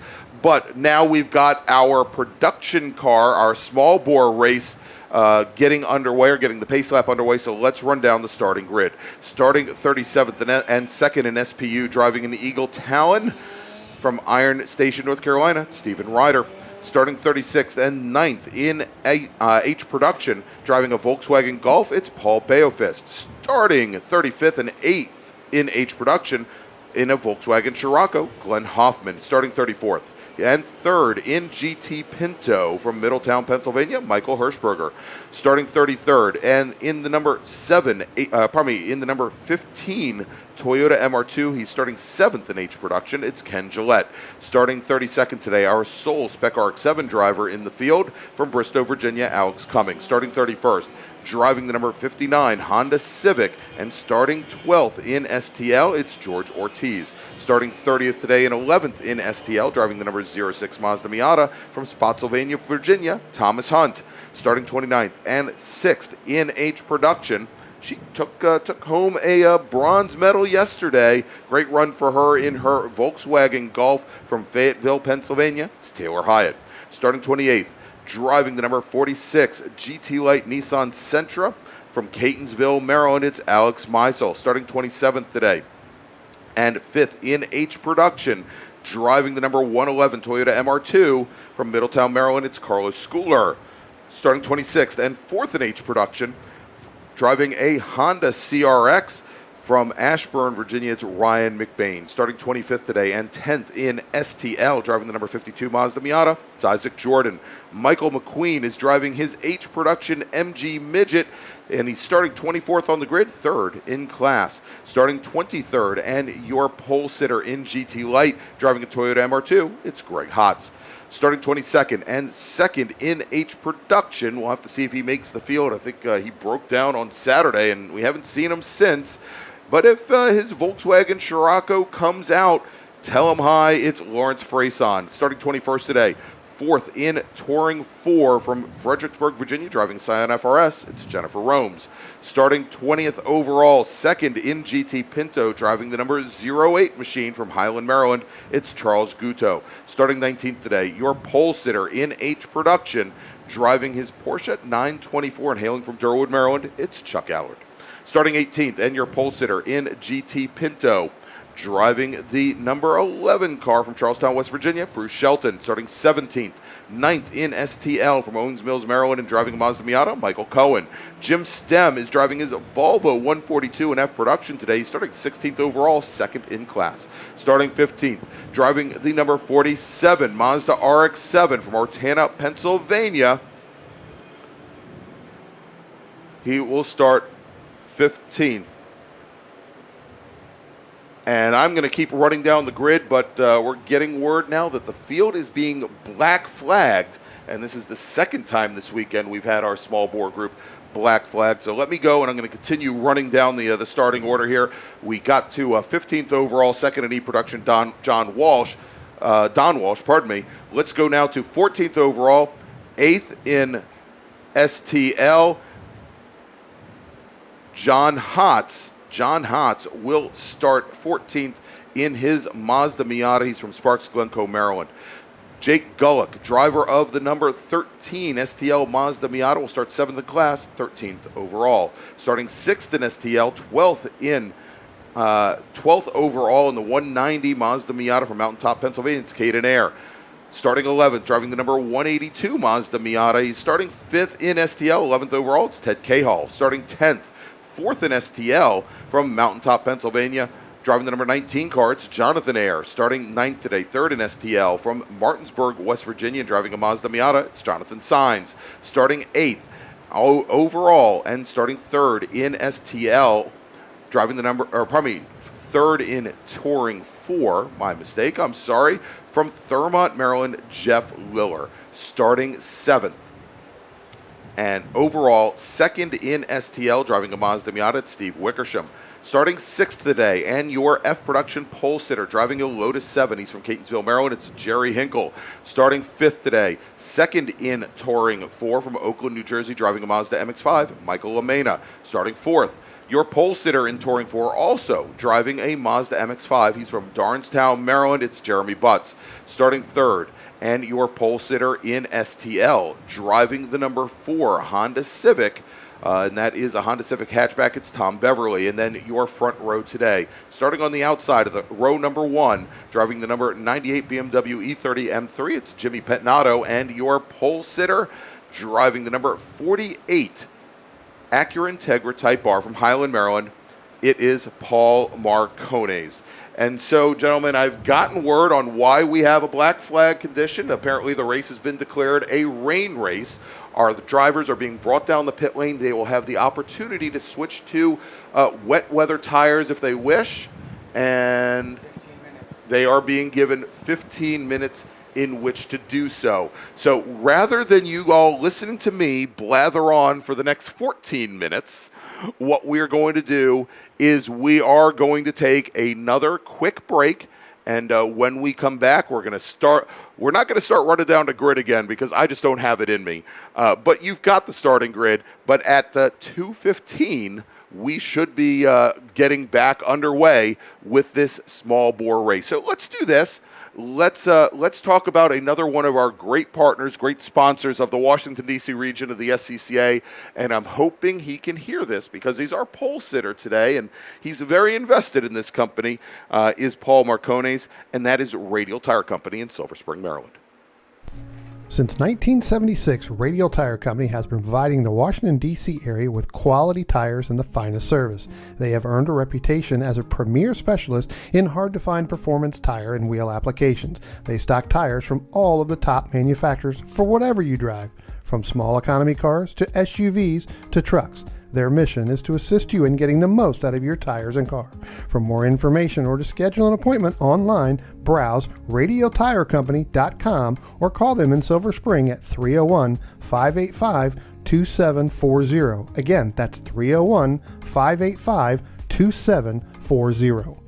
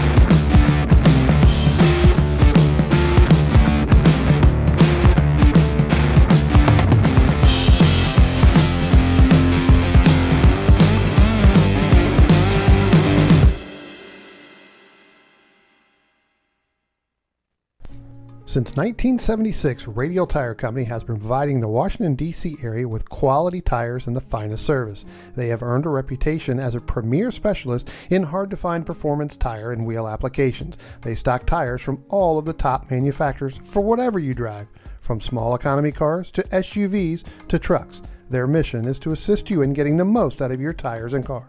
For more information or to schedule an appointment online, browse radialtirecompany.com or call them in Silver Spring at 301-585-2740. Again, that's 301-585-2740.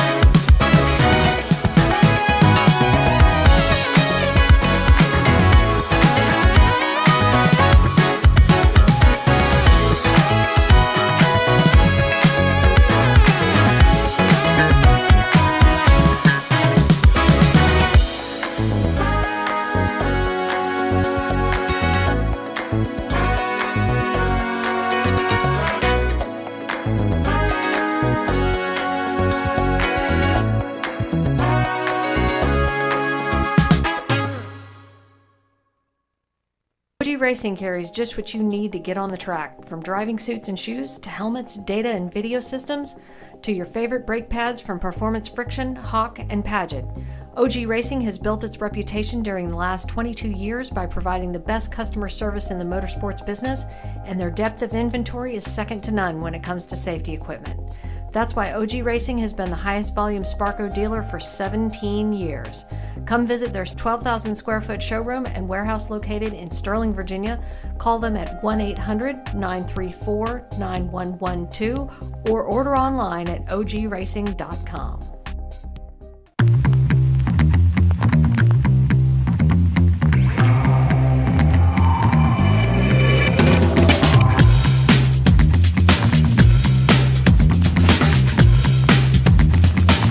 All right, and we are back here at Summit Point Raceway for the MARRS Labor Day Spectacular, and we are just now, let me flip back over to race group number 6, there we go, and we are just now getting ready for our small bore drivers to head back out on track to, well, I don't think we're going to give them then 2/3 of a pace lap, but this group was already scheduled to be given 2 pace laps, and the 5-minute warning has just now been given back on the grid. So what happened was our stewards, and I'll tell you, a little more heads up than I was, they declared while these drivers were on their pace lap, decided to declare this a rain race. And in declaring this a rain race, they were going to give the drivers the ability to go back into the paddock, give them 15 minutes, make the decision whether or not they wanted to keep those dry weather tires that they had on the car, or whether they would come back with wet weather tires. And, you know, we were up here in the announcement, heck, you might have heard some of it because, well, we didn't mute all our microphones. Oops. You know, we were a little surprised that maybe the stewards had made that call because the skies were still fairly clear-ish. We had not seen any precipitation yet when they sent them back. Also, they made that decision while the drivers were on the first of 2 pace laps. And so it's turning out, apparently I'm a horrible weather prognosticator.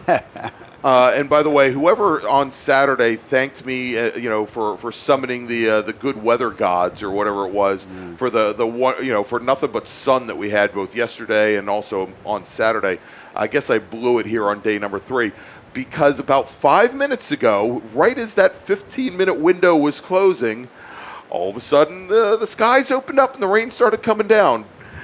And prior to just that, I stepped outside whenever they declared that a rain race to check myself to see if it was actually coming down and that stuff. So it's pretty interesting now. As we were discussing, you know, earlier, I asked Dominic what he would actually have gone out on at this point in time if he was already on grid, and he said he would probably stay on the dries just due to the fact of it's just not raining hard enough at this point in time. Well, what do you think of the assessment now? So I might be a little bit more willing to change my look on that, because especially during a rain situation, puddles do form, especially on the right side of the circuit down the front straightaway here, and so especially and sometimes what we've seen here at some point is the opposite scenario where it's been raining a lot in the early part of the day and dries up later on, and then the drivers who opt to go on those wet weather tires then having to find the puddles. Exactly. In order to cool their tires off. Yes, I've been there on the track with actually Greg and ITA that we ended up having a double yellow during a race, and the track continued to dry, and we got to green, and both of us were like, where's the water? Where? Exactly. And I remember that was the first time Brent Simonson, and hopefully Brent's still here, but that was the first podium Brent Simonson ever picked up in the MARRS series. He finished 3rd that race, and I think I finished maybe 15 feet behind him as I was trying to get back up to him. And actually, on that restart, I was just ahead of you, but it didn't take you long to get by me. Yeah, it's CRX. Yeah, as good as an MR2 apparently is in the wet, the CRX might be a little bit better. Right. But it is now starting to come down pretty hard, and we see the umbrellas out. We may not be in the coolest place in the facility, but we're definitely in the driest for now. I'm like looking up for don't tell Edwin Pardue, but I'm looking for leaks in the ceilings. But we should have our drivers rolling back off here to take their pace laps once again. I would suspect, Dom, also, and again, I'm not running down the grid again, but Dom, Evan, I'm suspecting that we may see a few fewer cars out here, because you see this every year, that maybe some drivers don't come prepared for what may possibly happen, like a little bit of rain, and may not have rain tires in their arsenal, and may just decide, yes, you know what, I'm going back to the paddock and calling it a day. But the 1 minute warning now has been given on the grid. We've got our pace car up and running. Graham Taylor's got the windshield wipers going on the pace car, so hopefully he'll be able to keep the lights on all the way to turn 8.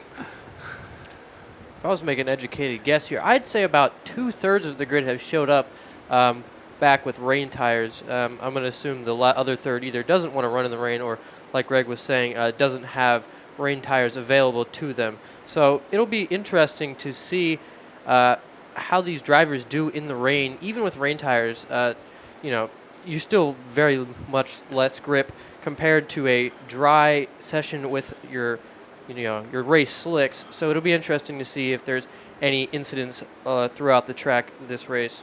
All right, so here, and it's easy for me to see the front end of the grid as the pace car now rolling off, leading out our pole sitter, Paul Marcones. But here's something interesting. Jimmy Pettinato, not on the grid.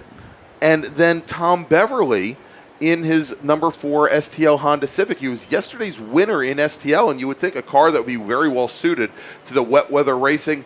He was not on the grid as well. And so the second car off the grid following our pole sitter out is Jeremy Butts, driver of the number 69 Mazda MX-5 in T4, our T4 pole sitter, and Mike LaMena right behind him.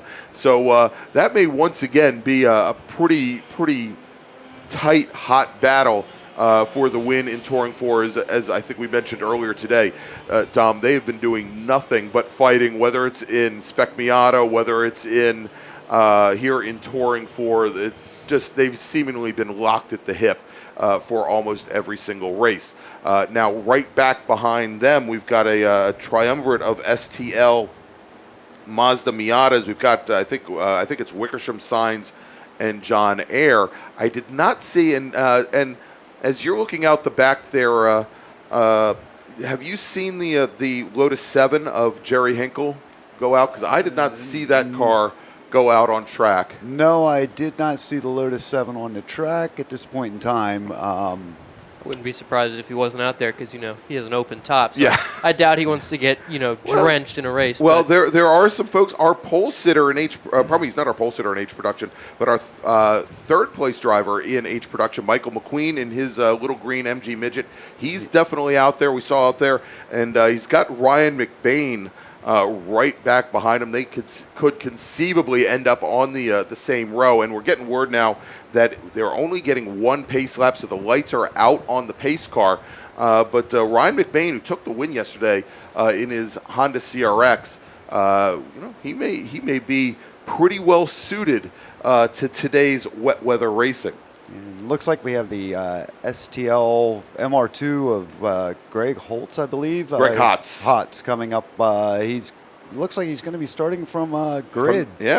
See, we were just talking about, hey, this isn't Formula One here, Dom. I mean, you said this, and I think we've got Greg Hotz in that GT Light Toyota MR2. It's going to be starting from the pit lane as the pace car is on pit road. Paul Marcones has the field, and right beside him, we've got Jeremy Butts, and green flag is in the air, and we are underway here at Summit Point Raceway for our second to last feature race of the day. Paul Marcones starts out with a flyer. He's all ready as they make their way down into the braking zone going into turn 1. He's got about a 4-car length advantage over the two T4 cars of Butts and LaMena, and we've got Steve Wickersham in STL, our leader there in that class. He's right in the middle of that battle, as well as our leaders now coming out of turn number 2. And here we go. A couple drivers starting off a little bit late. Not only do we have the MR2 just now starting off of the pit lane, but we also had the GT Pinto of Michael Hirschberger, as well as, and I think this is the Volkswagen Scirocco of Glenn Hoffman, starting a little bit late, about half a field back, as our leaders are now making their way to the bottom half of the course, gentlemen. And I'm not seeing that Nissan 200SX, so I'm wondering if he just went into the pits and didn't come out, or I don't even remember seeing him in the first two pace laps. Pace laps, sorry. That's all right. We all get tongue-tied the first time up here. No worries at all here. And so that is the GT Light entry. The GT Light entry of Alec Maysal, and it was an interesting story with him on Saturday. This race was black flagged about 3/4 of the way through the race, not due to something that happened on course, but something that was happening back in the paddock. And when the race was black flagged, he pulled into the crossover road here, popped the hood off, and apparently started doing a valve job on the car to try and make up time here. Now, as our leaders are going down into turn one, I have noticed on the opening lap that it looks like there's some big puddles that are starting to form down in turn one. So it's going to make it interesting for these cars on these next few laps to manage where the puddles are coming out and try to remember them during the race. It's something that we talk about in addition to the reduced grip is also the visibility, especially on this front straightaway where you're falling behind the car and you just have nothing but spray coming in your face. And then if you're Mike McQueen, literally having it coming in your face because you don't have the windshield to give you that little bit of space. Looking at some of our class battles at this point, Steve Rickersham currently leads STL. We have currently a three-car train for second, third, and fourth place, respectively. That's Ted Cahall, John Sainz, and then Jake Gullick. All of them running in Mazda Miatas, and all three have been in close contention throughout this weekend. Exactly. So Jake Gullick, who's come down from Connecticut, he's driving the same Mazda Miata that we saw Dave Gran run in ITA earlier today.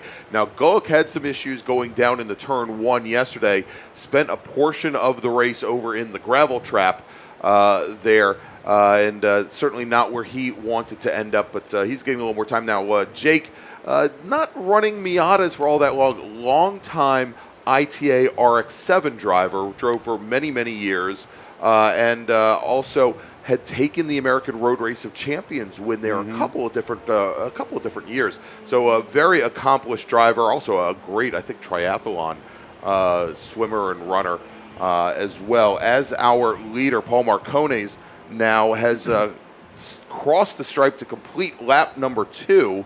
And, this isn't bracket racing or anything, but Marcones now solidly in the 138s. I think that would put him in bracket B5, if I remember correctly. But he has now opened up a considerable lead over the rest of the pack. And as we take a look, I believe today in E-Production, the only other driver in the class, that's Don Walsh. And Walsh did not come out for today's race. Hey Greg, something I did make a note of as both Ted Cahall and John Sainz are second and third place runners in STL. John Sainz moved all the way to driver's left just to avoid being in the spray of Ted Cahall, just to give himself a little bit more visibility. As they're making their way up into turn 3, John Sainz only about a car length back from Ted Cahall, Jake Gullick about 3 car lengths back from there. So as far as the interclass mingling, those three seem to be putting on the closer show as far as as far as the class battles is concerned. Yeah, absolutely. And so we look a little further. We take a look at this H production battle going on right now. And we mentioned in H production how Taylor Hyatt had taken home third place in the class during yesterday's race. She has got to hold off right now. And we have a driver coming down the pit lane. We'll try and get who that is, the very slow-moving car coming in pit in right now. But Taylor's got her hands full right now here in the wet as she's got Carlos Schooler in the 111 Toyota MR2 right behind her. Looks, is that... that's going to be Bruce Shelton. Yeah, and his GT Pinto. Yeah, that is the number 11 GT Pinto of Bruce Shelton pitting in from the lead in class. That is now going to move Michael Hirschberger. Well, moves Hirschberger into the lead, having started at the tail end of the field. He is our only other GT Pinto driver. It looks like we have today. 2 other people coming into the pit lane right now. It looks like one of the other GT Pintos. Well, that's and Michael Hirschberger, the only other one remaining. And then Mazda Miata, I'm not sure of the number. That's going to be Ted Cahall, who was running second place in STL, makes his way into the pit lane as well. Yeah, and both of those cars moving very slowly down the pit lane. So I wonder if perhaps they gambled and they gambled wrong and maybe went out on dry weather tires and realized that it just was not worth it, as we are now 3 laps into this 20-minute race. And although I'm hesitant to think that they'll come out this early, I'm going to make a first call to the grid for our next group. Attention in the paddock, attention in the paddock. First call to the grid for race group number 7. That is SSM. If you could please make your way to the grid. SSM, please start making your way to the grid. This is your first call. And so we did have some questions, specifically, it looks like Justin Craig asking if we had any video up and running today here at Summit Point. And unfortunately, Justin, we don't have any video today. We've had some internet connectivity issues here at Summit Point, and unfortunately just don't have the bandwidth that we need in order to provide the camera views that you are so craving. We hope to have some resolutions for that. If not at our last MARRS race of the year, certainly next year, as there are going to be some very big internet connectivity upgrades here at Summit Point Raceway over the winter. And so looks like Bruce Shelton now heading back out on track. And, I said that, Michael Hirschberger, that would escalate him to the lead in GT Pinto. Of course, Hirschberger pitted in immediately after Bruce Shelton. Hirschberger has taken his car now back into the paddock. And so Bruce Shelton, he turns one more lap. He's got the Pinto win. Exactly. I was watching a little bit ago the H battle between Taylor Hyatt and Carlos Schooler in the MR2. They were going side by side through turn 3.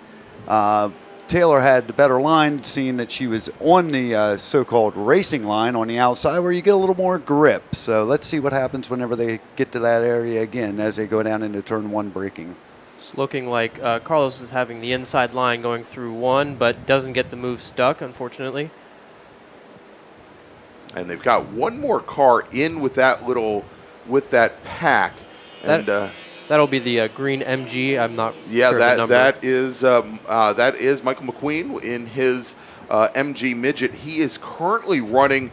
I believe McQueen is running second in class. Let's double check this here. No, I take that back. Michael McQueen, actually, and this is a 3-car battle now for H Production. McQueen is running in 5th position behind Schooler, behind Hyatt in that battle for 3rd place in H Production. So we'll see if that starts to tighten up just a little bit. Right now in H Production, Chuck Allard has a pretty commanding lead over yesterday's winner, Ryan McBain, here at the point with about a 7-second advantage.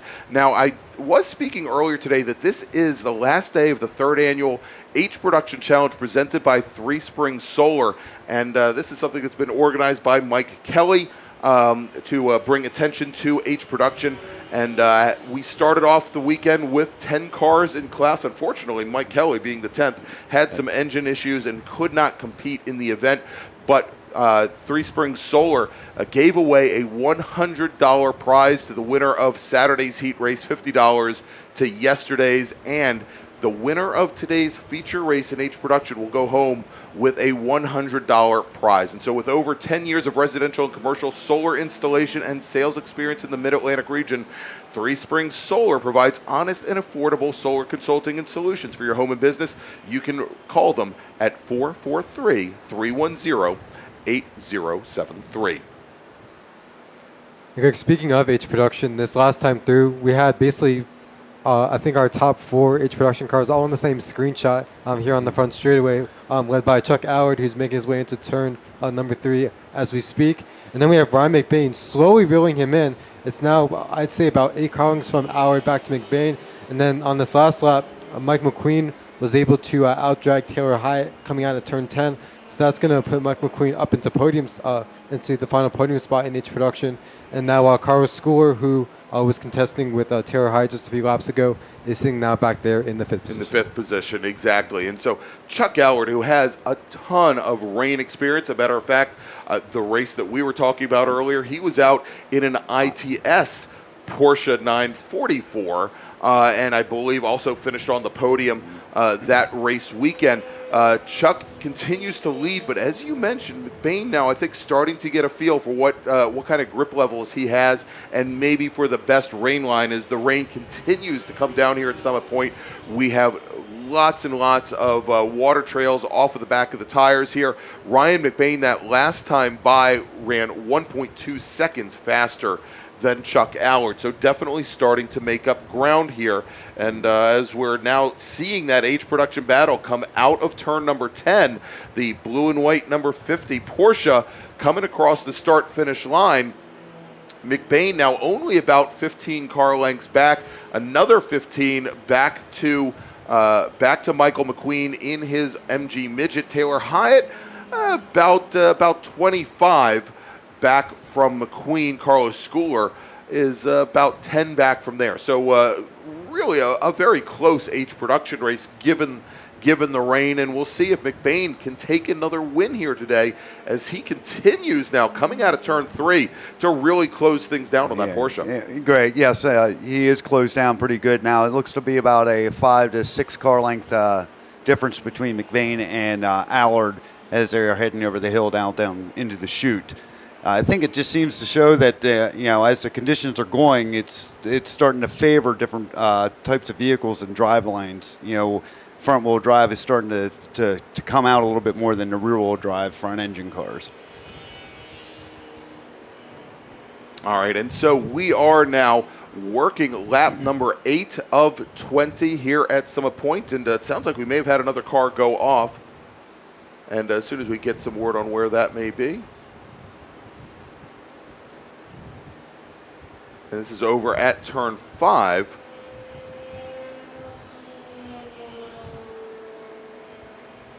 And we just had the 27 car go around on the bottom side of the field. That is Jonathan Sainz in the STL Mazda Miata. And I think Jonathan just crossed the start-finish line, so he got that car back underway, obviously. He was running second place in STL, so that's gonna with that mistake, John Sainz is going to move back to a third place in STL. Jake Gullick was able to get past, so he now moves up into a second spot. As we have our H production cars crossing the stripe, and as we've been talking about, Chuck Allard leads the way, but Ryan McBain continues to close down. And also now the MG Midget of Mike McQueen is also starting to reel in our top 2 as well. He was about 8 car lengths back from the rear of McBain as they went out turn number 1. And as we do have our overall leader, Paul Marconi's starting to work through some of this traffic. All right, and we have another car that has made its way back to the paddock. It is a Toyota MR2, but it is not Carlos Schooler. Ken Gillette, driver of the number 15 machine out of Wadsworth, Ohio, has decided to call it a day. He heads back to the paddock. And so we did have a number of drivers that did not come out for today's race. We talked about Jimmy Pettinato, who was scheduled to start on the outside of the front row. Jerry Hinkle, Tom Beverly not coming out. Jeff Liller, who was our T3 third place finisher yesterday, he did not come out for today's race, nor did Jim Stemmen, his Volvo. Charles Guto and GT Pinto did not take to the track, nor did Paul Beofist in his H production Volkswagen Golf. John Ayer, Caden Ayer, John Hotz, those 3 STL drivers did not come out for today's race, nor did Don Walsh, Michael Cohen, Lawrence Freyson, Alex Meisel, Tom Hunt, George Ortiz, or Steven Ryder. So what would have been a 37-car field is today a 20-car field, and we've already had a number of retirements. Yes.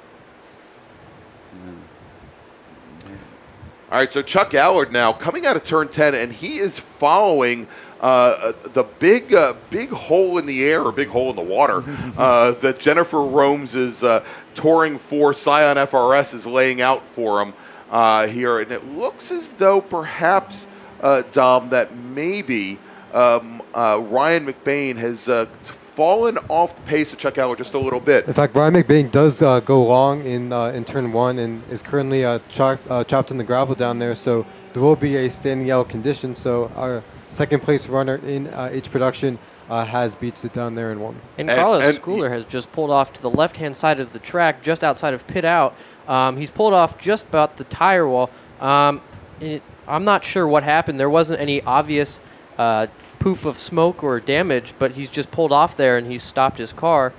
And we'll see what happens to him, whether he tries to get going again or he just stays there for the remainder of the race. Yeah, and I would suspect that as far as he pulled off and away from the track, he kind of suspects that he is done. He came very slowly out of turn 10, coasted down the front straight, and instead of being able to make the right-hand turn into pit in, which we don't really want drivers to do that. There was a lot of traffic coming out of 10. There was really no safe way for him to do that, Doug.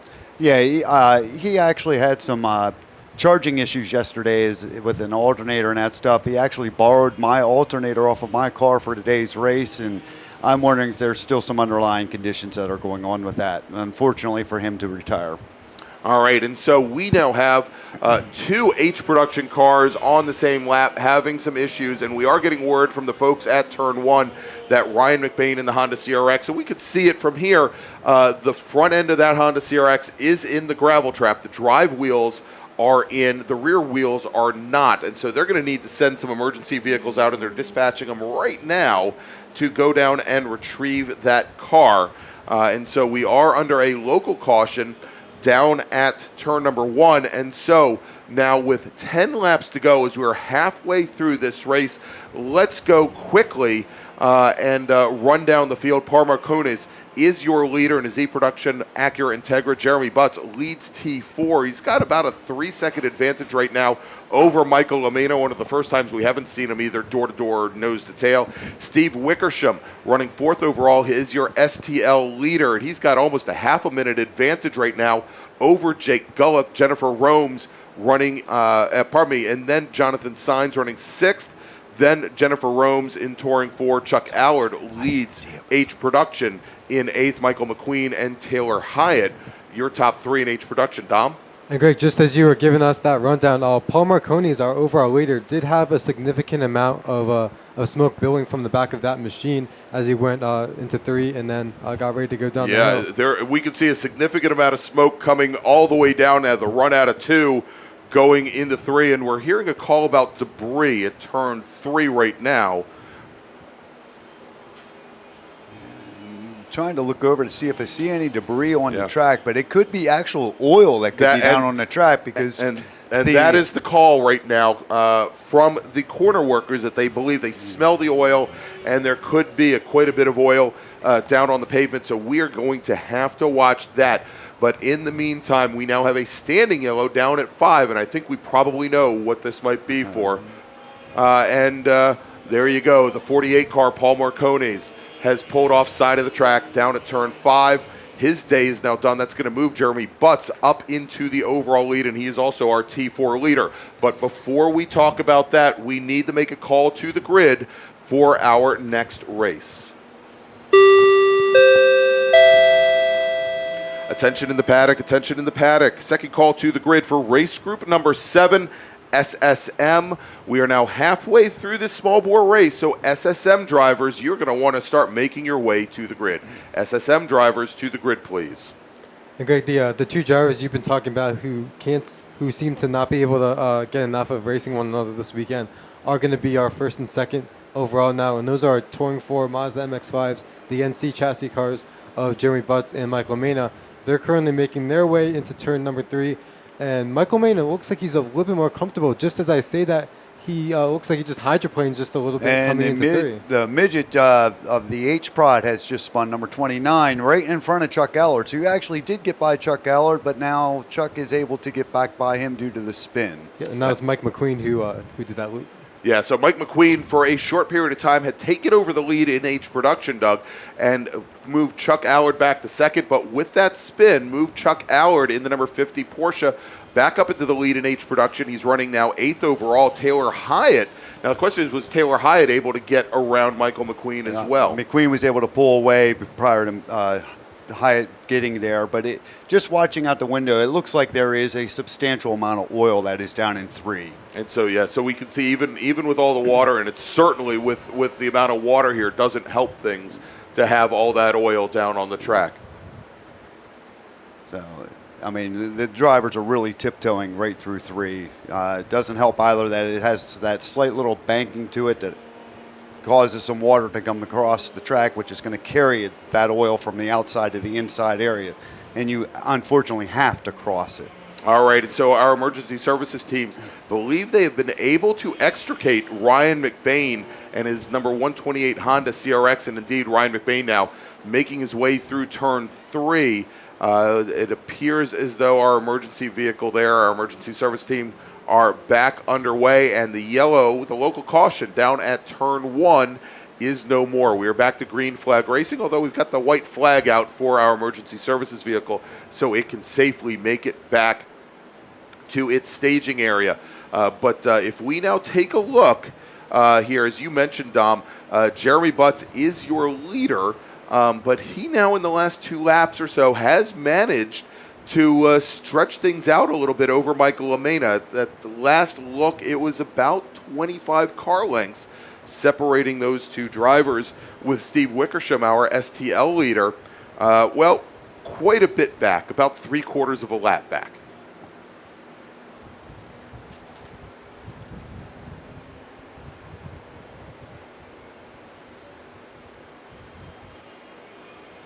As we have Jake Gullick running in the STL class, currently second. Again, Stephen Wickersham with a significant amount of breathing room over the rest of the class. He's making his way into turn 3 just as Gullick is making his way into turn number 1. So a little bit more separated in the back of our field here, as we'll be watching the progress of our leaders, and I believe that is Ryan McBain, our Honda CRX, making his way into the pits. Yeah, the single left headlight, well, it only has a single left headlight, but the single lit headlight of that Honda CRX, pretty much the tip off Ryan McBain, a winner this weekend in H production. He pits the car in, and he is heading back to the paddock. He was already a couple laps down after having watched a good portion of that race from his rear view mirror while buried in the gravel trap. So his day is now done. So let's go reset the field here. As we mentioned, Jeremy Butts, your leader in T4, with Michael Lamena, also T4, running in second. And Lamena, I think, starting to close things down just a bit. The last time I looked, had gotten things down to about 8 car lengths. But I think we've got things heating up in H production again, right, Dom? Yep. Speaking of closing things down, we have Mike McQueen, who is making inroads on the back of Chuck Howard. They're going to get around one of the lap cars as they make their way into turn 1. But we do have Howard and McQueen making their way through. They were able to get by the 24 car, the Spec RX-7 of Alex Cumming. They're going to make their way out of turn number 2. And as they make their way through, it's about, I'd say, 5 car lengths from Howard back to McQueen. But for the past few laps, I think just the smooth nature of that MG midget and the nimbleness of it has allowed it to be able to navigate these rainy conditions. So Mike McQueen continues to close that deficit to our H production leader, Chuck Howard.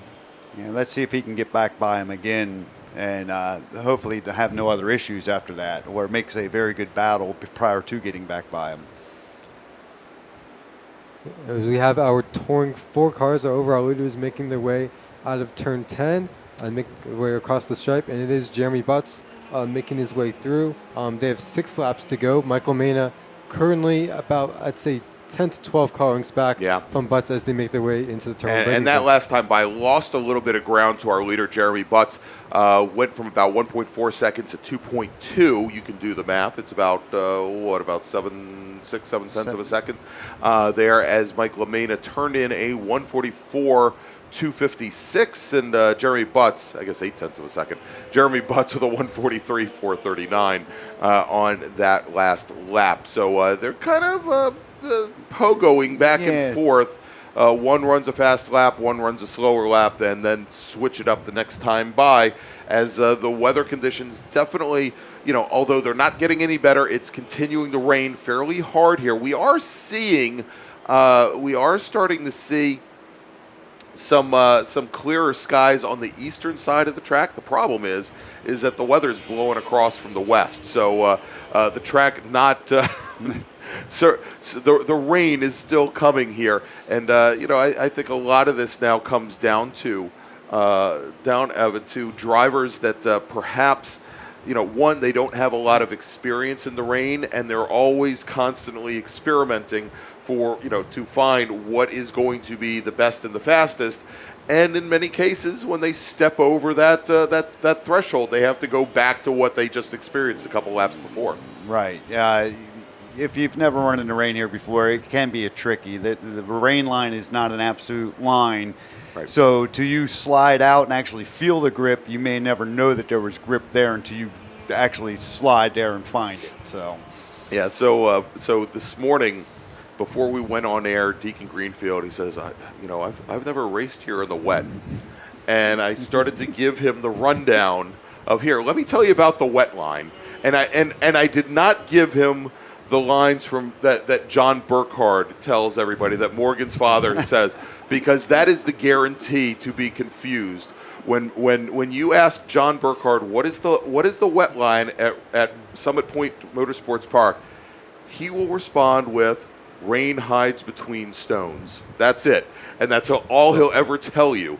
And so that I didn't want to subject Deacon to that. So I was giving him the rundown, and maybe I should have given him John's line, because he looked like a deer in the headlights. Just the same, no difference whatsoever. Yeah, I've asked John that same question before. I'm not even a racer, but I've asked him, what's the wet line around Summit? And he gave me that exact same answer, Yes. and I was dumbfounded. I'm like, what does this mean? What do I do with this? What you do is you try and get on his Wi-Fi at the house. Yeah, the guest Wi-Fi. Yes. and we have the Pinto of Bruce Shelton going through 3 very gingerly. Did not see exactly what happened coming into there. I don't think anything happened. I actually think he may still be on dry tires, frankly. That could be. Because he's been going through 10 about that speed every time. Yeah. Every time I go through 10, I can't tell if he's either going in the pit lane or if he's still out on track, because he's been taking turn 10 very slow. So him being on dry tires is definitely a possibility right now. All right, so we've got five laps remaining in this small bore race. Let me make another call to the grid quickly for our next group.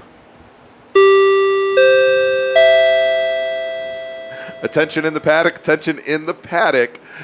Third call to the grid for SSM, race group number 7. SSM, our last race of the day. You may now start coming to the grid and getting damp. Race group number 7, if you'd like. There is a very wet grid here waiting for you now. Please come to the grid. And so Murphy Nichols, who we had up here in the booth earlier today, and he says, and yet his Wi-Fi is still better than his. Actually, I think he's responding. We had somebody ask about whether or not we had the cameras here today, and I said, we've got some issues. Well, you heard what I said about interconnectivity, and so Murphy, yes, my Wi-Fi is still better than yours. Na. All right, coming down the front straight. Look at this, Michael McQueen, who had pulled up and passed Chuck Allard, our H production leader, and then promptly 1 lap later spun the car. He is starting to once again make up ground on that number 50 car. That last time by Chuck Allard with a high 150, high 152. Mike McQueen within a couple thousandths of a second of that, and McQueen having to now get around the GT Light Toyota MR2. I might add the front-engined Toyota MR2 of Greg Hotz, and McQueen there starting to close things down again on Chuck Allard. But the question is, with only 3 laps remaining, whether or not there's enough time left to do it. That's going to be a big bridge. And Greg, we're also going to want to keep tabs on our overall battle with Jeremy Butts and Michael Mena in turn 4. Oh my gosh. They're making their way by Taylor Hyatt there in turn number 1, but they're now running just about nose to tail, if not about 1 to 2 car lengths between them. They're making their way out of turn number 2, and they get by Bruce Shelton there on driver's right. And Bruce Shelton given the point by, had his hand up on the roof, and that is a bit of a surprise here, as LaMena, who had been as much as 2.5 seconds back from our leader, Jeremy Butts. Butts having inherited the lead when our pole sitter, Paul Marcones, broke down in turn 5. And Michael LaMena now with only 2.5 laps remaining, closing things down on our overall leader. And again, that is for a battle in class, Tom.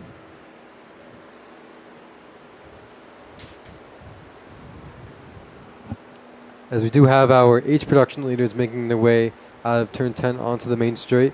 And it is Chuck Allard who has the advantage, but Mike McQueen looks like he's going to try to get just a little bit of draft advantage off of Steve Wickersham, who's coming through.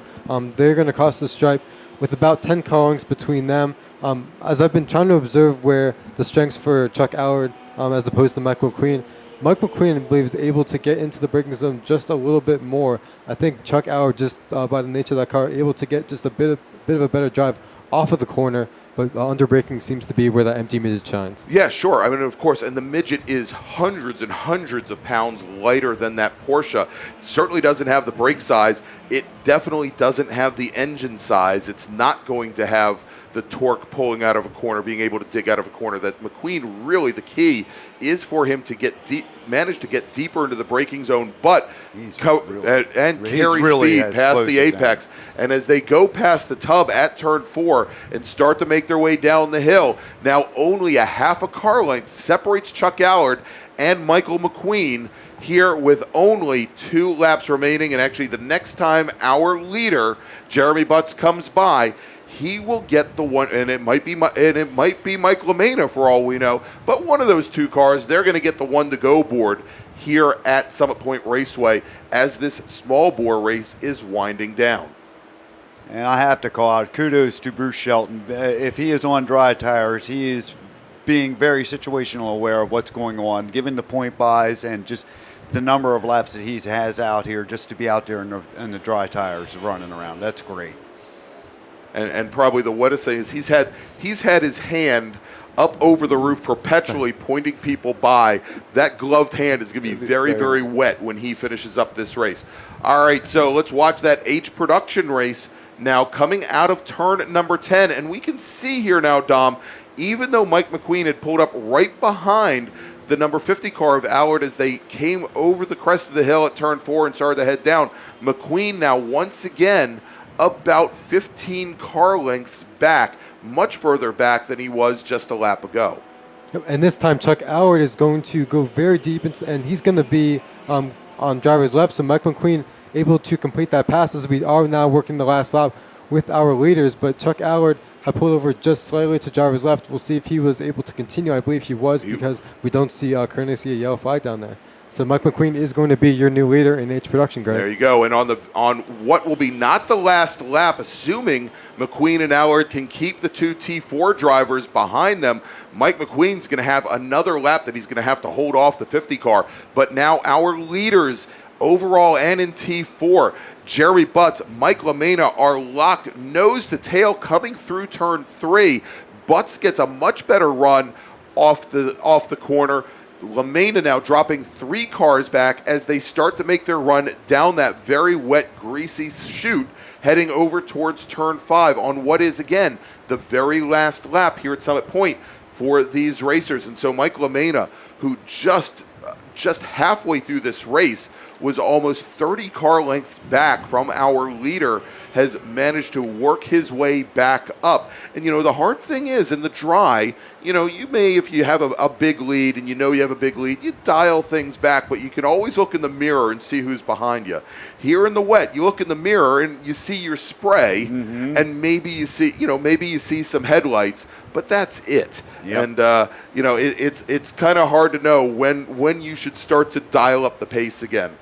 As our leaders now coming out of turn 10, and Michael McQueen, he's going to take one more lap as we've got Butts and LaMena. They get around Chuck Allard. So Jeremy Butts, he's going to take the win overall in the win in T4. LaMena's going to finish second, but Chuck Allard's race is now done as Jeremy Butts crossed the line before Chuck Allard. And so Michael LaMena is technically on his very last lap, but he is more or less now guaranteed the victory here at Summit Point for the final race of the weekend in H production. And that also means he's going to win that $100 prize for the 3rd annual H Production Festival here at Summit Point Raceway. So a great race. But let's watch here now also. This is another battle going on in H production. And this is Taylor Hyatt and Glenn Hoffman side by side coming out of turn 10. Hoffman in the Scirocco, Hyatt in the Rabbit. And I believe, I'm going to see here, I think actually Hoffman was a couple laps down. Yeah, he was. He was in the pits for, I think, about 3 laps. Yeah. So Taylor would have beaten him on that one just for that reason. Yeah, so there you go. So Taylor Hyatt finishes on the lead lap. She is going to come home in third for the second day in a row here at Summit Point Raceway. Glenn Hoffman will come home in fourth, 4 laps down. So there you go. And then Ryan McBain in the Honda CRX, of course, he retired early. And he finishes 12 laps down. So what we're going to do, we're going to take another quick little break, and we've got one more race remaining, and that is SSM. But before we do, let's first off make a last call to the grid for our next group. Attention in the paddock, attention in the paddock. Final call to the grid for race group number 7, SSM. Please make your way to the grid. Race group number 7, SSM. Please make your way to the grid. All right, so what we're going to do, we are going to thank one of the great partners of the SCCA, of the Mid-Atlantic Road Racing Series. That is OG Racing. And then we'll take a break. And I suspect, and I don't know for sure, but we do definitely have some cleanup. We've got to pick up Mr. Marconis' car down at turn 5. We've got to pick up the MR2 over here on the front straight. But we will come back in just a few moments with our final race of the day. And it should be a barn burner in the wet or in the dry. And that is SSM. We'll be back in just a few moments. OG Racing carries just what you need to get on the track, from driving suits and shoes to helmets, data and video systems, to your favorite brake pads from Performance Friction, Hawk, and Paget. OG Racing has built its reputation during the last 22 years by providing the best customer service in the motorsports business, and their depth of inventory is second to none when it comes to safety equipment. That's why OG Racing has been the highest volume Sparco dealer for 17 years. Come visit their 12,000 square foot showroom and warehouse located in Sterling, Virginia. Call them at 1-800-934-9112 or order online at ogracing.com. EVSR is proud to partner once again with the Washington, D.C. region of the SCCA as title sponsor of the EVSR Sprint Bracket Road Racing Series. And EVSR's leader, Charlie Greenhouse, is back behind the wheel as he attempts to repeat as series champion. It's been a big year for EVSR, coming off their momentous victory at the 25 Hours of Thunder Hill. Stay dry. And they're the only fully electric racing team to compete in and complete a major endurance race against a full field of gas cars. In 2022, EVSR is going to return, building on all the experience from last year's event, and they expect an even stronger finish. To reach that goal, EVSR is searching for new crew members to train for this year's 25-hour. Come to the paddock in the corner of the woods and talk to Charlie. You can help EVSR make history. And if you're not here at the track, check out EVSR.net for more information about their innovative race program.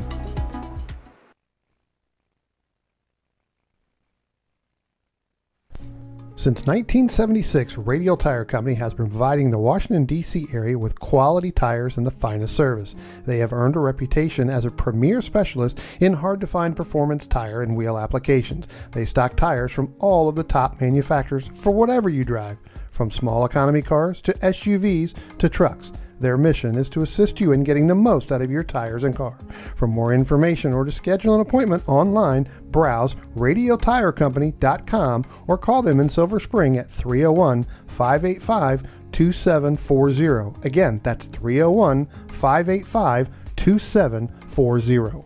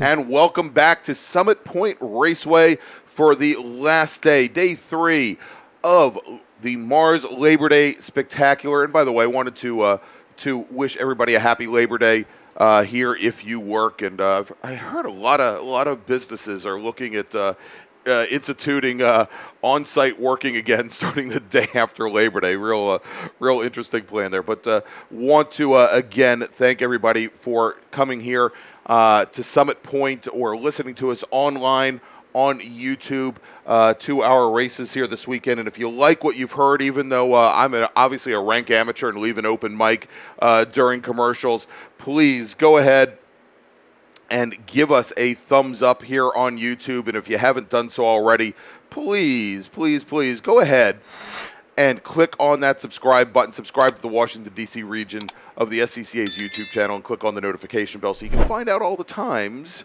that we go live.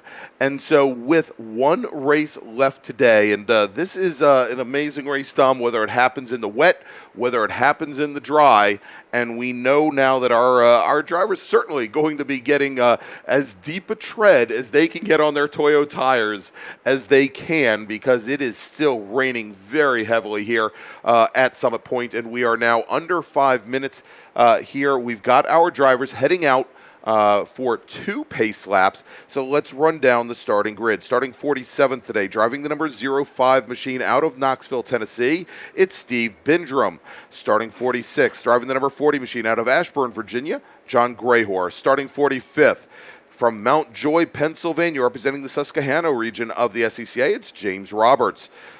Driving the number 72 car, Robert Ahern out of Cliffwood, New Jersey. He's going to start 44th. And starting 43rd, James Smith. He's driving the number 01 car, and he's out of McLean, Virginia. Jack Kellum's driving the number 39 car. He starts 42nd today. He hails from right outside the gates here in Charlestown, West Virginia.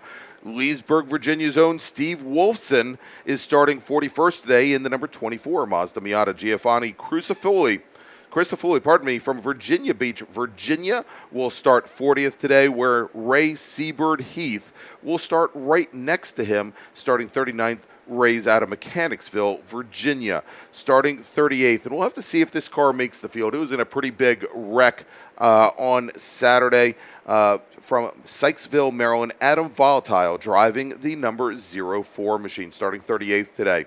Probably starting 37th today in the number 82 machine from Boonesboro, Maryland, it's Stuart Smith. And Davey Ahern out of Washington, D.C., he's going to be starting 36th. He's driving the number 7 car. Isaac Jordan, he's driving the number 52 car. He's out of Weehawken, New Jersey, and he's starting 35th. Starting 34th, driving the number 51 car out of Ellicott City, Maryland, John Maslin. Then we've got James Foster out of Baltimore, Maryland. He's starting 33rd on the field in the number 79 car. Driving the number 113 Mazda Miata's John Moyer. He's out of Birdsboro, Pennsylvania, and he's starting 32nd. Victor Bruni out of Haymarket, Virginia, is driving the number 92 car, and he's going to start 31st. Starting 30th, Brooks Hunt out of Fairfax, Virginia, is driving the number 65 car, and he is starting 30th. Starting 29th, driving the number 99 machine out of Potomac, Maryland, Peter Kaufman.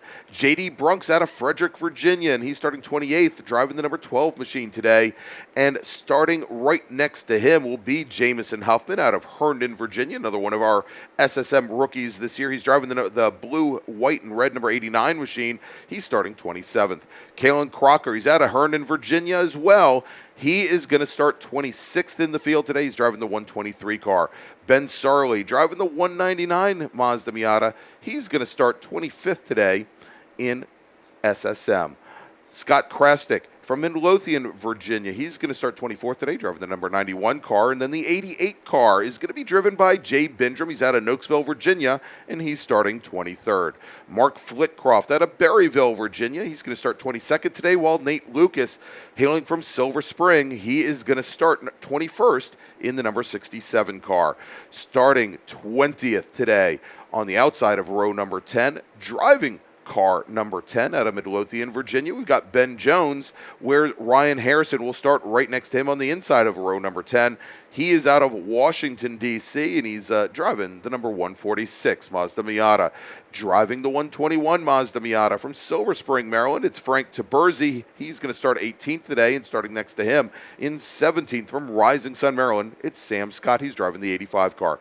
Driving the number 14 car from Winchester, Virginia, Andy O'Brien's going to start 16th, and Bristow, Virginia's own Deacon Greenfield. I want to thank Deacon for coming on up here earlier today and lending his expert commentary. He's going to start 15th today, driving the number 75 Mazda Miata. David Biegert out of Warrenton, Virginia. He's driving the number 1 car, and he's going to start 14th, while Nick Bruni, our winner, ran the table in Spec Miata this weekend.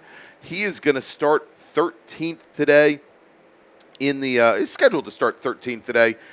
He's out of Arlington, Virginia, driving the number 95 machine. Scott Brunk driving the number 73 car. He's out of Frederick, Maryland. He's going to start 12th. John Hotz, we just saw John, and John is going to start 11th today on the field. He's out of Sparks, Glencoe, Maryland, driving the 63 car. Kevin Kopp, he is going to start 10th today on the outside of row number 5. He's from Great Falls, Virginia, driving the number 66 car. And we'll have to see if David Weibel makes the field. He's out of Wallingford, Pennsylvania, representing the Philadelphia region. He was caught up in that last lap incident, but he is scheduled to start 9th. Scott O'Rourke from Baltimore, Maryland, scheduled to start 8th today, driving the number 32 car. Camden Gruber from Winchester, Virginia, pretty much right outside the door here. He's scheduled to start 7th and driving the number 70 machine. Ryan Maloney driving the number 15 Mazda Miata. He's from Dayton, Maryland, and he's scheduled to start 6th today, while Neil O'Rourke from Baltimore, Maryland, driving the number 06 car, will be starting 5th. David Stern, he's driving the 07 machine. He's out of Springfield, Virginia. He's scheduled to start in 4th. And then let's look at John Evans, who's starting 3rd today, scheduled to start 3rd. He's from Leesburg, Virginia, driving the number 42 machine. And again, scheduled to start 3rd. And then scheduled to start on the outside of the front row today with a qualifying time of 128.755. He's won the last 2 races so far this weekend. Tristan Herbert driving the number 33 Mazda Miata, and scheduled to start on pole, but we know he's switched cars and is going to be starting from the very back of the field. Rich Roman, driver of the number 11 machine, typically driver of the number 11 machine, would have been on pole today. He's from Stroudsburg, Pennsylvania, but he is now going to be starting at the back of the pack. He's going to be driving the number 35 car, and prognosticator Mike Collins, who's all set up, ready to go. He's got the PBR in hand out there on the West Coast. He says that if it's really raining, and it really is raining still, Rich Roman should be able to come all the way through the pack and podium. But Mike Collins picks Kevin Kopp for the win. And yeah, Mike Collins, you heard it. Rich Roman, he's going to the backup car. He's driving the number 35 today. As our field now making their way down the front straight to start lap number 2. And we should hopefully be able to pick up. Let's see if I can pick up. Nope.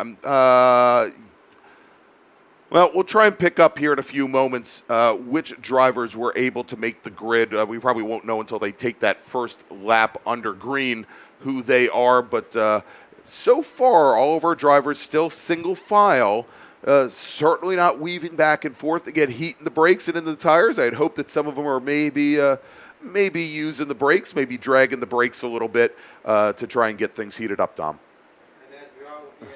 It make its way into turn number 3. Looks like the Cop Motorsports contingent of Tristan Herbert and John Evans not making it out here this afternoon. So Dave Stern in the 07 entry will be promoted to a pole position here, and Ryan Maloney in the 15 car will join him on that front row for the start. All right, so big change there up at the front of the field, and we'll see how that plays out. As and maybe we should have expected this. A lot of the Cop Motorsports team had left early. We didn't see Tom Martin earlier today in ITB. Tristan Herbert as well. Not coming out for today's race. And so as the entire field now has made their way past the turn 4 top and gone down to the bottom of the course, we'll have a start here in just a few moments for our final feature race of the afternoon, our final race of the day. And I'm not gonna relay what Michael Collins just said about the folks that aren't racing in the rain. So Morgan, any thoughts before we start today's race? Well, I'm seeing as all of these drivers were warming tires and weaving down the front straight, trying to get heat into their tires on the pace lap, especially on the run to turn 1. There's a lot of standing water, drivers right and then drivers left into the braking zone. There's big old puddles, so it'll definitely be interesting to see who floats and who swims on the green flag. That's right. And as we can look down from here, you have that big river that's coming across the track from driver's left. It looks like there's a little bit of clearance about a quarter car width over from driver's right, which would typically be an area of the track that should have a good amount of grip. But we've got the pace car on the pit lane, starter on the starter stand, looking the field over, and we have a green flag here at Summit Point, and we are underway here. And big bumps from the number 70 car on the 07 machine. It's a Camden Gruber trying to get David Stern up into the lead. That's from the left lane, and he may have been able to get that done, but Ryan Maloney, your pole sitter in the blue number 15, on the right hand, the inside lane, and as they go down into turn 1, it looks as though the number 15 machine, I believe, was able to get down into the corner and get out of turn 1 originally with about 3 car lengths, but that looks like it may have closed up a little bit there, Morgan. Yeah, as they come up into turn 2 and into 3, Ryan Maloney is your leader by a couple car lengths over David Stern, and it looks like everybody has made it through turn 1 and 2 safely. Big puddles on the exit curbing at 3. It's difficult to even see the cars from here. All right, and a little bit further back in the field. Oh, we have a spin at 3. Orange car. And that's going to be J.D. Brunk there with the spin off to driver's left. It's going to be interesting to see if he can actually get that back going. Yeah, looks like he can. He didn't get stuck in the mud, so joining back on at the back of the field. There you go. As JD Brunk rejoins it, of course, you also have to be concerned every time you get to the grass over here that you could go for a very long ride. And fortunately, JD ended up only a couple car widths off of the side of the pavement there and able to get back underway. But again, losing a very large amount, following all the way back to the rear of the field. And falling all the way back to, I believe, 26th positions. We had 26 starters. We'll run down here our drivers that did not take the green in just a moment, and it is a very large contingent. But now, coming out of turn 10 for the very first time, it is the number 15 machine of Ryan Maloney, and getting a great run out of turn 10 is Kevin Kopp. Kevin Kopp riding all the way around the outside of turn number 10, and he just drives by Maloney like he is standing still. And so Mike Collins, prognosticator extraordinaire, who looked to Kevin Kopp for the win, again, just walking right around. And Kevin Kopp with years of experience with many different types of cars and lots of racing in the rain here in SSM, and I think he knows the rain line a lot better than Rain Hines between stones, and hopefully, since I told Deacon Greenfield to do the exact same thing, he might make up some positions here. Anyway, as they come into turn 3, it looks like Kevin Kopp is already up. He's opened up a 5-6 car length gap over Ryan Maloney. He's fallen into the clutches of David Stern. Yeah, and so I think you kind of separate as they say, the wheat from the shaft there. Is Stern now, as you said, is making up ground on Maloney. Andy O'Brien in the number 14 machine, not all that far back. Now, Scott Brunk in the number 73 car, the RP Performance car, he doesn't race as much as he used to here in SSM, but he is also part of that lead pack, and for the most part, most of the drivers from about 4th all the way back to 11th in Mark Flitcroft, all very closely packed. Yes, Tom? And Greg, we did have one car. We briefly had a stem yellow condition. That has now been dropped, as we had a few cars go off there at turn number 1. And we'll be able to, and I believe it was one of our, as it gets a little bit closer, we'll be able to identify it a little bit better, because there's a few that are colored similar to it. And I believe that might be, again, J.D. Brunk. Yep, J.D. Brunk, who went long there in turn 1, was able to rejoin the field. All right, as our leader, Kevin Kopp, now comes out of turn 10, going to complete lap number 2.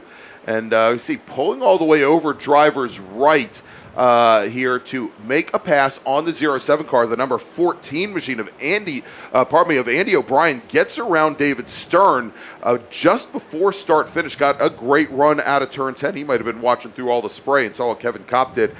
So go and move Stern now back to 4th. Ryan Harrison, though, running the fastest lap of the race in the 146 car. He is now up to 5th and not very far behind Stern as well. Scott Brunk moves up to 6th. Deacon Greenfield now, maybe he is paying attention as I ran down corner by corner what he should be doing.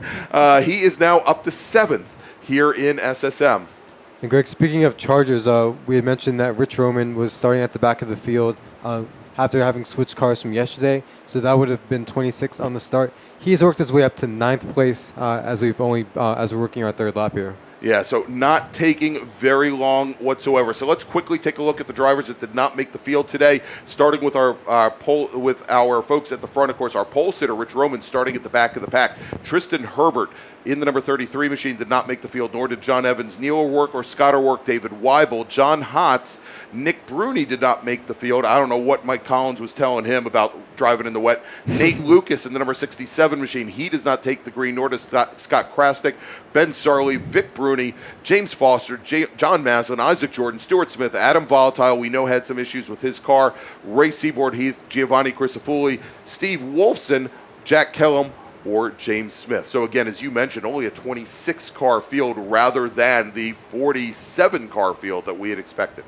And it seems as if Kevin Kopp is he's pulling away from the field. And I think as if the people behind him could have learned what he was doing quick enough, they might be able to run him back down. But as it stands right now, I think he's going to try and run away with this one. Yeah, and it may be the case now. The 146 machine of Ryan Harrison, he's up to 4th position now. He's gotten around David Stern, and that 146 car obviously taking a very different line from most of the other drivers through turn 10.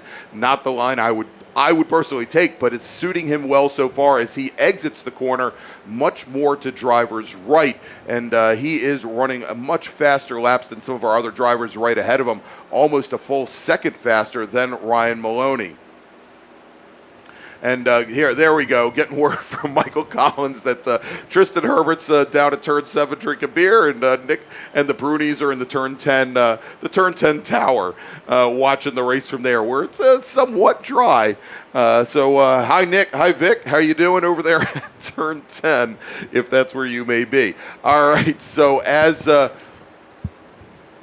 we now have the 1-0 car heading back into the paddock. Looks like his day is done, and that is Benjamin Jones. Yeah, there you go. So his day is now finished.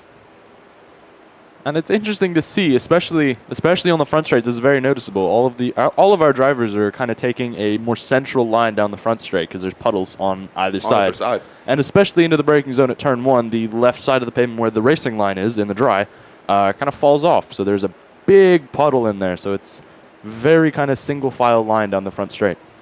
Yeah, and that's exactly what we're seeing right now as our leader, Kevin Kopp, starting to, as he makes his way through turn 10, only about a half a straightaway around from the back half of our field. Kevin Kopp now as he crosses the stripe. Oh, yep, and there you go. Now I'm getting photos from Tristan Herbert.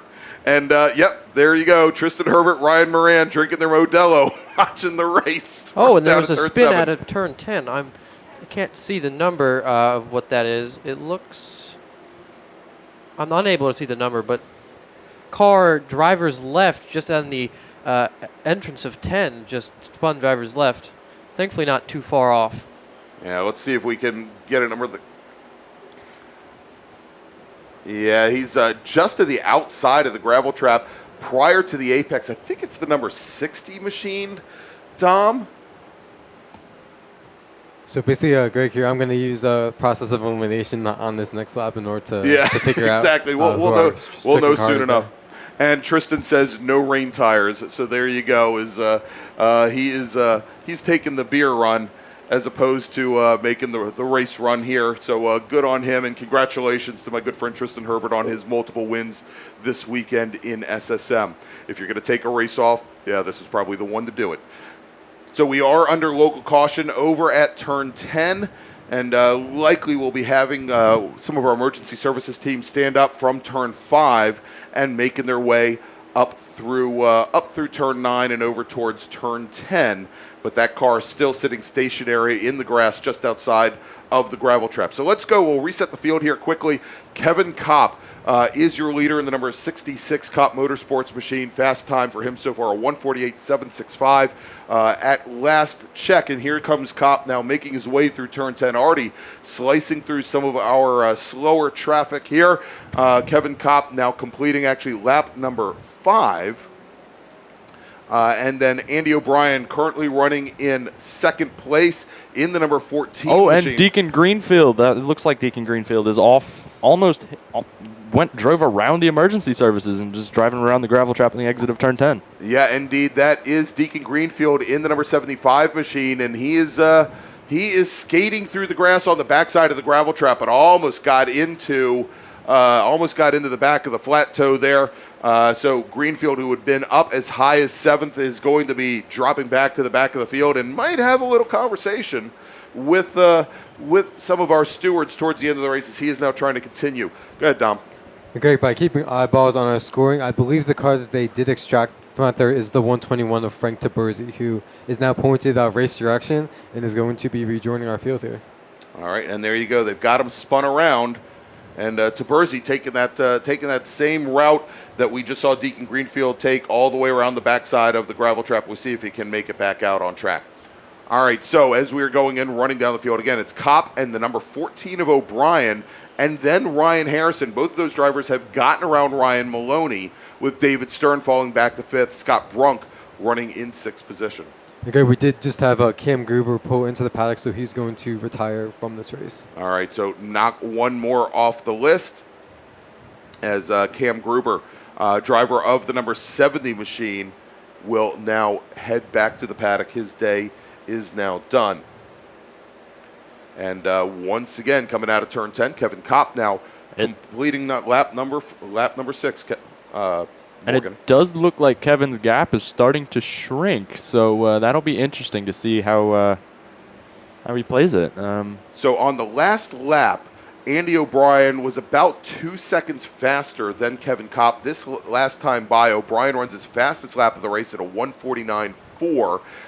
That is almost a second and a half faster than Kevin Kopp was running, as we now see the 73 and the 07. That's Scott Brunk and David Stern splitting some slower traffic as they come down the front straight, going 3 wide, and that's got to be challenging if I'm that center car in there to be able to see what both drivers are doing and feel them to either side there. But they somehow made it work. And as they went down into turn 1, the 73 is Scott Brunk, I believe, comes out with the advantage over David Stern. Looks like it, yeah. Yep, there you go. As they come out of 2 and make their way over towards turn 3. Another great battle a little bit further back in the field. It's the 123 machine of Kalen Crocker and Jamison Huffman. This is right now the battle for 12th. Huffman just ran his fastest lap at a race of a 152 flat. Kalen Crocker, who I believe was quite a bit further up in the field a few moments ago, has now, he was sitting in 12th just a moment ago, but he had a pretty poor lap. He only ran a 2:07 that last time by, so may have had some problems down in the bottom half of the course. And coming up on those two is Deacon Greenfield, who recently just got back on the track. So we'll see if Deacon can get back up to where he was, or if he's just going to kind of cool it and try and limp it home from here. Well, still a long way to go if he decides to limp it, as we are now only 6 laps into a 20-lap race. But I'm sure he will certainly think a little bit more about his braking into turn 10 the next time by. But once again, look at this up at the front of the field. Andy O'Brien running the fastest lap of the race, a 1:48.7, and 1.8 seconds faster than Kevin Kopp. So Kevin Kopp starting to drop off just a little bit, Tom. Okay, we do have another retirement, the 121 of Frank Taberzi, who we had mentioned had gone off in turn 10. He pulls it back into the pack, so his race will be finished as well. And this is the interesting thing that the wet weather brings out, is that it's a constant experiment to see where the grip is every single lap in every single corner. And for somebody like Kevin Kopp, who's the first person into the corner, he's the first of the front runners to see it. It's completely different for him every single lap. And somebody who's behind him, they can see what works for him and what doesn't, so it's a little bit easier. Right. Which is part of why Andy O'Brien is going to be able to catch him as quickly as he is. And now that when he does catch him, it'll be interesting to see where and how he tries to pass him. And thankfully, I believe most of the oil that was dropped in turn 3 the last race was probably mostly washed away by now. So thankfully, we haven't had any serious spin-outs there this race. Otherwise, if there was no rain to wash it away, there could be still some residual oil causing some pretty major spin-outs over in 3.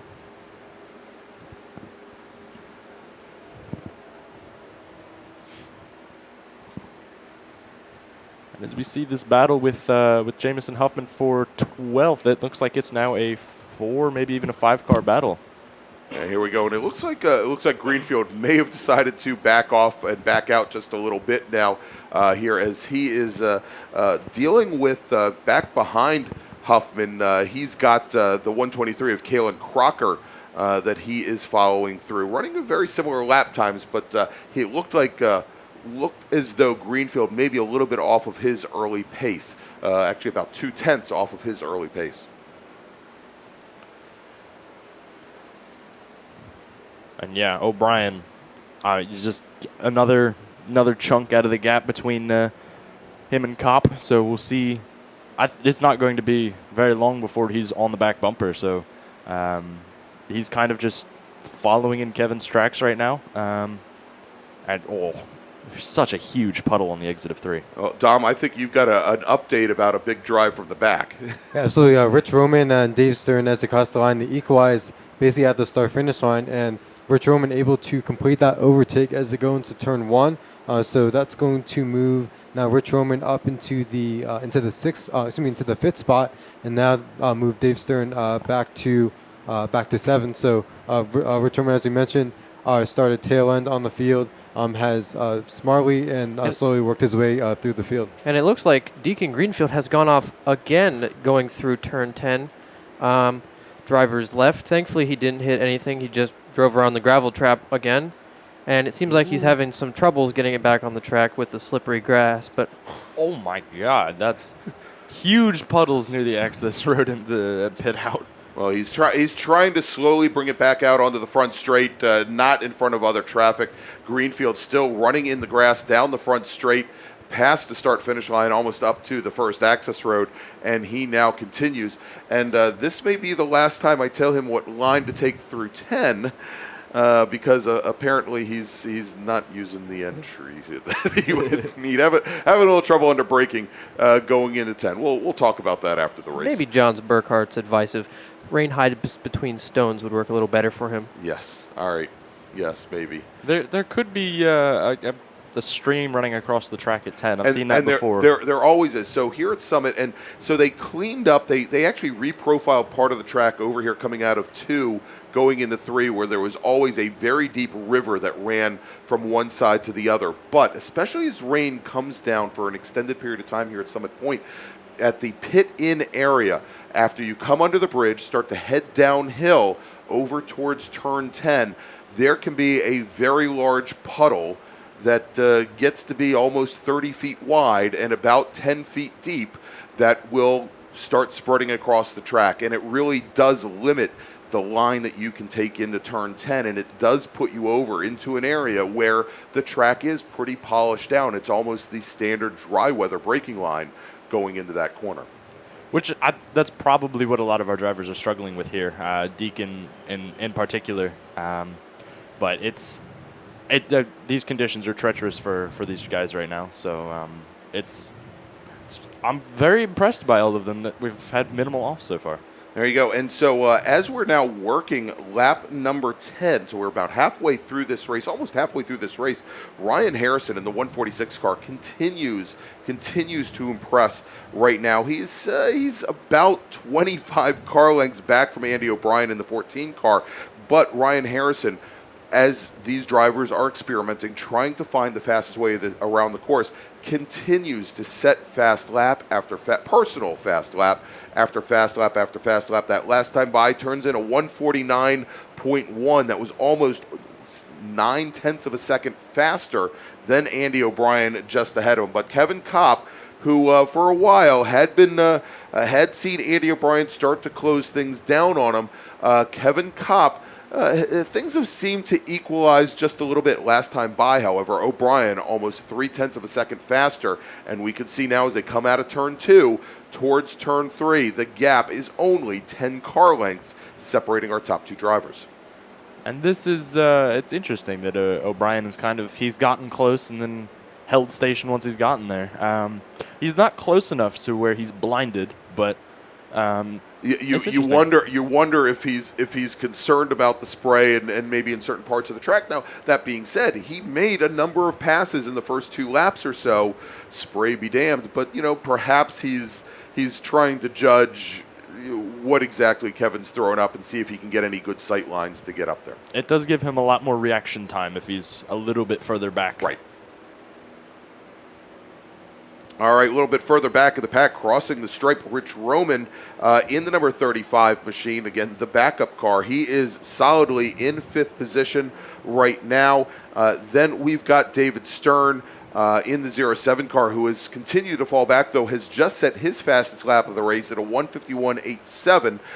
Then we've got Scott Brunk, Sam Scott, John Moyer, Jamison Huffman now sitting in 10th. Got an interesting note from Tristan Herbert sitting down in turn 7. He said that when Kevin Kopp went out for this race, no windshield wipers.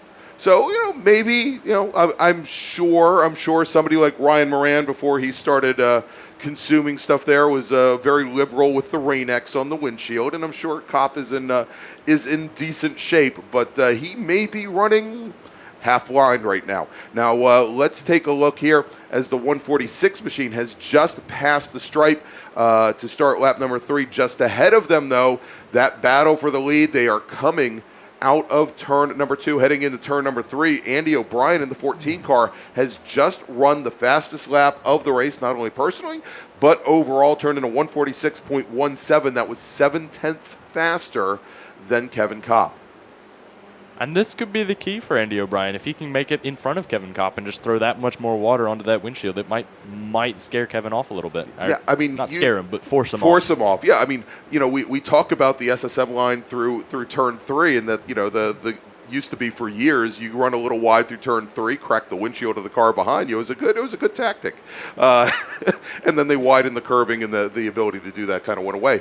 But yeah, I mean, certainly if he can get up to Kevin Kopp, if he can put that car ahead, it's going to make things very difficult, whether he knows it or not, for Kopp. The Rain-X can only do so much, especially if you're getting tons and tons of spray off these full tread Toyos. Greg, another battle that I believe you allude to, one of them involved right now, Jameson Huffman and John Moyer, and that's for your final spot, your top 10, running 9th and 10th respectively. Jameson Huffman able to get past Moyer for the moment, so he'll move up to the 10th spot with Moyer, into the 9th spot with Moyer running in 10th. As we do have our leader, Kevin Kopp, making his way across the start-finish line. Andy O'Brien, about 10 car lengths at this point. They're going to continue to make their way through some traffic, and we're going to see if Andy O'Brien is able to continue to reel in our leader Kevin Kopp, and how that gap works as we have 8 laps to go in this race. And it looks like the entrance to turn 3, there's a big puddle of drivers left that O'Brien. I saw O'Brien hit it last lap and have a big old wiggle. So it's interesting to see how these drivers are taking different lines every lap, and I'm seeing Kevin, the leader, is experimenting and taking slightly different entries to turn 3 every single lap. Yeah, and typically your rain line through turn 3, for the most part, especially as we know in a front-wheel drive car, is to basically take the rim of the track. It's very wide once you turn in there, and it's very easy to get the wheel straightened out and minimize understeer. But we're seeing very much the same type of entry from Kevin Kopp. He's still playing, moving a couple feet one way to the other way, a little bit more to the right, a little bit more to the left, as he's trying to find the way to be able to get that power down, not impact the grip of the front tires as much. But it does appear as Andy O'Brien has been able to mirror Kopp very much so. But that being said, this last time by, Kevin Kopp ran the fastest lap of the race at a 145.97. But that is only about 25 hundredths of a second faster than Andy O'Brien. So not picking up a lot of ground there, as we see some drivers still looking for speed through turn 10, and going 3 wide through there probably is not the way to do it. But that is that is the 14 machine of Andy O'Brien, who just crosses the stripe. Now, it may not have been the fast way, but it was the only way, and more importantly, for whatever ground Andy O'Brien had been chipping away at that lead with Kevin Kopp, he has completely lost it in traffic going into turn 10. And that's the thing with the rain, is that the speed differentials in the dry might be 2 or 3 seconds a lap, so it's a lot easier to predict what people are going to be doing and lapping them adjust. So and here now the differential, if we take a look from the top of the field to the bottom, we are looking at along the lines of 15 seconds between the front of the field and the back of the field. So certainly you come under that bridge and you're trying to get a run on the car in front of you, and you find that it is a good 20 miles an hour slower than you expect it to be, it's certainly hard to judge, especially when you've got all that spray ahead of you. It's so much more difficult to predict what other drivers are going to be doing. Sure. And it looks like as we see Ryan Maloney going through turn 3, running in 5th place or 4th place, he's just kind of all on an island on his own. And actually, it would be interesting to see if Rich Roman is going to come up in his mirror anytime soon. Or is he already in front? Is he already in front? As a matter of fact, no, he is not. But getting word down in the carousel that Rich Roman did have a bit of an off. He has recovered the car, but Rich Roman has now fallen through the order as he rejoins, and this was down over at turn 5, and as you try to push the car and you're searching for grip, sometimes you exceed those levels. Rich Roman has now fallen down into 8th position from 4th, and so he's going to have to start working his way back. He is now found just ahead of him, Sam Scott in the number 85 machine, and Daniel Stern, who again is running in 7th position.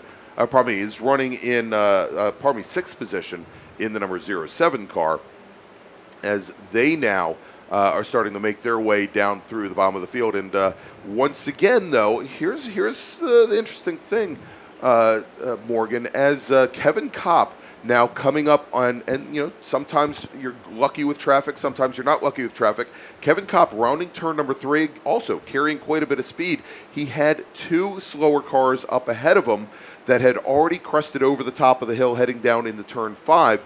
And so Kopp is likely going to come up on them, if not under braking into turn 5, perhaps going into the carousel and into 6A, where those drivers, may feel a little bit uncomfortable and not very easy for them to let a leader through. More importantly, they probably, hopefully, if they're getting blue flags, they know that the leader is behind them, but they may not be getting blue flags, and that may give an opportunity for Andy O'Brien to make up some of that ground that he's already lost.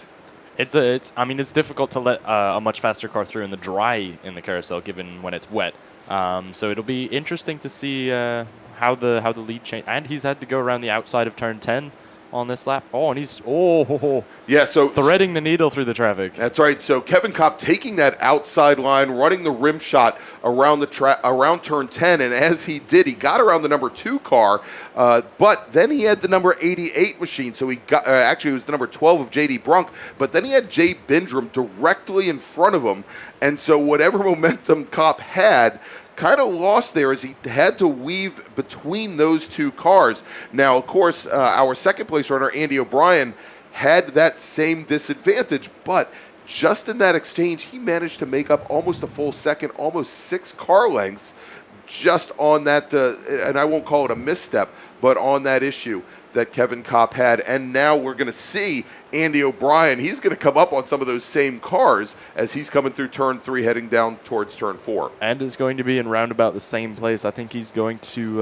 looking at the closing rates right now, it looks like he's going to be getting them as they're coming into turn 5. So interesting to see how he deals with it. All right, so we are now 3/4 of the way through this 20-lap feature race, our last race of the weekend here at Summit Point Raceway for the MARRS Labor Day Spectacular. And Kevin Kopp is your leader. Andy O'Brien running in second. Ryan Harrison in the number 146 machine. He is currently running third with Ryan Maloney and Scott Brunk rounding out your top 5. And things have pretty much from lap 2 on have really stretched out again. We've had this challenge with Andy O'Brien where O'Brien started a little bit further back in the field. O'Brien was scheduled to start today, let's see, in 16th position, but he is now running up in second. Someone I've been very impressed with today in this race is the rookie Jamison Hoffman in the 89. He's made up, I believe, about 4 or 5 positions from the start of the race, and he's still making a gap from the last person he passed. I'm not sure who that was, but I've just been very impressed of how well he's been running in the rain. I haven't seen any twitchiness coming out of corners or anything that would prove that he's having a hard time in the rain right now. All right, and for now, Huffman has a pretty clear run coming out of 3, heading down towards the chute. I think probably around 40 car lengths before the next car. But as we were watching and talking about your luck with traffic or your lack of luck with traffic, your second place runner, Andy O'Brien, he came out of turn 10. He had Mark Flitcroft, driver of the yellow number 2 machine, currently running 12th, directly in front of him, drivers left on the track, and then Robert Ahern, who's running all the way back in 19th position in the number 72 machine, a little bit further drivers right, and really with nowhere to go as he found Ahern right on his door, driver's right. He had Flitcroft directly in front of him. There was not enough room to thread the needle. And so now we find our second place runner, Andy O'Brien, who had made his way back, had picked up some of the ground that he'd lost, found himself about 3 seconds back from our leader, Kevin Kopp, now almost 7 seconds back from our leader. So with only 4 laps left to go here at Summit Point Raceway, Kevin Kopp now with the traffic luck that he needed. And I'm going to go out on a limb here, and I'm going to say that Kevin Kopp is one of the only people in this field who actually knows what position he's in. It is a very likely scenario right there. Although Rich Roman, who's now sitting in 8th, and by the way, Roman having just run his fastest lap of the race here, I believe he probably knows that he's sitting in 8th. But we ought to watch here because Sam Scott in the 85 machine, he has been making up some ground on David Stern. Stern started off on the front row today, and that's Andy O'Brien. And our second place runner, Andy O'Brien, going very slowly down the front straight. And is going in pit out. So Andy O'Brien out of this race. There you go. And that is now going to move Ryan Harrison in the 146 machine, who just crosses the start-finish line. That's going to move him up into the lead about 21 seconds back from our leader, Kevin Kopp. So a little more luck with traffic and, more importantly, attrition for Kevin Kopp, driver of the number 66 machine. And Greg, you had mentioned before about Sam Scott. So I learned talking to Sam earlier this weekend that he spent about a year interning for BMW in Germany for the past few months, and just recently in the past few weeks returned stateside, but told me he got to sample the Nürburgring and got to learn a lot about the ins and outs of the development of all the BMW's vehicles and their inner workings. So a great opportunity there for Sam to not only leave the country and get his feet wet in the automotive industry, but also had some great experience working with a lot of young aspiring engineers in the automotive field. So very cool for Sam, and this is his return to the Mid-Atlantic Road Racing Series for this year. So that is great. I'm sure it's also given him a good feel for driving dynamics and how a car handles.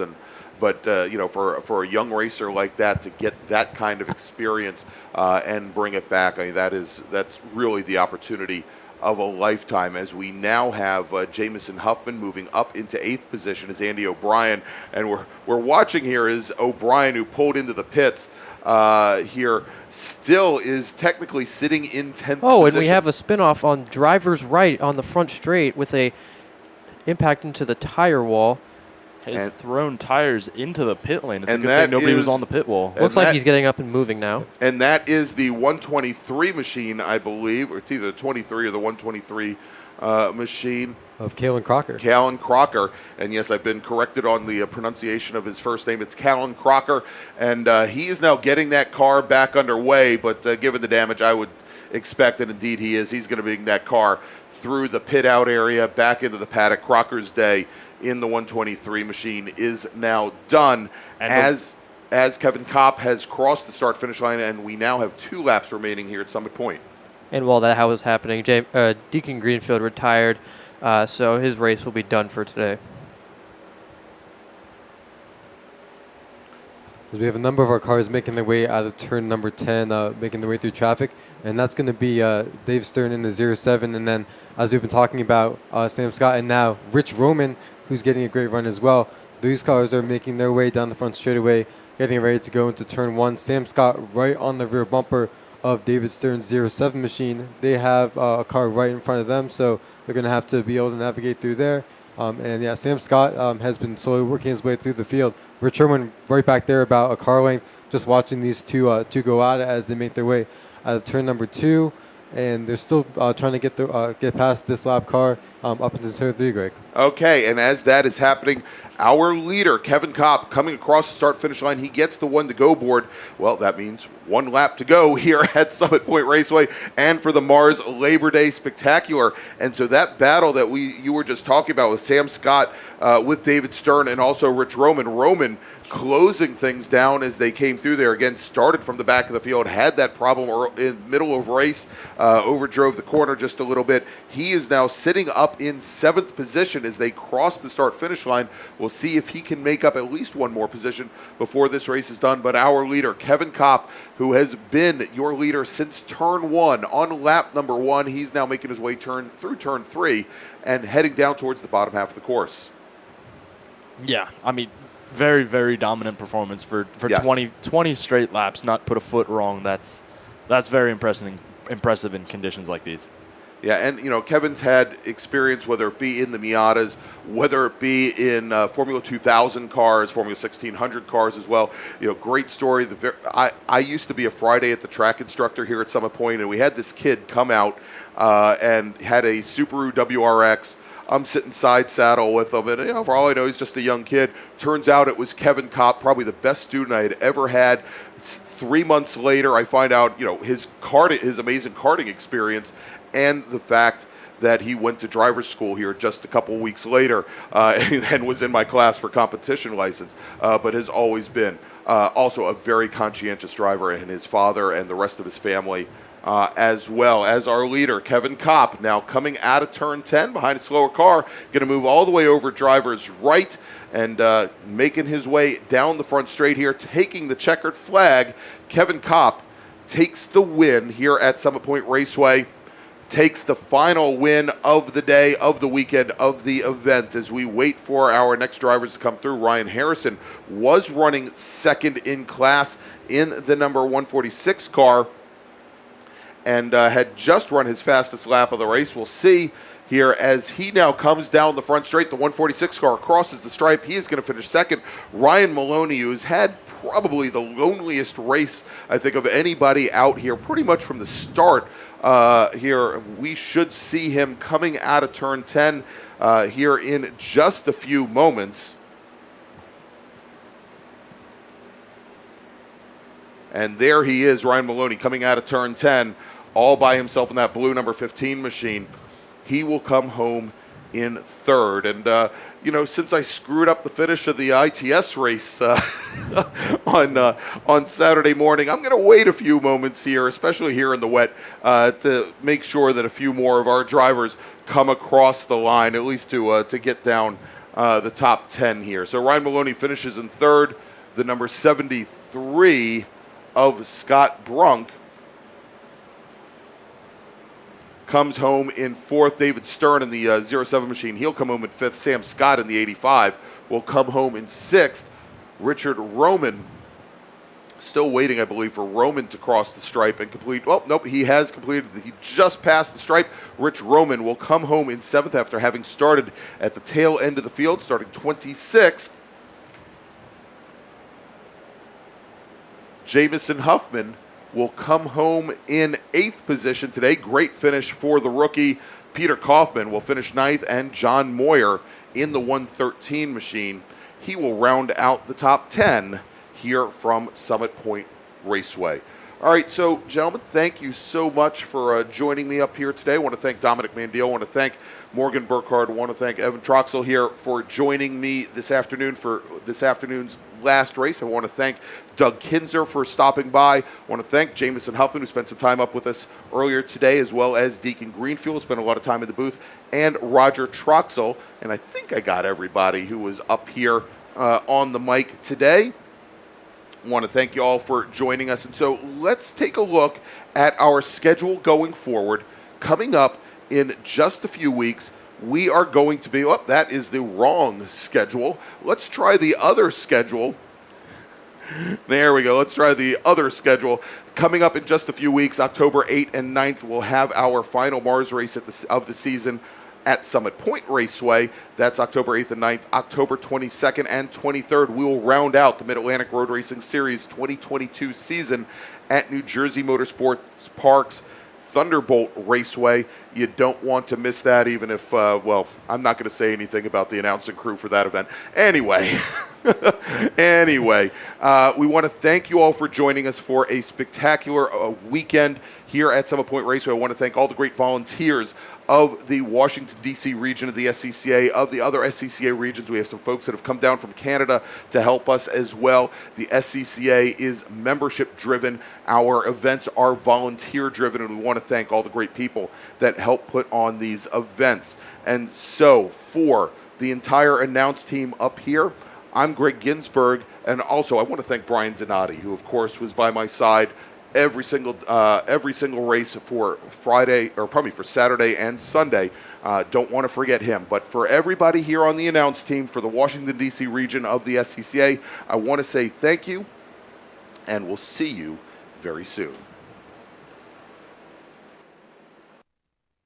OG Racing carries just what you need to get on the track, from driving suits and shoes to helmets, data and video systems, to your favorite brake pads from Performance Friction, Hawk, and Paget. OG Racing has built its reputation during the last 22 years by providing the best customer service in the motorsports business, and their depth of inventory is second to none when it comes to safety equipment.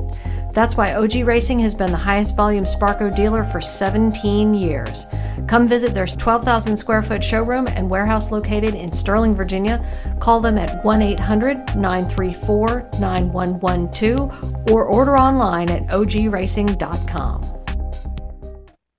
EVSR is proud to partner once again with the Washington, D.C. region of the SCCA as title sponsor of the EVSR Sprint Bracket Road Racing Series. And EVSR's leader, Charlie Greenhouse, is back behind the wheel as he attempts to repeat as series champion. It's been a big year for EVSR, coming off their momentous victory at the 25 Hours of Thunder Hill, and they're the only fully electric racing team to compete in and complete a major endurance race against a full field of gas cars. In 2022, EVSR is going to return, building on all the experience from last year's event, and they expect an even stronger finish.